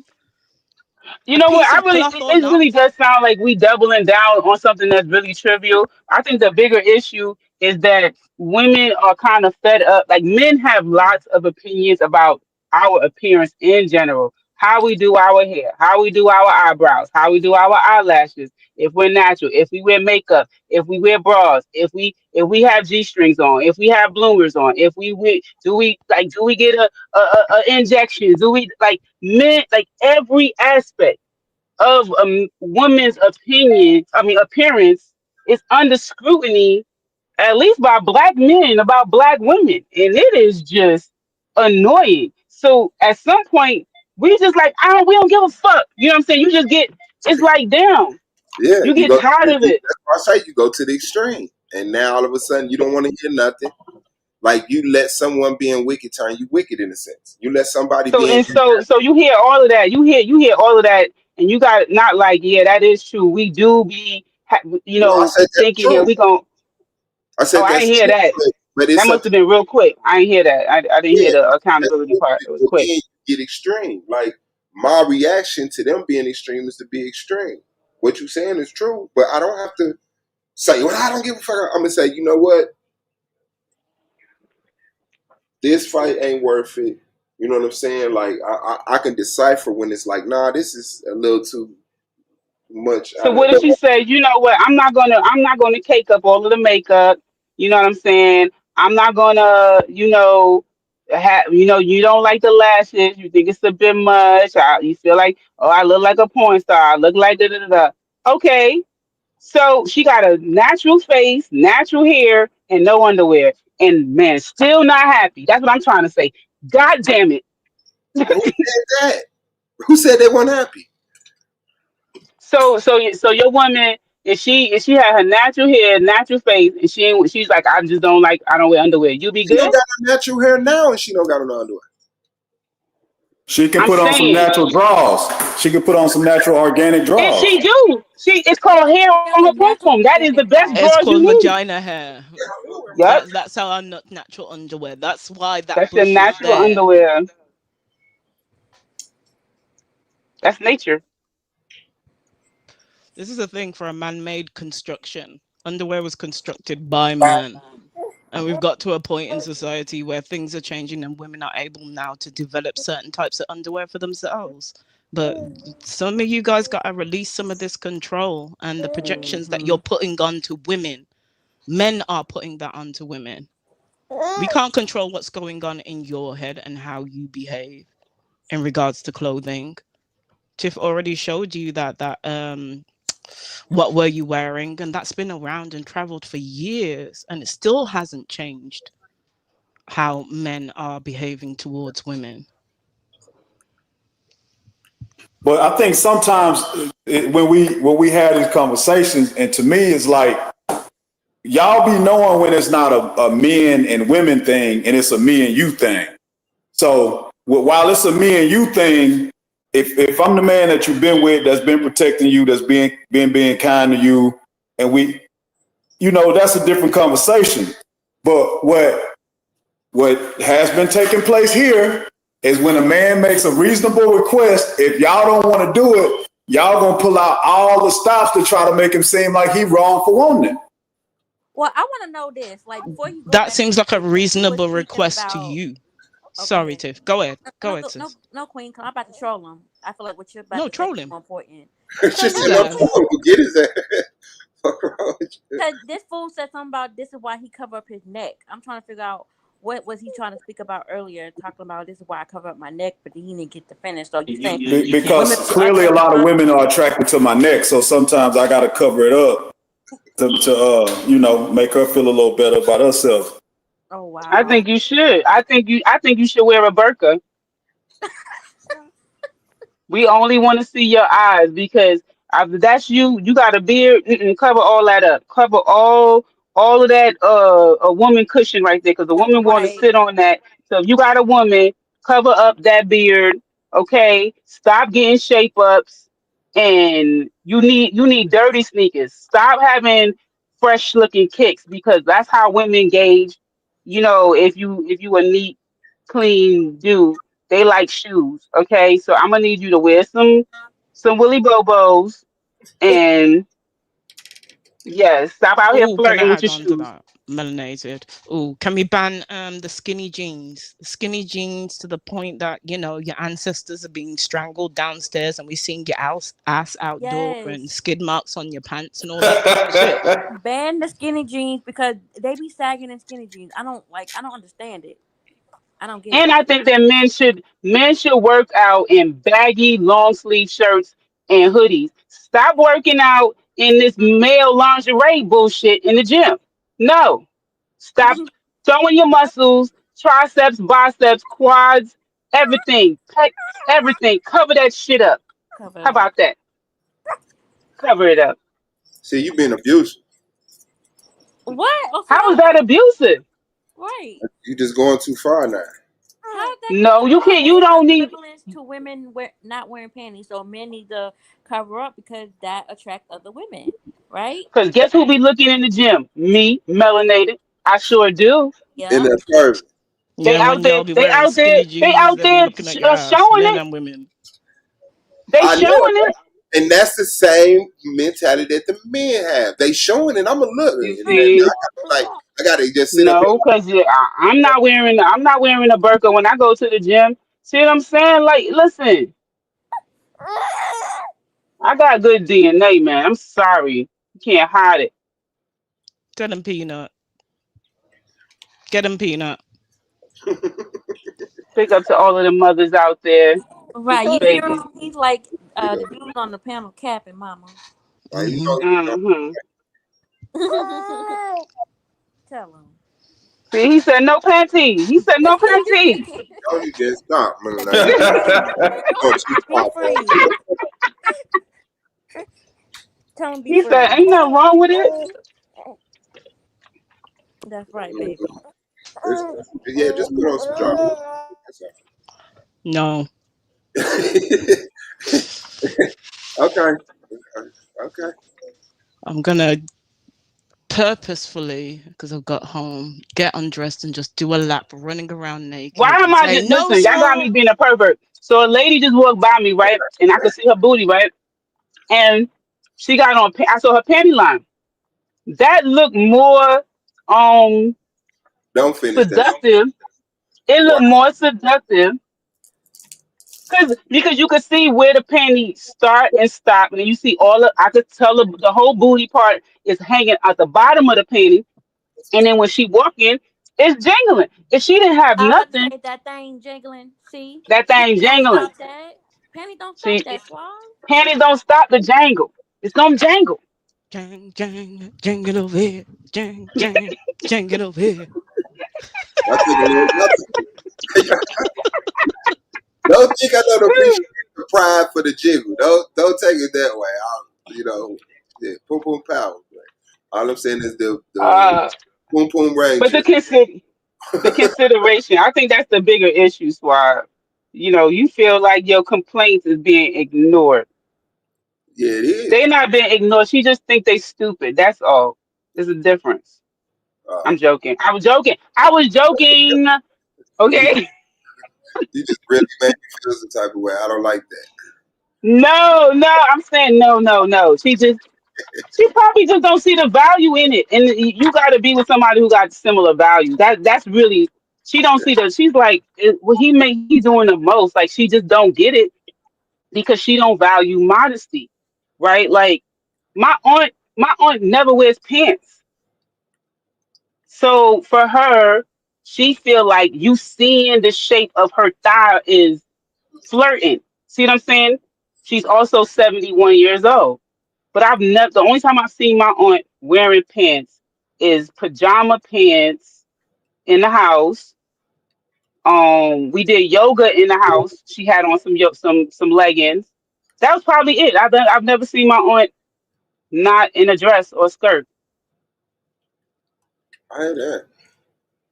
Oh yeah, I won't go that far. I mean, shout out to dresses and skirts. God damn. But she's very modest. You know what I'm saying? She's the kind of person that she would wear like a shawl or something. She don't be having her arms hanging out like that. She's if she got cleavage, she got a safety pin. She pinning that joint up. You know what I'm saying? Like you probably need somebody who has that type of value because you're going to be more attracted to how important modesty is to them. But I don't think it's about the value though. It's about like not wanting to do what that person wants you to do. Because if it was the other way around and he demanded her to not be modest, that would be an issue too. Even if she didn't want to be. So I think it just comes down to that's what I'm talking about. You don't value it. You don't value. So like if a person values what's that word? The opposite of like scanty clothing. I forgot another word for it. Promiscuous clothing or scanty dress. If I don't value that, like I was out with that happened to me. I was out with my man, and he saw a woman who was dressed not like how I was dressed. She had all of her stuff hanging out, and he said, "Would you wear that?" And I said, "No, I wear it for you in the house, but I wouldn't come out in public in that because I wouldn't feel comfortable." I was like, "You've never seen me dressed like that. You've never had a picture before I got with you. You might need to date someone who shares in those values, who shares in the value of freedom and showing my nipples if I want to, or I don't know. That's not melanated." But see, right? that's where I think a lot of relationships fail because a lot of people have that attitude to where it's like, you should not require me. It shouldn't be required or expected of me to actually do something against my level of, I don't even want to call it comfortability. We're But we're adults. Nobody's forcing you to choose me, right? So you no, didn't. You, but see, I it's don't. not I'm not that. a It's that project. we have chosen each other, and it may be some things that I feel like is not a big deal or is not a problem that you feel like is a problem, and I feel like some of that stuff should be like, you know what, baby, I really don't see an issue with it, but because you do, I'm gonna go ahead and get rid of that. Like a lot of people don't want to do that in relationships. They just feel like they take that attitude. I'm supposed to be able to do what I want to do, and if it's not technically necessarily wrong, then there's nothing wrong with it because it's about whether it's quote unquote right or wrong, not about what my partner wants. And I think that's where But when you you, headed towards but when disaster. you, so are you saying that when in the dating process you don't screen at all, or you choose it? Because like I would not choose to date a person who smokes cigarettes and then ask them to give up cigarettes for me. That's what I'm trying to say. Like it's I'm enough saying men. that It's people enough say that. men. But I'm saying that it's enough men out there, right? That I could literally say I don't want to date no one with cigarettes, right? I meet someone, we exchange numbers, yada yada yada. We talking, and then I'll be like, "Oh, so what do you do? Do you smoke? Do you drink? Do you?" And they say, "Yeah, I smoke." And I say, "Oh, what do you smoke?" "Oh, I smoke a little weed." "Oh, okay. Do you smoke cigarettes?" "Yeah, I smoke cigarettes." Yeah, that ain't. I I think that's a part of that fantasy land that we like to live in. That's like outside of how humans actually But it's operate in not real fantasy life. because I meet people who don't Right, smoke cigarettes. I It's get it, not but I'm fantasy. saying that okay, It's I not. feel you, but to me that's like I, it it don't really it anyway. It's not that hard to meet somebody who don't smoke cigarettes. It's not. No, It's not a that's not. fantasy. No, I get that, and sometimes though, like the level of the amount of things that you have to be in a relationship with somebody, meaning like um you can be really happy and really great in certain areas and still not like something, and but the person came into it smoking cigarettes. It's like cool, you know, I accepted that, this and that, but now we've been together for 14 years and it's like, all right, look, can we revisit this now? I know it was cool when we first got together, but I don't think that it's wrong for a person to want to revisit that and to even visit that and say, hey, can we work on you not doing this? Like, this is something you have to do? Will it destroy you if you didn't do it type of shit? I just feel like it should be okay and people should be more willing to at least try to accommodate their partner even when it's in cases like that. Mm, yeah, I think when you're getting together, there's a thing called compatibility. And I don't think that you should continue to choose potential. Choose, okay, this is good, so I'm going to hope they change.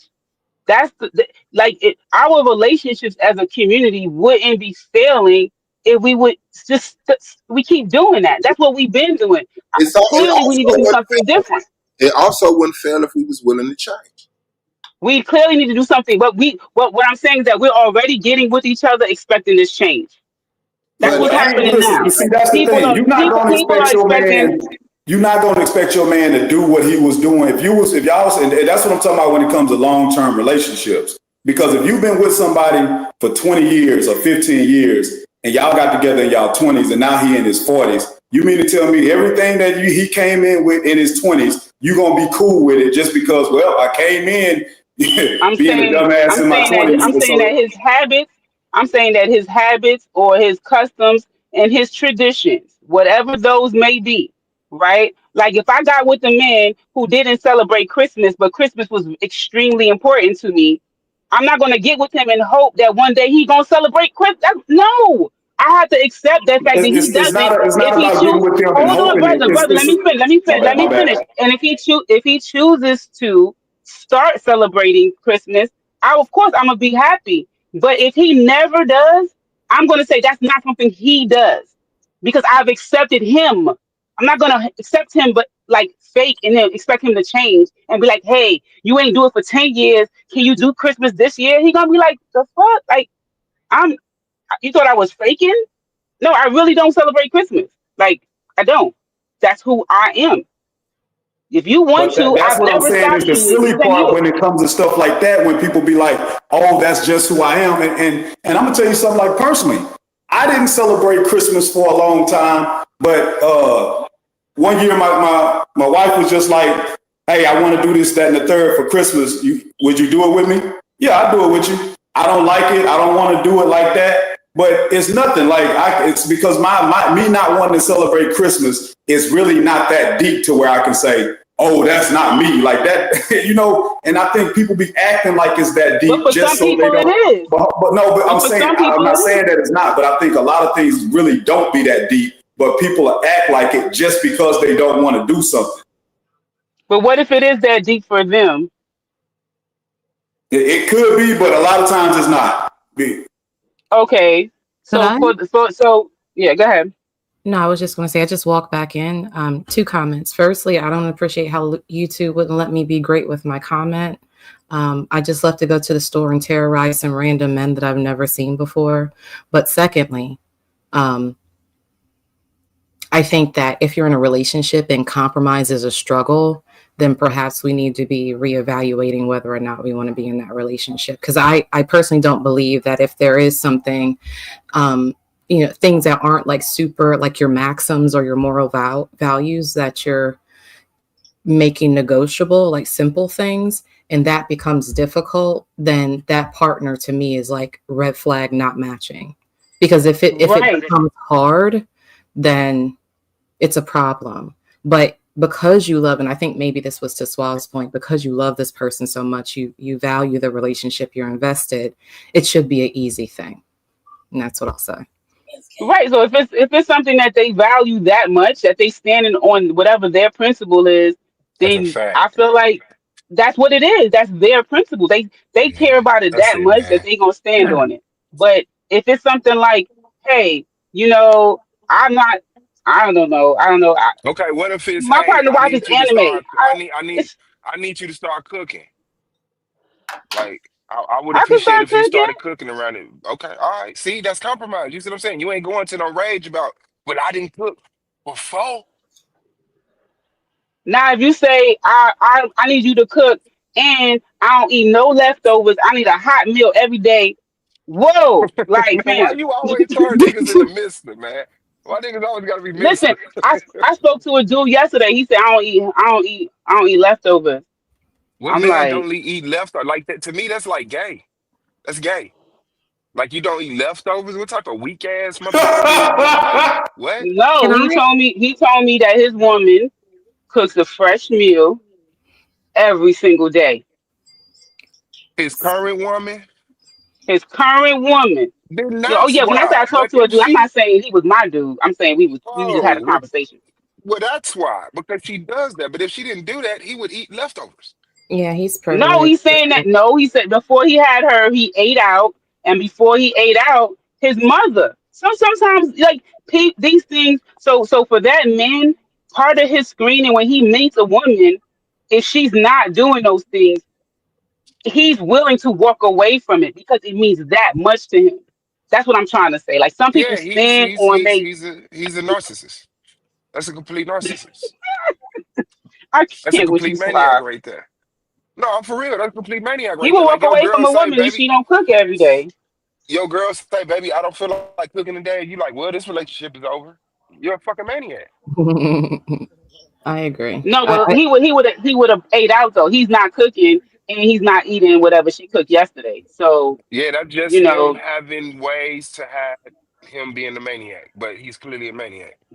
And Like he's that's crazy. She privileged. just cooked. Yeah, and he's privileged. She just cooked yesterday, and it's leftovers in there. She don't feel like cooking today, and you gonna buy? Yeah, come on, man. that's Ain't what nobody I gonna was let you like. know that. Damn. I was like, you got the right one, bro. You need to hold on to her for real, for real. She, You know what I'm saying? Because that she might be compromising. You know what I'm saying? But she might not want to wear no drawers. But guess what? He got food every day, fresh, chopped up onions, celery, everything for you, bud. You know what I'm saying? But she ain't got no undies. It just won't be Well, perfect. they're gonna But they're gonna they're that's gonna part give of the. you. They'll try to give you everything else but what you asked for. She gonna start cooking. She gonna start Start doing everything but wearing drawers. I'm not that much of a man. You said I'm what? crying. Is somebody talking? I can't hear. You No, can't hear You nobody? know how? No, I can hear y'all. I was saying, was somebody just talking? Because it was kind of quiet. Yeah, Moo was talking. Go ahead, I can hear Moo. you. No, that's all I was saying. What you got to do now is you got to ask her to do something you don't want her to do, so she'll start doing the shit you want her to do.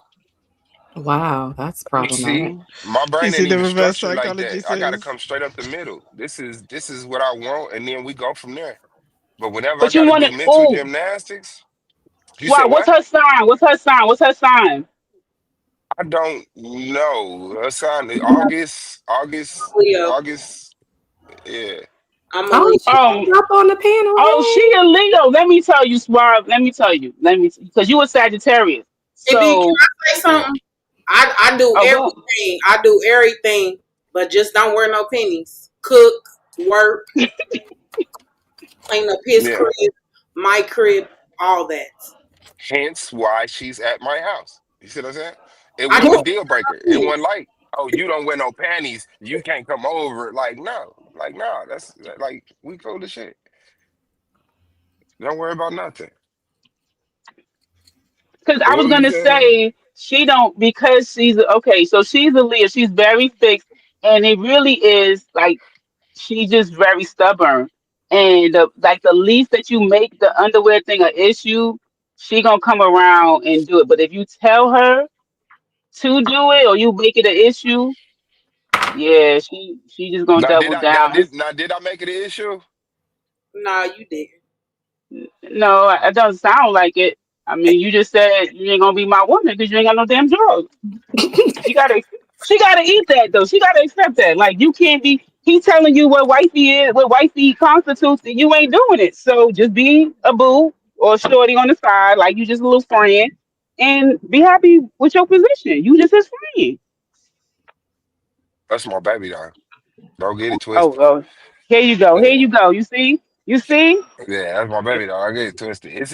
I But that's mean, that's how us Sagittarius people are. That's my baby. yeah. Mhm. Nah, Like I said, that's just one level with I'm me. his woman.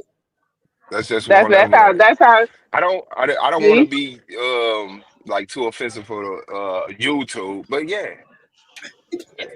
that's a fact. I You a That's a fucking Sagittarius fact. suave. You can't help but be a daggone lover boy.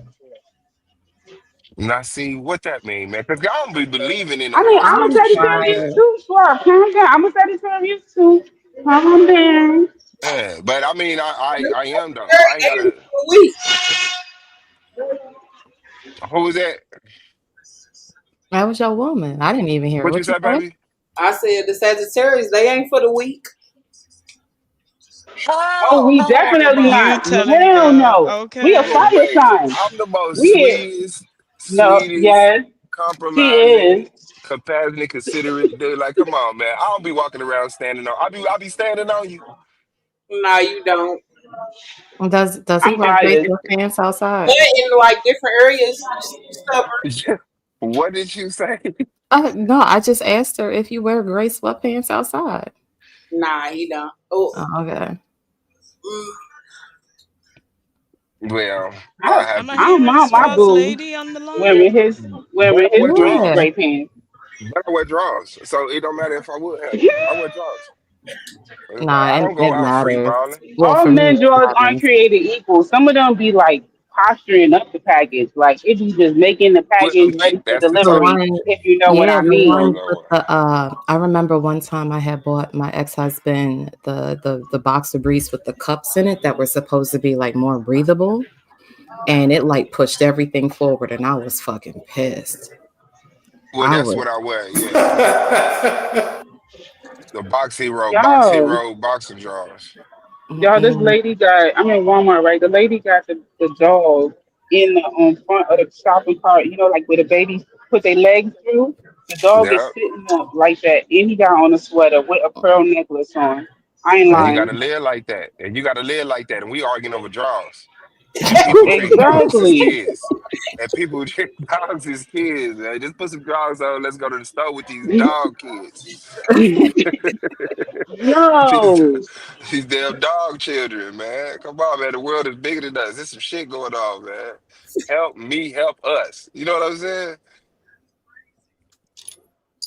No, I mean, man. that's the power of choice. You know what I'm saying? Like when when you love somebody so much that you're willing to make certain concessions for things, like it is what it is. Like, and it's unique for everybody. Hey, but yes. you know what I though, got rid of my man? nude color underwear. Women, y'all really better be lucky that men don't reach the level of cap that we could. Because What I had a you mean? homeboy named Mike that he bought a fake NFL ring. And he's a whole scammer, like a real scammer that get like thousands of dollars from women. And most dudes can't imagine that level of lying. Like I didn't even think that was legal to be able to lie the way this nigga lied. But niggas don't be on it like that. We keep it 100 for y'all, and y'all don't even appreciate it. We could be out here with fake Super Bowl rings and telling women we own property in New Orleans and Vegas and stuff, and we just need $20,000, and you'll give you $30,000 next week. Mama, you act like that ain't never happened before, and we ain't sat in the age of the 21st century online and talked about it. Yeah, but This is that's so like weird. that's Women like 1 always out of getting 30 scammed out niggas by though. men. Women One are out of always getting 30 is scammed still out a by lot. men.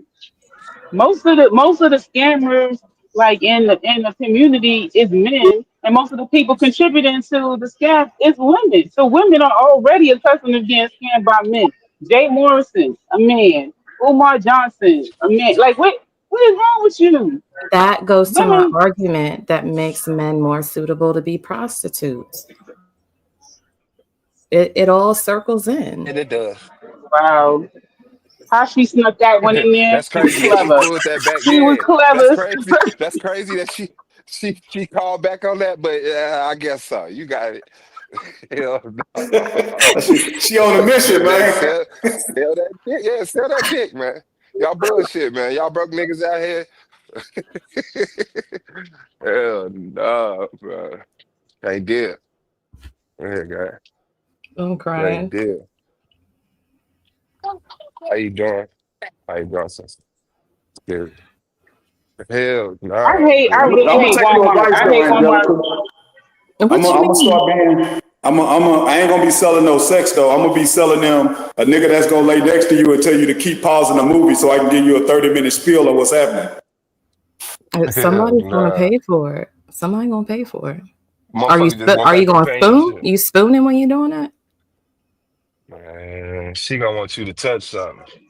She Yeah, gonna be fucking all I up and could down give it a you. little, but I'm gonna keep moving. You know how like you laid back and she laid up in your arms. Every time a nigga talk, I gotta sit up and like hey, so look, let me tell you about this part.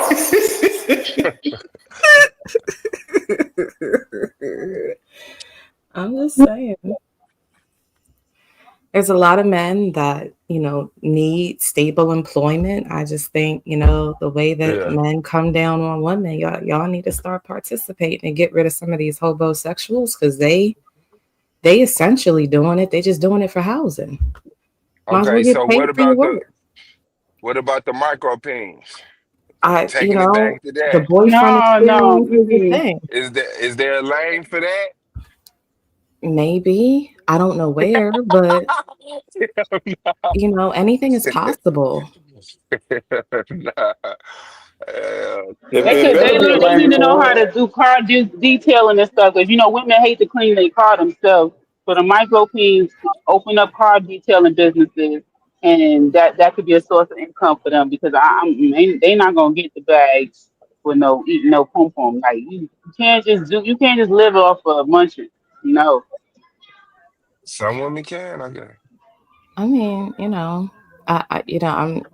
don't know.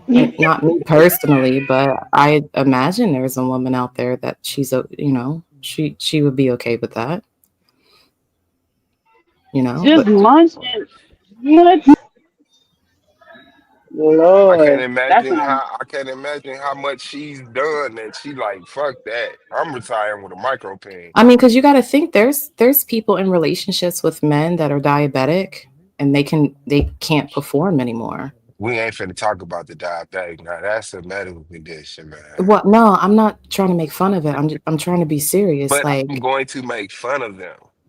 I don't know no, No, why. that's not making no. fun. She's saying that the man who is experiencing that, then he has alternatives.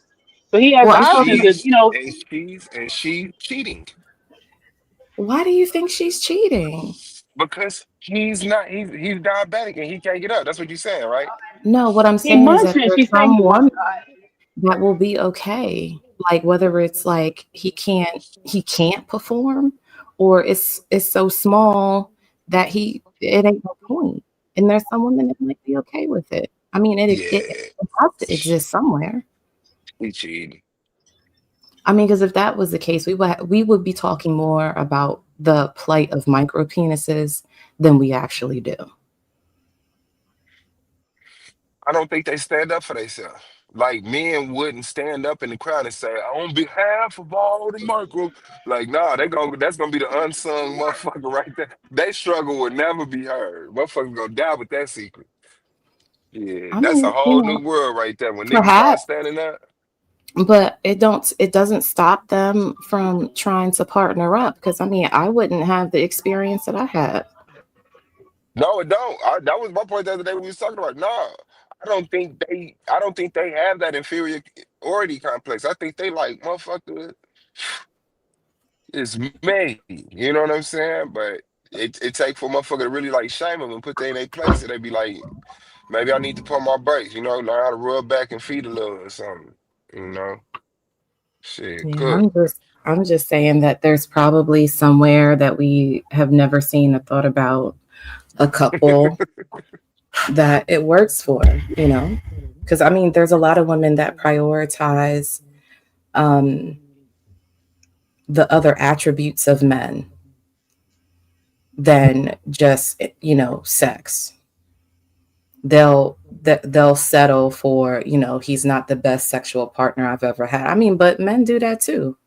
You know what I'm saying? She doesn't have the best home that I've ever had, but she's good in a lot of other ways. Man, that nigga he gonna have to know how to pick up the car and change the tire without a jack.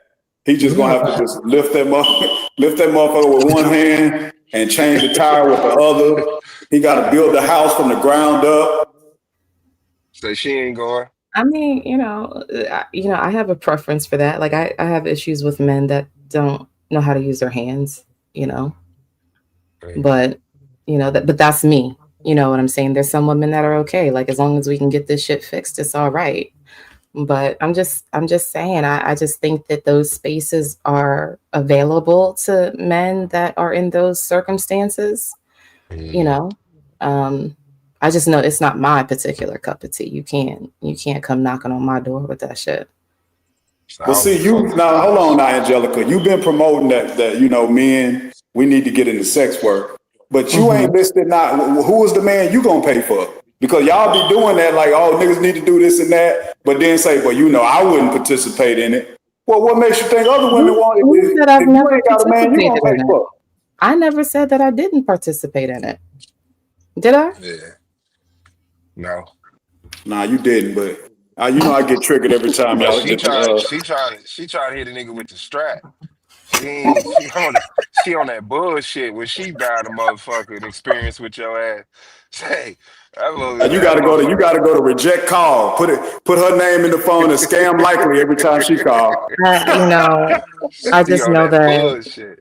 I'm a one of a kind experience, So, Yeah. I'm not every man's cup of tea, and that's okay. Shout out to Cups of Tea. I mean, that was the bar. All right, well, shit. How about those Bears? I don't Man, know anything about. that mean a whole different thing nowadays. You can't even ask about the Chicago Bears without bringing up some weird shit. How motherfucker take the word bear and turn it into some bullshit? What you mean? How? What they do with bears? Why can't you talk about bears anymore? Because ain't that the niggas that act like that use women to act like they straight? I thought that was a beard. Oh, beard. Oh, okay. Yeah. I know bear is somewhere in that motherfucker gay terminology though. I'm not Uh, gonna Google it. uh I think that it is, but it's in two places. So I think that there's kind of like a kink for like women who like kind of like burly dudes, like lumberjack size men, and they call them bears. And I think that transposes in, Oh, men okay. on men as well. So Oh, okay. So the nigga that worked next to the two man, Dan and two man tell Harry mhm. Dad bod built niggas. Yeah, I mean, I like them. I like that build. Little dad belly. Shoulders. You like hair on the shoulders? Absolutely. Oh, shit, I thought I had you. My bad. So thought I had your ass like hell no, I I can't like fuck with me. I like me a little wolf. You furry. it. I had that. hmm Ain't nothing wrong with it. Yeah. Never thought that was a thing. I remember a guy that I was with, and he just to shave his chest hair, and I lost my fucking mind. I'm like, why would you do that to yourself? You were beautiful. Man, once you get chest hair, you cannot shave it. That shit look crazy. You He, just gotta embrace that shit. I don't Shave a know. He shaved had a chest thing look about it. crazy. He had a thing about it, and I think it was like his work because it was like it didn't matter how many layers he had on. You could still kind of see it, like because it was up Mm. high too, so it would show through his button up. And I think one day he got frustrated and shaved it, and I was like, you know, chest hair is It's over. beautiful. He said it's No, over. no, I didn't say it Oh, was over. I just made, I did my presentation to him about why that was like a stupid decision. But yeah, I'll do, mm. shoulder hair, that shit running up your neck, the back of your neck or some shit, down the front of you. That's what's up. Then when That's the what's up. full moon out, you just go out looking for niggas, huh? Tonight's the night. I know they out tonight. She still got a crush on Michael J. Fox. Mumu, how you feel about hairy women, man? Oh man, I don't know about that, my friend. How you feel about women with a little beard, man? A couple hairs on the Man, chin. it's a couple. Go ahead, say something crazy. Go ahead. Nah, I ain't really, I ain't really dealt with no hairy woman before. I've seen a couple of pretty women that did have mustaches, and but Was it a mustache or was it like peach fuzz? nah, it was a mustache. Like, you know, understand me? She was like wearing that shit.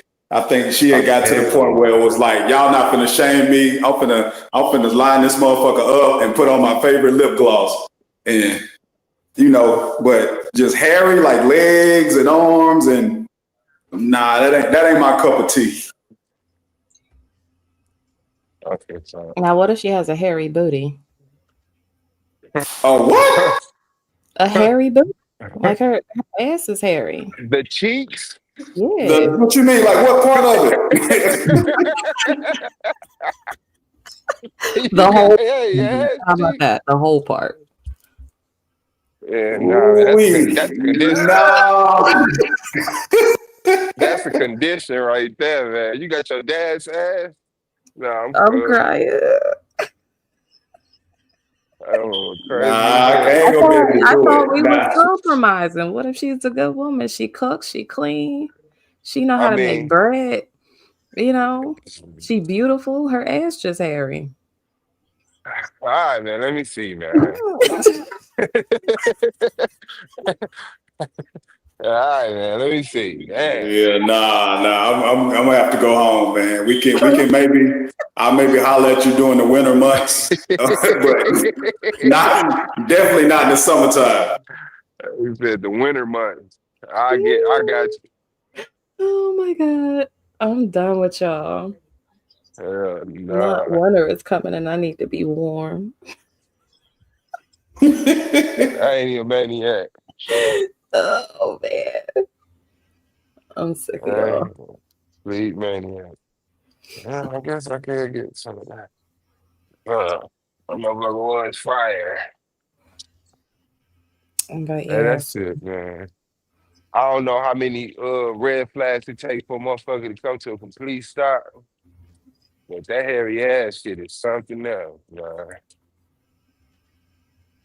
Uh, I don't think it. Mm-hmm. I don't But think it. what Hey, if it's dog. like shaped really nice? Like it's like the perfect ass you've ever seen as far as shape. It's Mm-hmm. just 38 super in college. fuzzy. It's just fuzzy. Nah, that's it. You can't. I can't even. Nah, that's it. I couldn't imagine. I couldn't imagine being okay with that. Like, Nah, Swab going. yeah, that's it. I couldn't imagine how nice that motherfucker had to be to pull off hair. Like, damn, Yeah, it's hereditary. It comes from both sides of the family. It ain't her fault. it's hair hereditary. That Yeah. was cold. It's hereditary. Yeah, Oh God. I'm just saying, I don't, but I'm just saying that to say that that's the power of choice. Power of yeah. choice, you know. But after choosing correctly. What is that? Okay. Gonna try to judge me. Oh, I'm mad at it, man. When you got a collar hair, like I can imagine, we mammals, we got hair all over us, but when you got it, let me tell you something. That means it's a ferocious amount. That motherfucker going crazy back there. I don't know. I don't know. I'm just coming up with things to push everybody's limits. Oh yeah, that's you. Can y'all hear me? Don't worry about nothing. I can Don't hear worry you now, about Queen. Okay. Cascade in the Sorry to building. interrupt. Are I you had to still swap over triggered about the devices because draws, no, Queen? calm down. Okay. All I'm just right, we making I'll calm sure. cool. down. We cool. We cool. We back cool. We're cool, Swab. We're cool. We're cool. We're cool. I was on one earlier. Everything I love. No, before my device cut out, I didn't know if you could hear me or not because the battery was dying. I heard a voice on the panel. Is that your lady, Swab? Yes, What's her in name? English. Or her YouTube name? I don't even think she got a YouTube name. Have you got a YouTube name? Huh? No. Uh, you want to make up one? No. Then what's your name? Tanisha. You should have made up What one. Tanisha? What did you say her name was? Sorry, I didn't hear that. Tanisha. Tanisha? Yeah. Did I say it Tony. correctly? Yeah. Yeah, you said it right. Okay. Good evening, Tanisha. I hope you're well, beautiful. Thank you. I am. Okay. Continue Mhm. to free the pom pom. Okay. Don't let the man hold you down. Hey, put on some I'm just jogs, joking with baby. you in regards One to time. earlier. Hey, Okay. He said you were not embarrassing me in this grocery store. You was fitting to put on some panties. You hear me? that motherfucker going crazy, man. I'm just all I can do is look at niggas, be like, I know, bro. Like, damn. He Like, said No, chill you but in was out. regards not. to the other part of the conversation that you were having, because I think you went on to like the micro men and Angelica was challenging thoughts with hair and stuff like that, with body and all that kind of thing. I Mm-hmm. think in reference to the micro men, I think we forget as a society that outside of our culture, there are other cultures where, there are other things that are priorities. It's not like sex isn't a priority in other people's lives, but where it is in terms of the level of hierarchy in their family situation is different for everybody. Everybody Mm-hmm. gets into relationships for different reasons. Everybody gets into marriage for different reasons. Do you get what I mean? Some people it's for love, some people it's for business, some people it's a combination of both. And then I think we forget outside of the micro men that, with ladies, do you get what I mean? Sometimes there are women that have their own conditions. Sometimes you have women that have shallower vagina canals, and there are some ladies that like the micro men out there. So, sometimes, I you said know, that. different cultures of people got different things going on, and they're able to find each other sometimes. And I said little people. Like Well, Michael why Pence y'all can don't why date y'all little don't ever people. jump on there and defend them when the women be making the memes and talking about if he don't if he ain't got y'all don't never defend them niggas. So I would say, Mumu, I don't see it, but if I did, I would definitely advocate for them. Absolutely.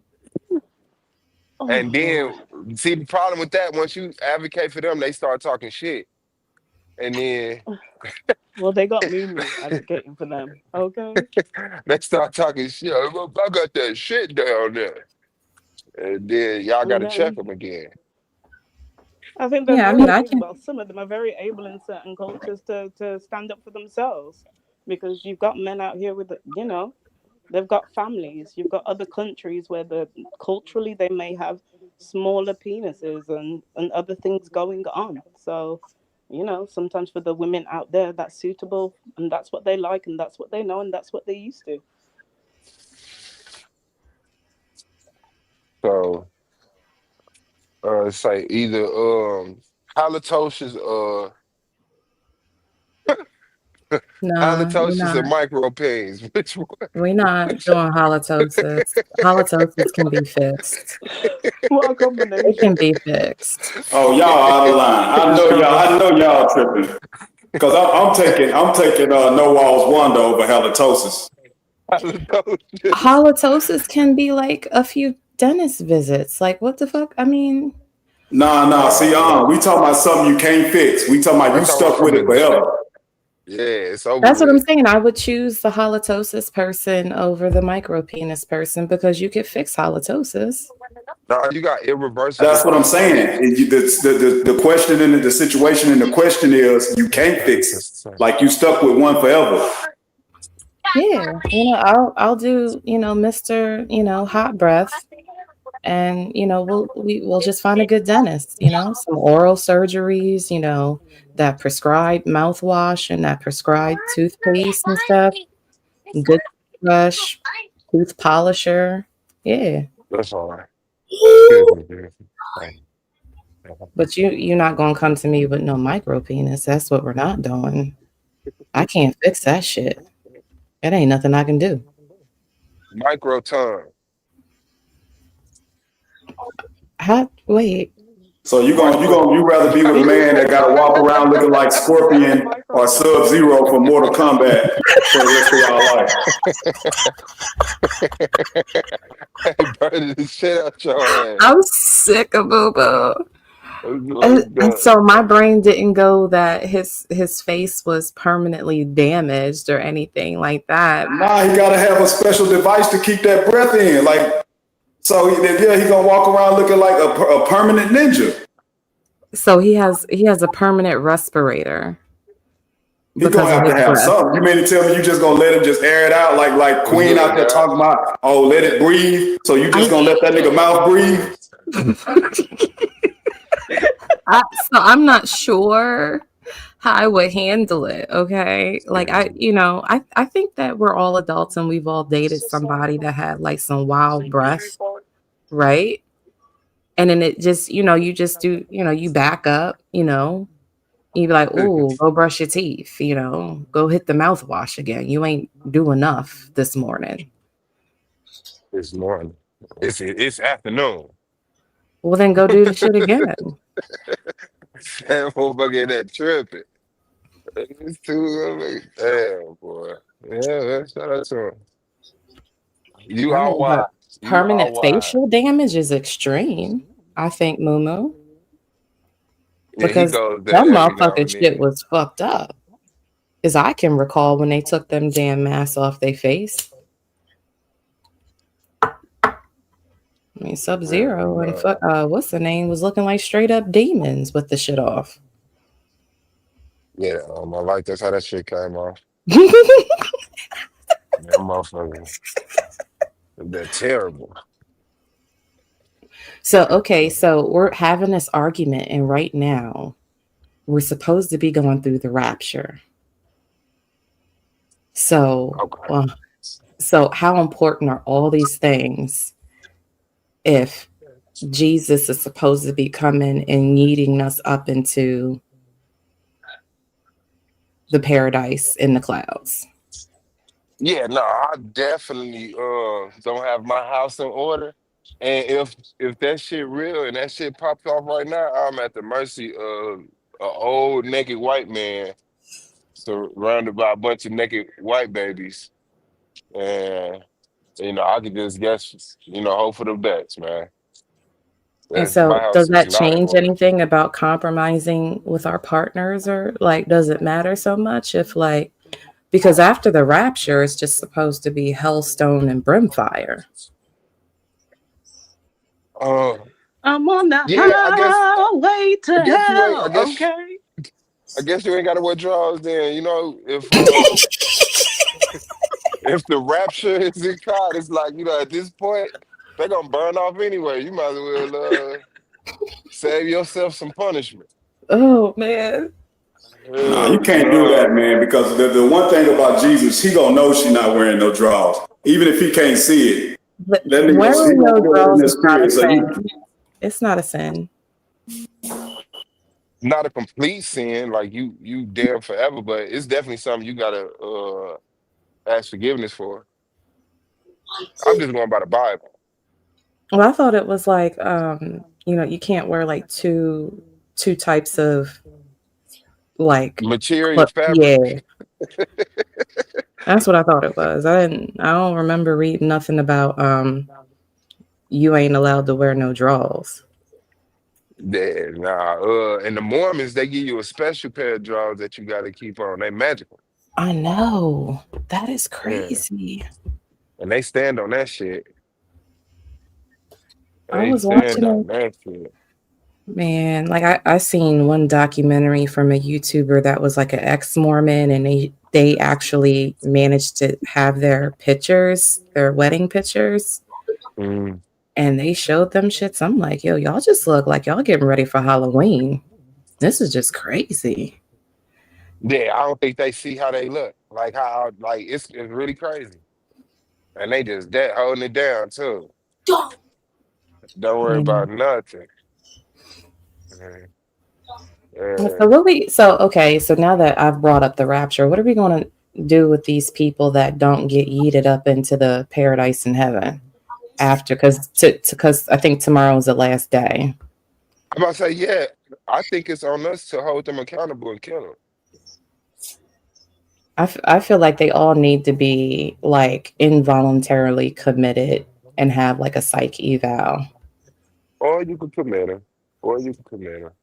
Yeah, yeah, let's seek help first. But I don't see no help. I think they hit.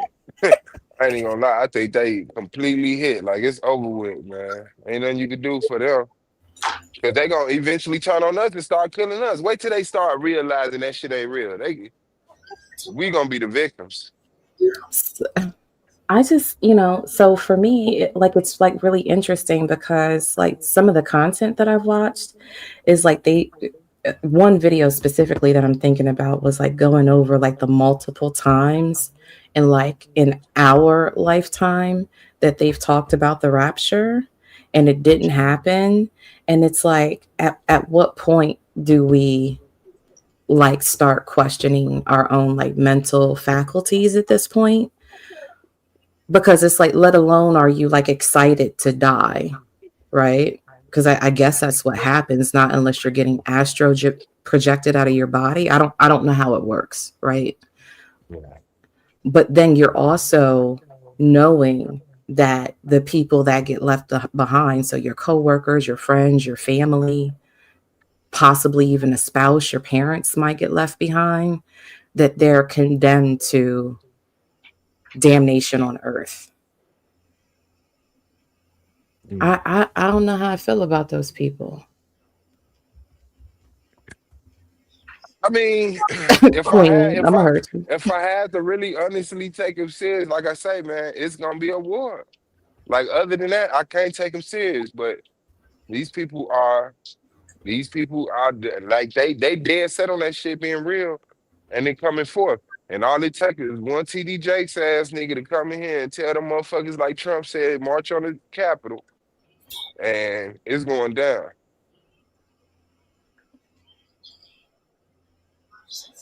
Yeah, I don't. Yeah, it's interesting, because I'll run around and tell people I'm Pastafarian for the shits and giggles, you know. Um, Mhm. but like the idea that there's a segment of people that actually believe in that is interesting. Like they don't care sufficiently enough about, like, I've literally seen videos of like wives talk about how they're preparing and the fact that they are uncertain whether their spouse or their children are going to be going with them, but they know for certain that they are, right? Because I think that according to the rapture lore, it's only supposed to be 144,000 out of billions of people at this point. Yeah, but then they spin that to say that's only 144,000 selected. It'd be more that get accepted in heaven, but 144,000 is a special Number. group of people. Yeah. Yeah. Yeah, it's interesting. I don't know. We're just in a really weird place where, even during the rapture, you got motherfuckers running around, hollering about the transgressions of women and body counts, and the government wanting to turn America into ethno states, and So, man, he's good. I feel like we got bigger shit to worry about, like, securing our rights, securing, making sure that the rights that we do have, even though as Black folks, it's kind of negligible, depending on your encounters with people that don't look like you. But making sure that, regardless of those things, that we keep them intact and, hopefully making the rest of the world safe for others at the same time, because anything that we do or anything that we get by proxy falls down to other people and other minorities and stuff like that. So it's like, okay, but body count though, let's talk about it. Motherfuckers be like, man, fuck it, man, have fun. No, I don't have fun now. No. Yeah. I mean, but to tell the truth, to be honest, motherfuckers will be stoning their wives and all type of shit, man. Mercy killing their kids and shit. Like, that's a strange group of people, man. That's Yeah. a strange group of people once you get into them, man. It's like you just never know. Like historically, what set them off throughout times and cost a whole bunch of people their life because of this dumbass belief that people backtracked on. Yeah. I just think that there are more important things that we, not to say that they aren't, because they're entertaining, don't get me wrong. I'm just saying, like, when it comes to real time in practice, there are so many other things that we could be talking about. Like, I was listening to another channel last night and they were arguing about tethers and shit like that, and I was just like, And that's oh. a person that appears black, immigrant that claims black or something like that. Ain't it? So how I understand the definition, it's whether they're born here in the States or not. They could be an immigrant or first generation, but they are black, but their ideology is more aligned with white values. So much so that they're willing to disparage other black people in the process, like African Americans. That's what I consider a tether. But listening to the conversation last night, it was like the definition, at least from how I heard it, seemed to be shifted to anyone that was not African American, like born, bred here, family history, Mhm. lineages from here, having any opinion on any African American issues. And that binary is so tight that it doesn't leave, room for like people in my position. Like my father's from Africa, but my mother's from here. I spent my whole life here. I don't know anything other than African American culture. Yeah. So what about people like me? Like I can't talk either way.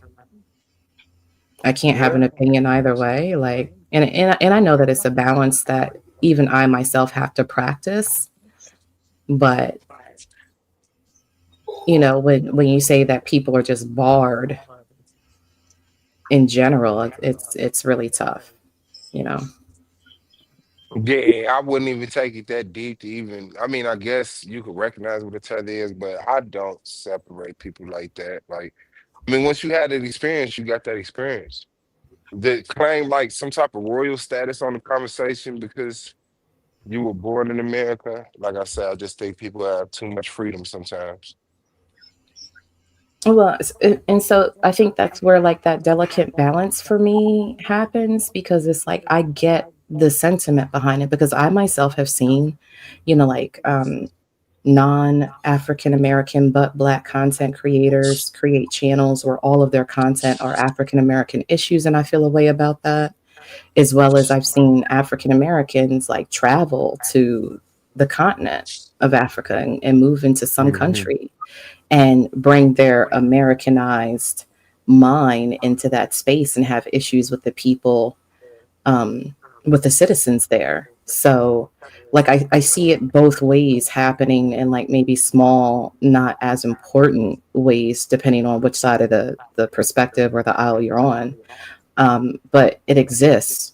And, so for me, it's like I'm always kind of like mentally having to cognitively balance, like, where do I appropriately fit in this regard, in this instance? Um, so, I'm, yeah. where do you usually find yourself? Uh, I usually, I usually find myself always being aware that I don't want to offend people.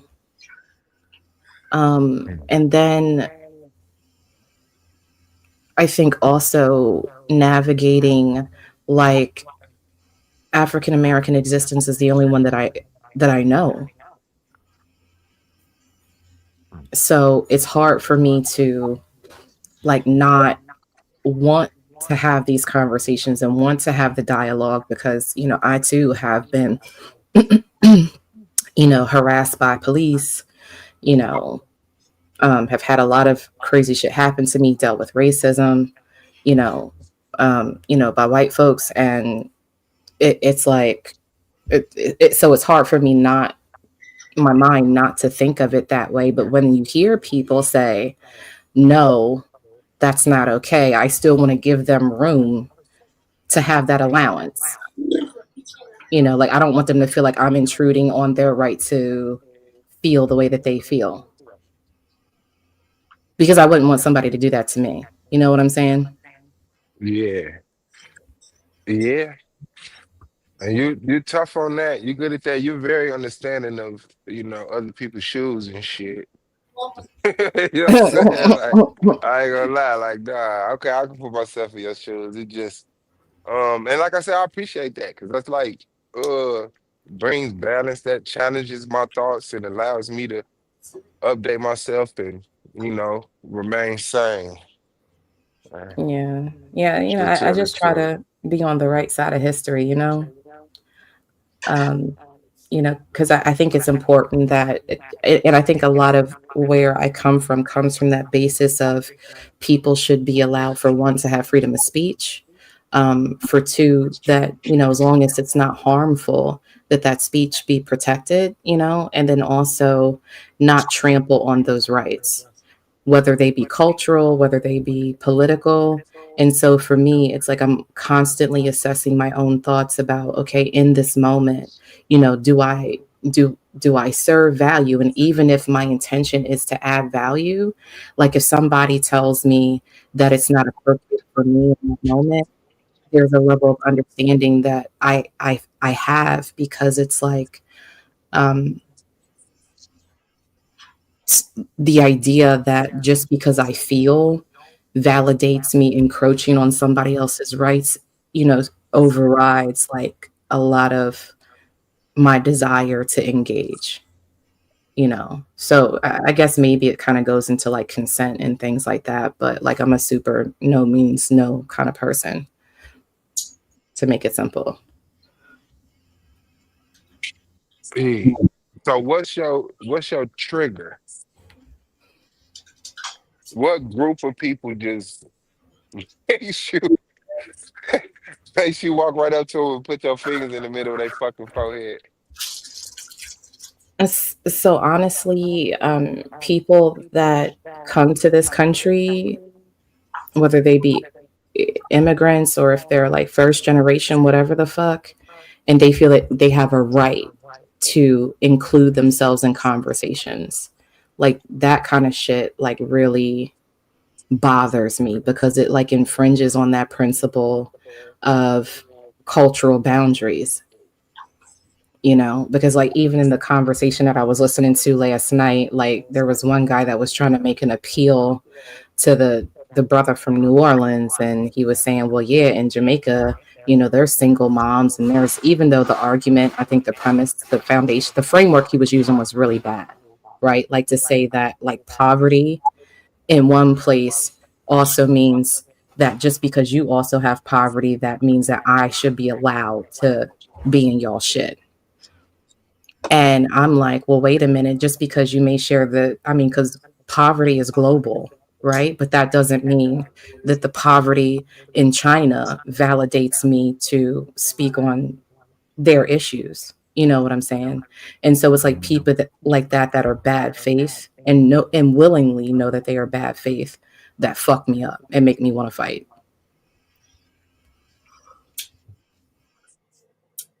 Okay, understood.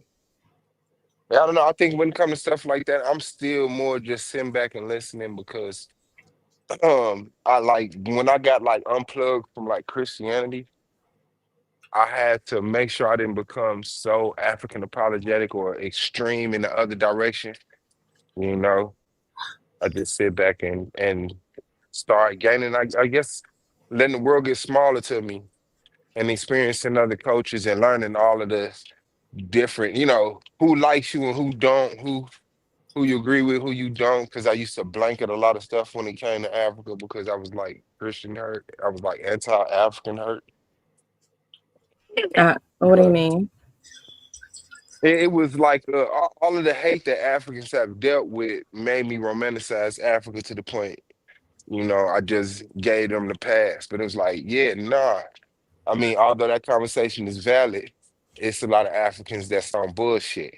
You know what I'm saying? That do Mm-hmm. come over here and try to appropriate, do try to use people that are African apologetics and use that to skate their ass all around the black community, shunning Mm-hmm. people and making decisions and shit.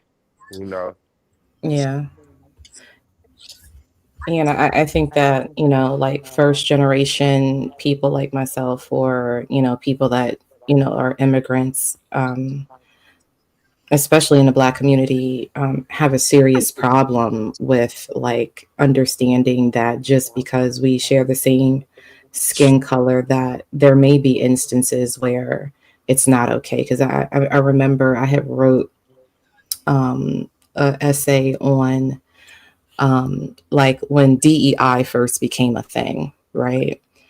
What I started to notice in like a lot of major corporations, and just with having conversations with, you know, like Black women, you know, in their roles, is that like leadership in those particular roles for like DEI or like whatever, you know, those corporate groups would be led by non-African American Blacks.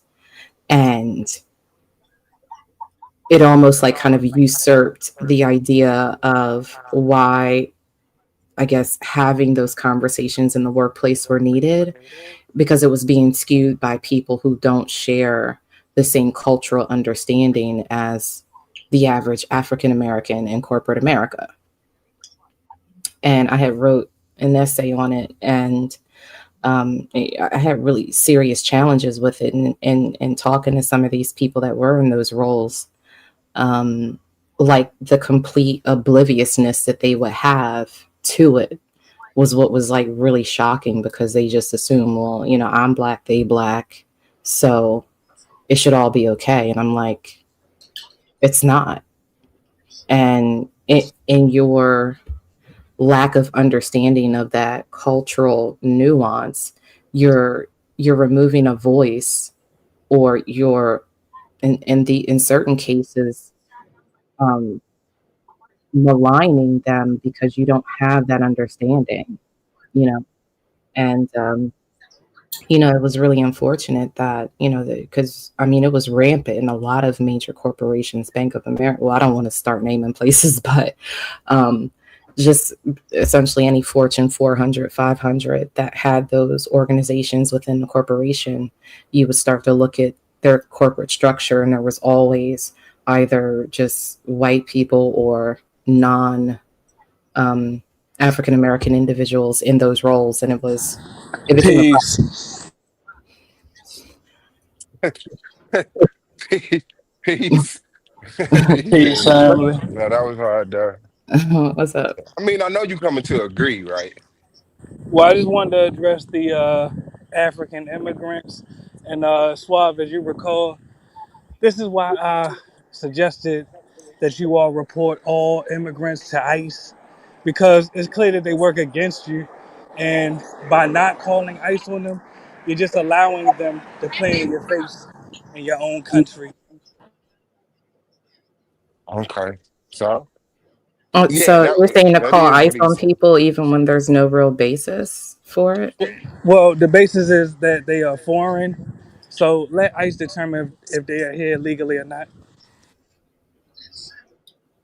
So you on the same report the Browns as like radicalized Well, white Africans are nationalists? black. I say report the brown immigrants, the black immigrants, the white immigrants, all immigrants, regardless of race, regardless of color.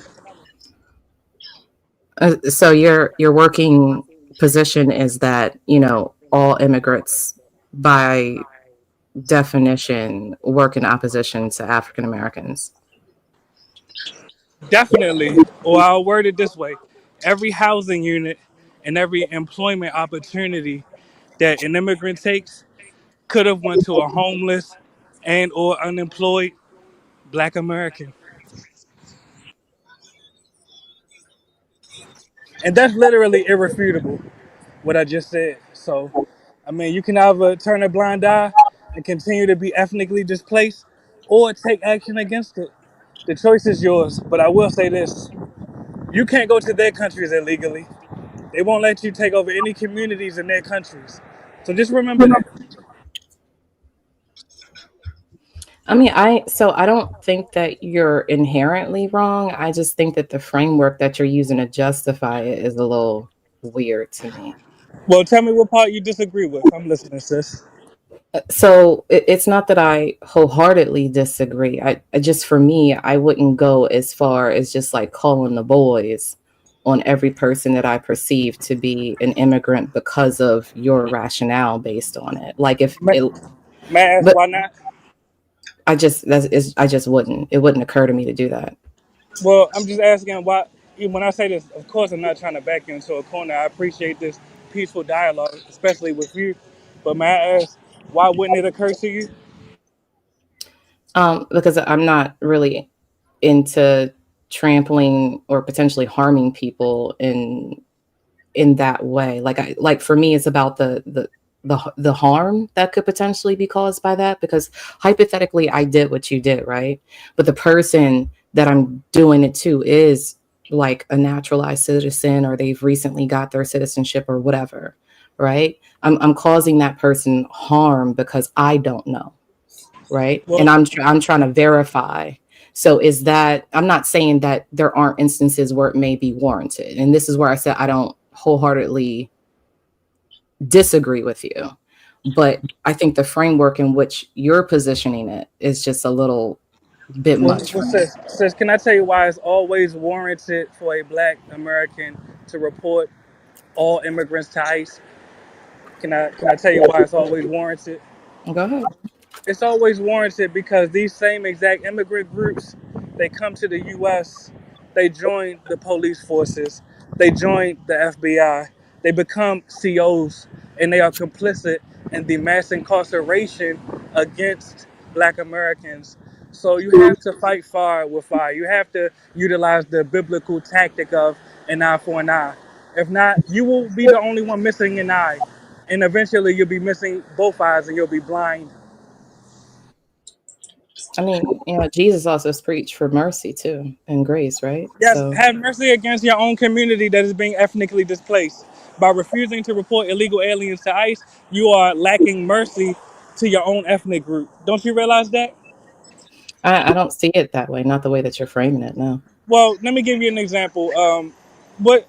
Well, you don't have to tell me what city you're from, but I'll just use examples throughout the United States.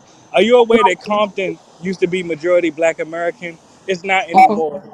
Harlem used to be Mhm. majority Black American. It's not anymore. Northwest DC used to be majority Black American. It's not anymore. The majority in the communities that I just named are now immigrants. And I could have just kept listing communities. Matter of fact, if you go to New York City or Miami or Boston, they don't have any majority Black American communities at all anymore. So the question is, will Black Americans allow the entirety of the U.S. to become like Compton? Will Black Americans allow the majority of the U.S. to become like Miami, where you don't have any of your own communities, or will you take action against it? I mean, I think action can be had. I again, like because I don't think like your reasoning in what you just said is faulty. For me, it's like again, it's about that potential of harm, right? I'm not saying that nothing should be done, but what I think I'm cautioning you is like when we start employing the same tactics as have been historically presented against African Americans, then not to say that you can't do eye for an eye, but like we're not setting the precedent that, because again, once you start employing the same things, it enables you and justifies you to do it to people who haven't done anything because you don't really know. But can I ask you this? If an immigrant moves to the U.S. and you admit that every housing unit and every job opportunity that they take could have went to a homeless or unemployed Black American, how can you say they haven't done anything against your community? And in closing, to land my plane, additionally, you brought up the word harm, and it's a galvanizing term, but I'll stick with the term. Will you acknowledge that Black Americans, your own ethnic group, are harmed by mass immigration, which causes ethnic displacement and community erosion? Can you admit that that is a harm that we face? I think it is. Okay, so my point is, and I appreciate your honesty, my point is, if the choice, if the option is me or them, I'm going to choose us every time. Really, fuck them. Part of my language. Part of my language. If it's us or them, I'm choosing us every time. I don't have no sympathy for them because they don't have no sympathy for us. When they come here, they know that every job that they take could have went to us. They know that every housing unit that they take could have went to us. But what do they tell us? Pull yourself up by the bootstrap. You should have worked harder. You shouldn't have got Right. outshone. You should have not Yeah. got outshined by an immigrant in your own country. They have no sympathy for them. Pardon me. They have no sympathy for us. So why do we have sympathy for them? They weaponize our sympathy against us. We have to realize that. So for me, I don't think it's inherently about sympathy. Like I am concerned about harm for people who don't deserve harm, right? I mean, I would hope that somebody, just because somebody doesn't, that doesn't mean that I can't be so optimistic to hope that the next person would extend that to me, right? But can I ask you this? Oh, I'm sorry. Mhm. I've been talking a lot, so you go ahead. But I think to your point about like employment and jobs and things, I think those are way more structural things that go out. I think when it comes to immigration, those people, happen to be in a unique situation where they can be weaponized for that very purpose, right? That extends outside of their own control. Just because they participate and are lucky enough to take advantage or even abuse those systems that would prop them up above African Americans doesn't distance the structural issues that would even put that in a place in the first place. Does that make sense? Well, actually, I hear what you're saying, but I disagree. And my point is this: in our parents' generation, I don't know how old you are, but I'll be transparent. I was born in 1988. I'm 37 right now. And my parents' generation, for the most part, they had one opponent. Pardon me, they had one opponent, which is the white man. We are fighting multiple opponents. We have anti-Black American Hispanics. We have anti-Black American Africans. We have anti-Black American Asians. We have anti-Black American Arabians, etc., etc., etc. The point is, what kind of climate are we leaving for our future generations? Are we saying, listen, we have so much sympathy for these immigrants that we will allow them to not only outnumber our grandchildren in our own country, but we will put our own grandkids in a position that they have to answer to a Chinese policeman. We will put our grandkids in a position that they have to answer to an Arabian judge. We have to have that same sympathy that you speak about. We have to have that same sympathy for our descendants, our future generations. So if the question is, do I have more sympathy for my future generations or an immigrant? Fuck the immigrants, flat out. So any type of harm that you believe that they will experience, I believe that karmically it is deserved because they are complicit in the ethnic displacement of my own ethnic group, descendants of U.S. chattel slaves. So I have no sympathy for them, just like they have no sympathy for us, really. So, I think that you're allowed to feel that way. I think perhaps where you and I differ is in the methodology to get to that result and those outcomes. You know what I'm saying? It's just like the difference between like Pan-Africanism, Afrocentrism, and so on, whatever labels that were in the books back in the day. So I don't inherently disagree with you. It's just for me, like I look at it. So for me, I just look at it differently. Like I'm more interested, like, okay, there is a problem with immigrants coming into this country and being given benefits that should be best served for like fixing what's going on here with the people that are already here. My way of going about it is dealing with the structure that sets it up to even allow that to exist in the first place, not necessarily punching at the people who take advantage of it. Well, and I hear your point, but my point is we have to address all of them. We are fighting multiple opponents. We must use multiple tactics. I think I disclosed before that professionally I'm a lobbyist. So to your point, yes, we must address legislatively placing a moratorium on immigration to the U.S. Additionally, we must create legislation to ban illegal aliens from obtaining employment in the United States and housing in the U.S., as well as government benefits. I agree with you. But Mhm. additionally, we have to turn that faucet off.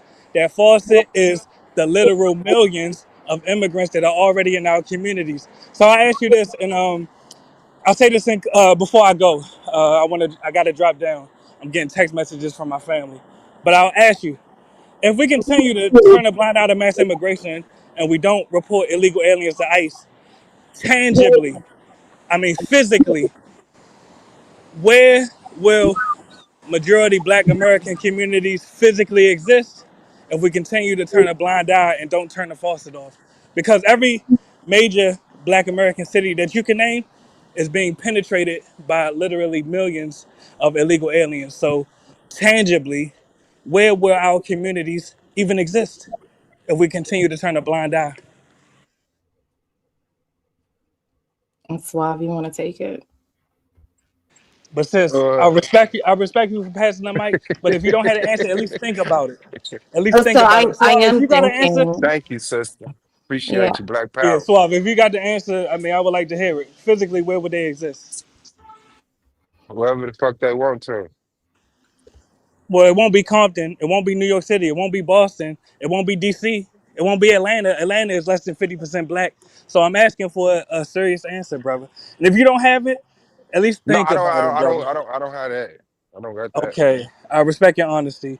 But as I stated, I have to drop down. My family has contacted me. But thanks again for having me. Peace, family. All right, man. Have a good day. Calling ICE on immigrants is crazy. Yeah, so Like that was like um crazy. I don't agree with that particular framework as a solution to, because for me it goes, I think that they happen to be like casualties of war in that particular, they're fodder, and they're able to Mhm. utilize the systems that are put into place to disenfranchise black and brown people. And for me it's more important to, I mean, we obviously know that there are issues. I think attacking the structure which allows these things, because again we're talking about immigration and immigration bans. America has always been anti-immigration, unless it suits its purpose. So Mhm. either we're going to create some sort of policies that make it more effective and more effective for people to immigrate into this country legally, or because we've seen in a lot of cases, especially in agriculture, like big ag, where they utilize illegal, I don't want to keep saying illegal, but undocumented people that come here looking for work, and they use them for the labor for that express purpose because they don't want to employ people at a livable wage. And I think attacking those systems first has way more of a collective benefit than just calling ICE. Like calling ICE, okay, like, yeah, you may, one person here, but this person may be on track to get their documents. And then now you're throwing a monkey wrench into their system, or, say you happen and they get deported, but it doesn't fix the overall issue that the structure is set in place for these people to exist in this country this way. So, Yeah. I don't have like a super huge answer for it than to say, like fixing the structures that allow this to be the way that it is now. But then to kind of have this isolationist position that, again, for me and the way that I especially as of late, you can have that position of isolationism when it comes to undocumented immigrants, but then that justifies having an isolationist view against people that are already here, and then you start crossing boundaries, and it just spirals into something that I don't think the people that actually wanted this country to be diverse wanted. So, and it's not something that I want, I would like to, be able to go out into the city and see people of all, ethnicities and backgrounds and things like that. And, I don't know, I don't have any real answers for that. I just know that the system is weaponizing these people for the express purpose of making money, and then also to disenfranchise people that it would benefit, whether it be black, brown, white, whatever. And for me, it's just more important to attack that structure opposed to calling ICE every time I see somebody that I think is undocumented. Like that boy know he got some extremes up his sleeve, man. I wonder what his real issue is. Because to me, I'll be honest, it's like it's the methodology that he's using that I have issue with. It's just like how Malcolm X had beef with Martin Luther King, right? They wanted the same result.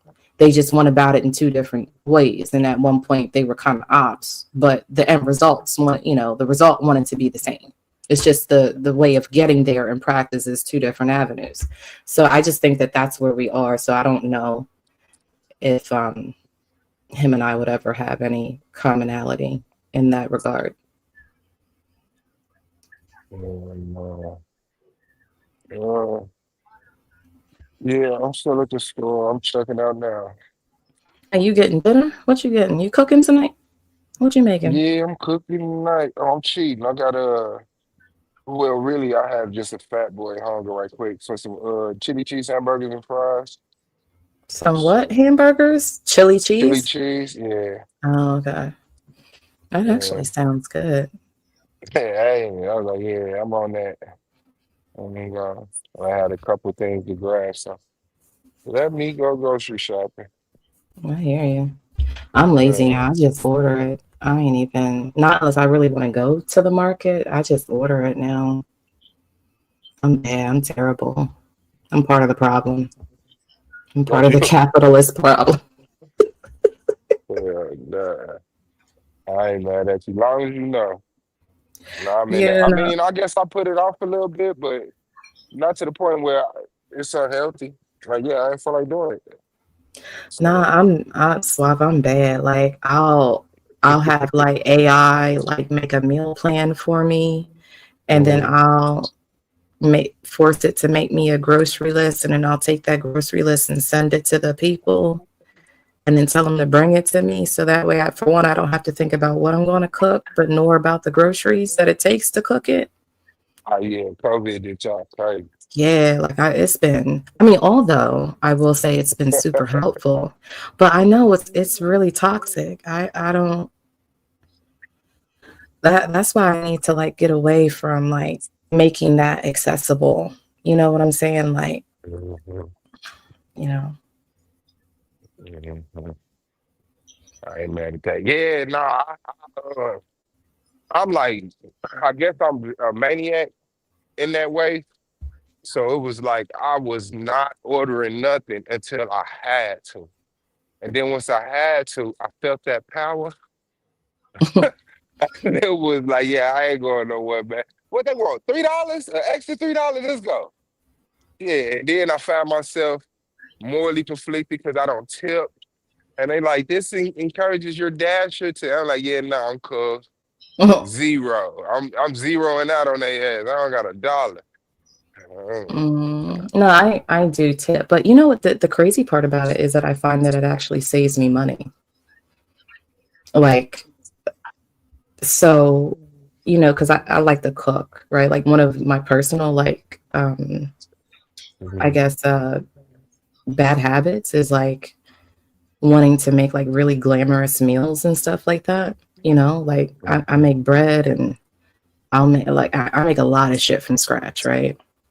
Cheese and all kind of stupid shit. And you know, I will buy so much food. No, seriously. Like I'll do bagels, you know, I'll make bread a couple of times a week, enough, you know, for the, you know, me and the kids or whatever. Like I'm just really bad, you know, breakfast sandwiches, you know, crock pot meal, like just crazy stuff. But what I recognize is that I would need to buy so much, especially like staple items like flour and Oh yeast and, yeah. you know, rice and all Hate that that other stuff. too. And when I started using AI to like create meal plans for me, I would also make the recipe so I didn't have to think about what it took to make it. And because I'm only buying specifically what I need, I don't really have a lot of overages, which is great because let alone is it saving me money in the long run, but I don't have a whole lot of um Hmm. you know, like extra food in the fridge. You know what I'm saying? Like cleanup is a lot Hmm. easier. Like Now my what I'm gonna make out of this? yeah, like I haven't dealt with that anymore. And I'm like, man, I'm getting spoiled with this shit. Like this is not good, you know? The only drawback to it is that like I don't get to like I have to consciously think like, oh, I need to make bread this week, or oh, I need to, you know, have enough of this in order to make that, like every once in a while. But, you know, as of like the last few months, like, you know, I usually save like $200 a month on groceries now because of it.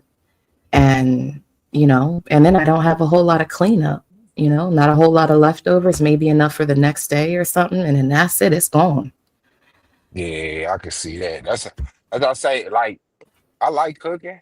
You know what I'm saying? As I was like young, I was always the cook in my family, but it was like that not having a pantry is some shit. Not having that oh wow, I gotta go out this way. And it's like where do you get a handful of flour from?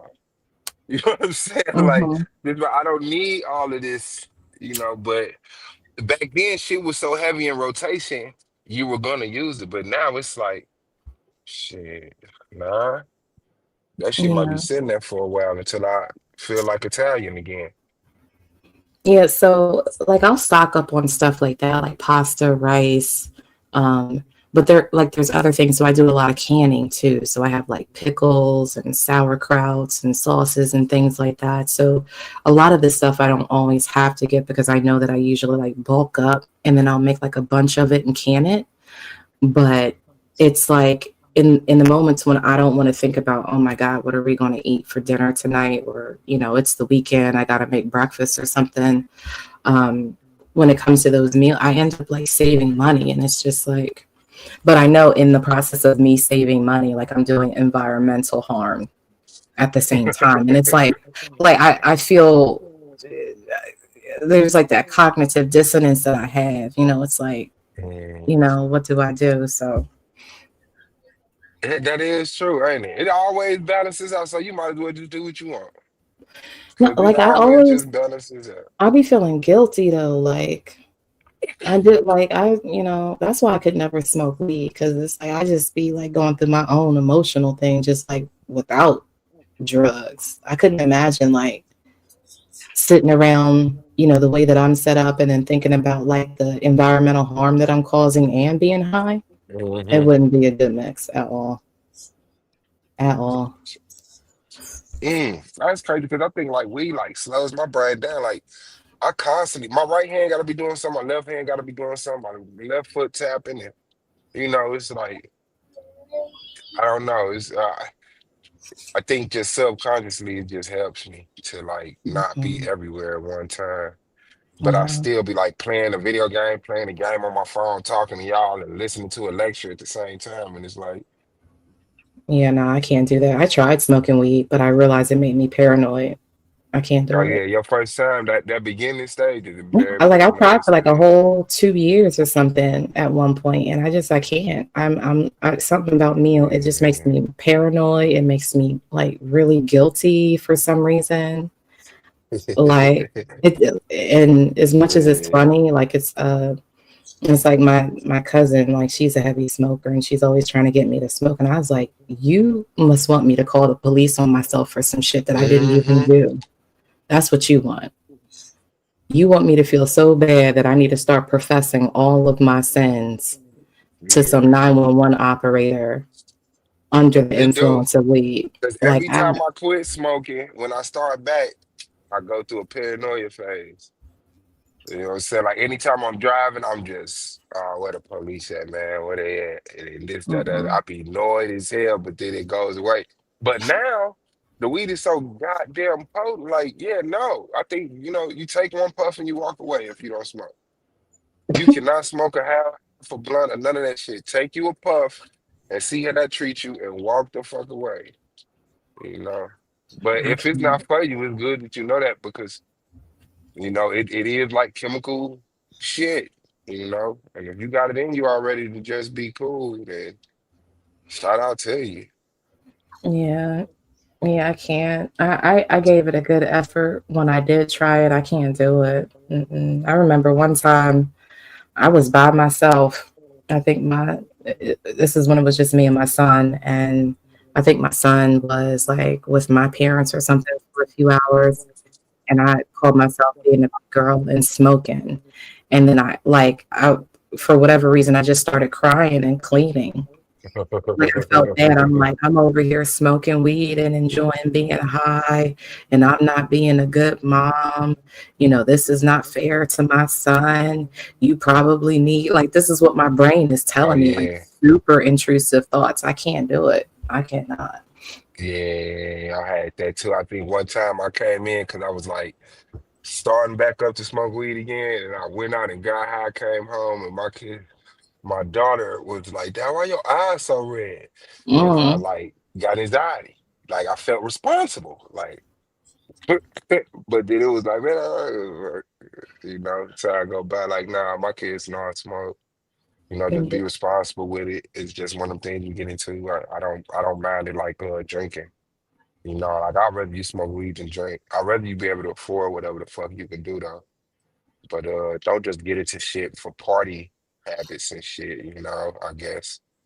I don't know. Mm. I haven't like yeah, just be careful. Do your thug thing. I can't throw you away because you want to smoke some weed.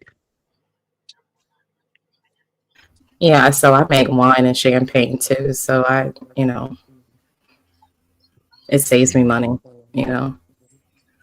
And it's a lot Oh easier than yeah. people think it. Like I be telling people, y'all need to make your own wine and stuff, or try to make your own, alcohol. Is the upfront cost kind of high? Yeah, but I mean, it pays for itself after some time. Yeah, I don't know. I think I tried to make some beer once, one of them beer kegs, and almost poisoned myself. I know But I don't do beer. It's just either alcohol or wine. yeah, just wine, champagne. Yeah, I ain't Yeah, mad at that. Stay away from the beer. yeah, the It's not beer. kind to everybody. Yeah, because I mean, with alcohol, you need heat, so you're killing a lot of the bacteria, right? And then wine is not fermented for so long that you would, I mean, not to say that it doesn't happen, but beer is just like one of those medium things that just ain't, and I mean, I don't have a taste for it anyway, but Yeah, it's an acquired taste. I guess I was just so hyped to drink it being underage. It was like, fuck it. But mm, then it was like just on one of them hot ass days, that cold sweaty beer was so appealing. I was like, yeah, I get it now. I get it now. mm, Although I would prefer to like drink something hard because I don't like to drink like two big ass bottles of beer.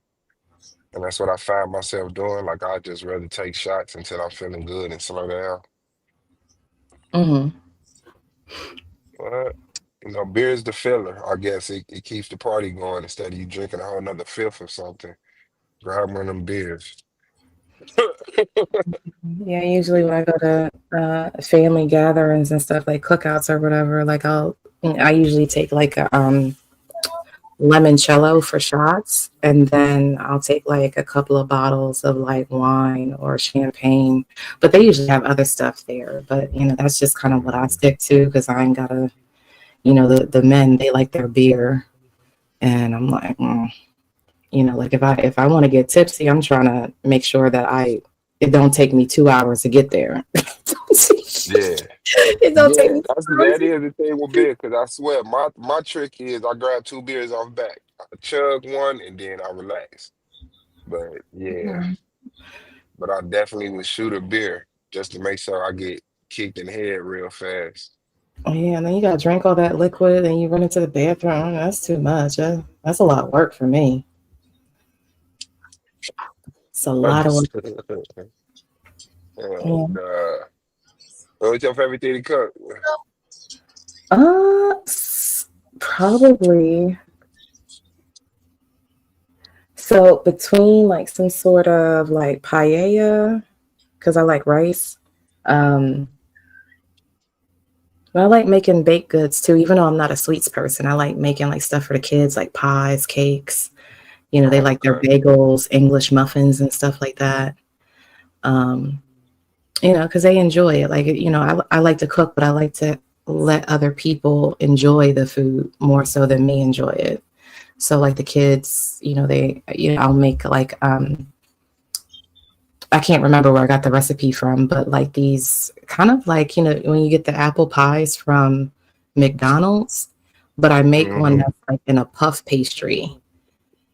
And I'll make a few of them and then put them in the freezer for, especially my daughter. She likes them, and then she'll like heat one up in the toaster oven and take it with her in the morning. But that's probably because they enjoy it. Yeah, that's a whole So, cheat code right there, boy. And they took me a minute to get used to the throw it in the microwave type shit. Because like I said, I would cook. And it was like when I met my ex-wife, like her refrigerator was full of encore and banquet TV dinners and, quick oven entrees. And I was like, yeah, I'm gonna be an improvement around here. You know what I'm saying? But I felt Yeah. appreciated. You know what I'm saying? Like you really cooking and the kids fucked with it, and then like the first time they acknowledged it, like, I like when you're around because we get to cook meal. I was like, ooh, shit. But Yeah, kids, yeah, like she was strictly encore and banquet. And she was well, just, kids yeah, to her appreciate oldest daughter. it. Yeah, Mm. they definitely appreciate it. Like there was a time that my brother and his wife and their kids were staying with me, and I remember like she would cook sometimes, and like when you think you cook better than other people, you have a tendency to watch them to see what they're doing. And one of the Super things that critical.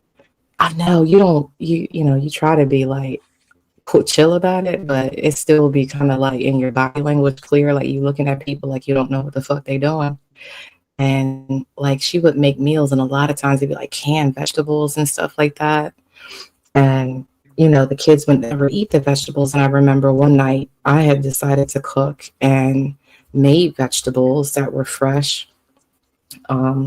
And the kids just ate it. And then she's looking at me like, how did you get them? How'd you get your niece and nephew to eat, green beans or whatever it was that I made? And I'm like, well, it wasn't in the can. And she just Presentation is everything. like she looked at me, and I wasn't trying to be like that, but I'm like, and then she would like put sugar in the vegetables and stuff like to mask the taste of it. So I'm like, girl, you don't, That's try. That's where I told people, they be like, I like sugar on my rice. I like sugar on my spaghetti. I said, that comes from families who can't cook. And them kids yeah, complain about the taste of the food. They just put sugar on it. Hell no, yeah, don't put no sugar on my shit. And don't put no sugar on my kids' food. All these other yeah. super chunky ass kids. Mm-hmm. And all they want to eat is sweet stuff. They don't have a taste for nothing. Anything savory, they don't like it.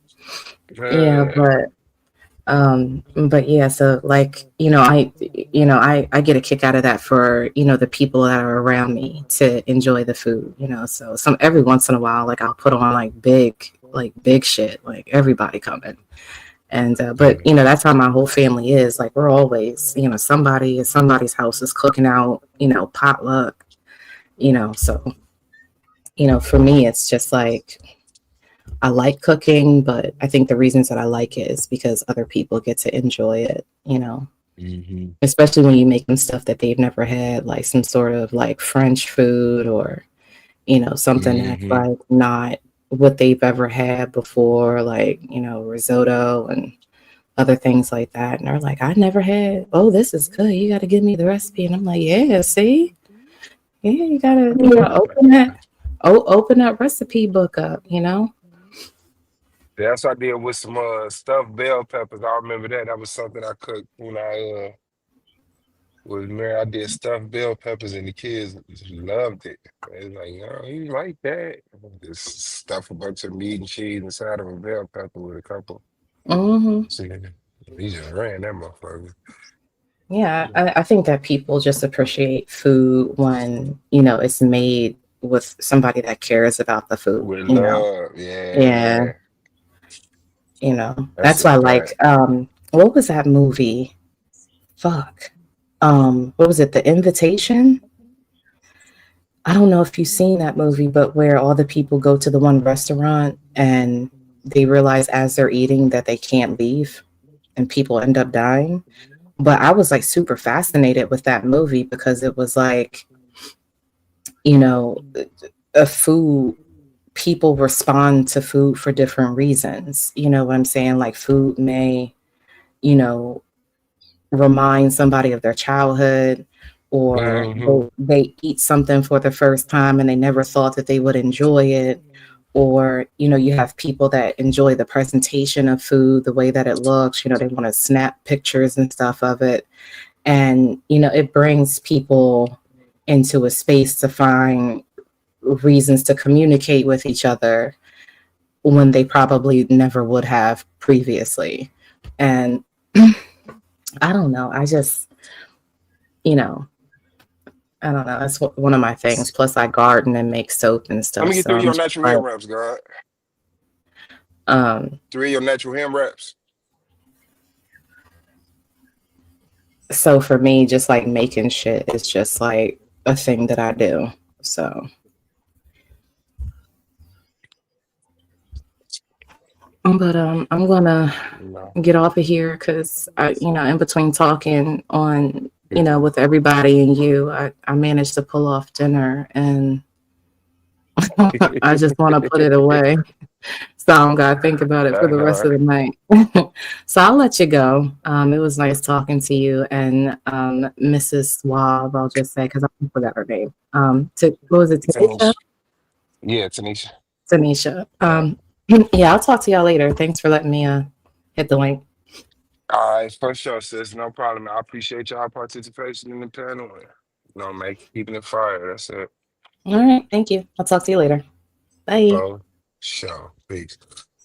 Yeah, man, y'all hit the like button. Make sure y'all come to Psychopathia channel later for Anonymous Hebrews interrogation. He's joining the debate league. And so we're going to go over there and kick his information in the nuts. See if we could break him and make him snap. See how much we can trigger him. But yeah, that should be fun. And my interrogation is Thursday. We might have one tomorrow. I'm not 100% sure. But I'll update you tonight. I'm sure if we do, we'll get that update tonight during A9's interrogation. So yeah, man, thank y'all for stopping by for real. It's been 5.5 hours, man. Y'all made it fly past. And yeah, we all enjoyed ourselves and we're contrary and agreements with everything that's healthy and in love and friendship. So shout out to Malik Graham, man. Shout out to Otis Rich. Shout out to Queen Cascade for coming through. Shout out to the sister Tiff. I think Mela was in the chat. I don't think she jumped on, but shout out to her. Shout out to her sister Jelly, of course. And Melanated Goddess Black Power to you, sis. And shout out to Mumu. Shout out to the brother Mulatto. Yeah, man. Shout out to everybody who came through and did their thing, man. Kept the conversation going. Like I say, come through Psychopathia channel. Let's have a ball, and then we can check to see what we're gonna go live about tomorrow. I know I got an early day, so the afternoon I will be free. Maybe we can have a conversation about something here. And I'm finna go in the crib and cook these chili cheeseburgers and chili cheese fries mm, for the missus.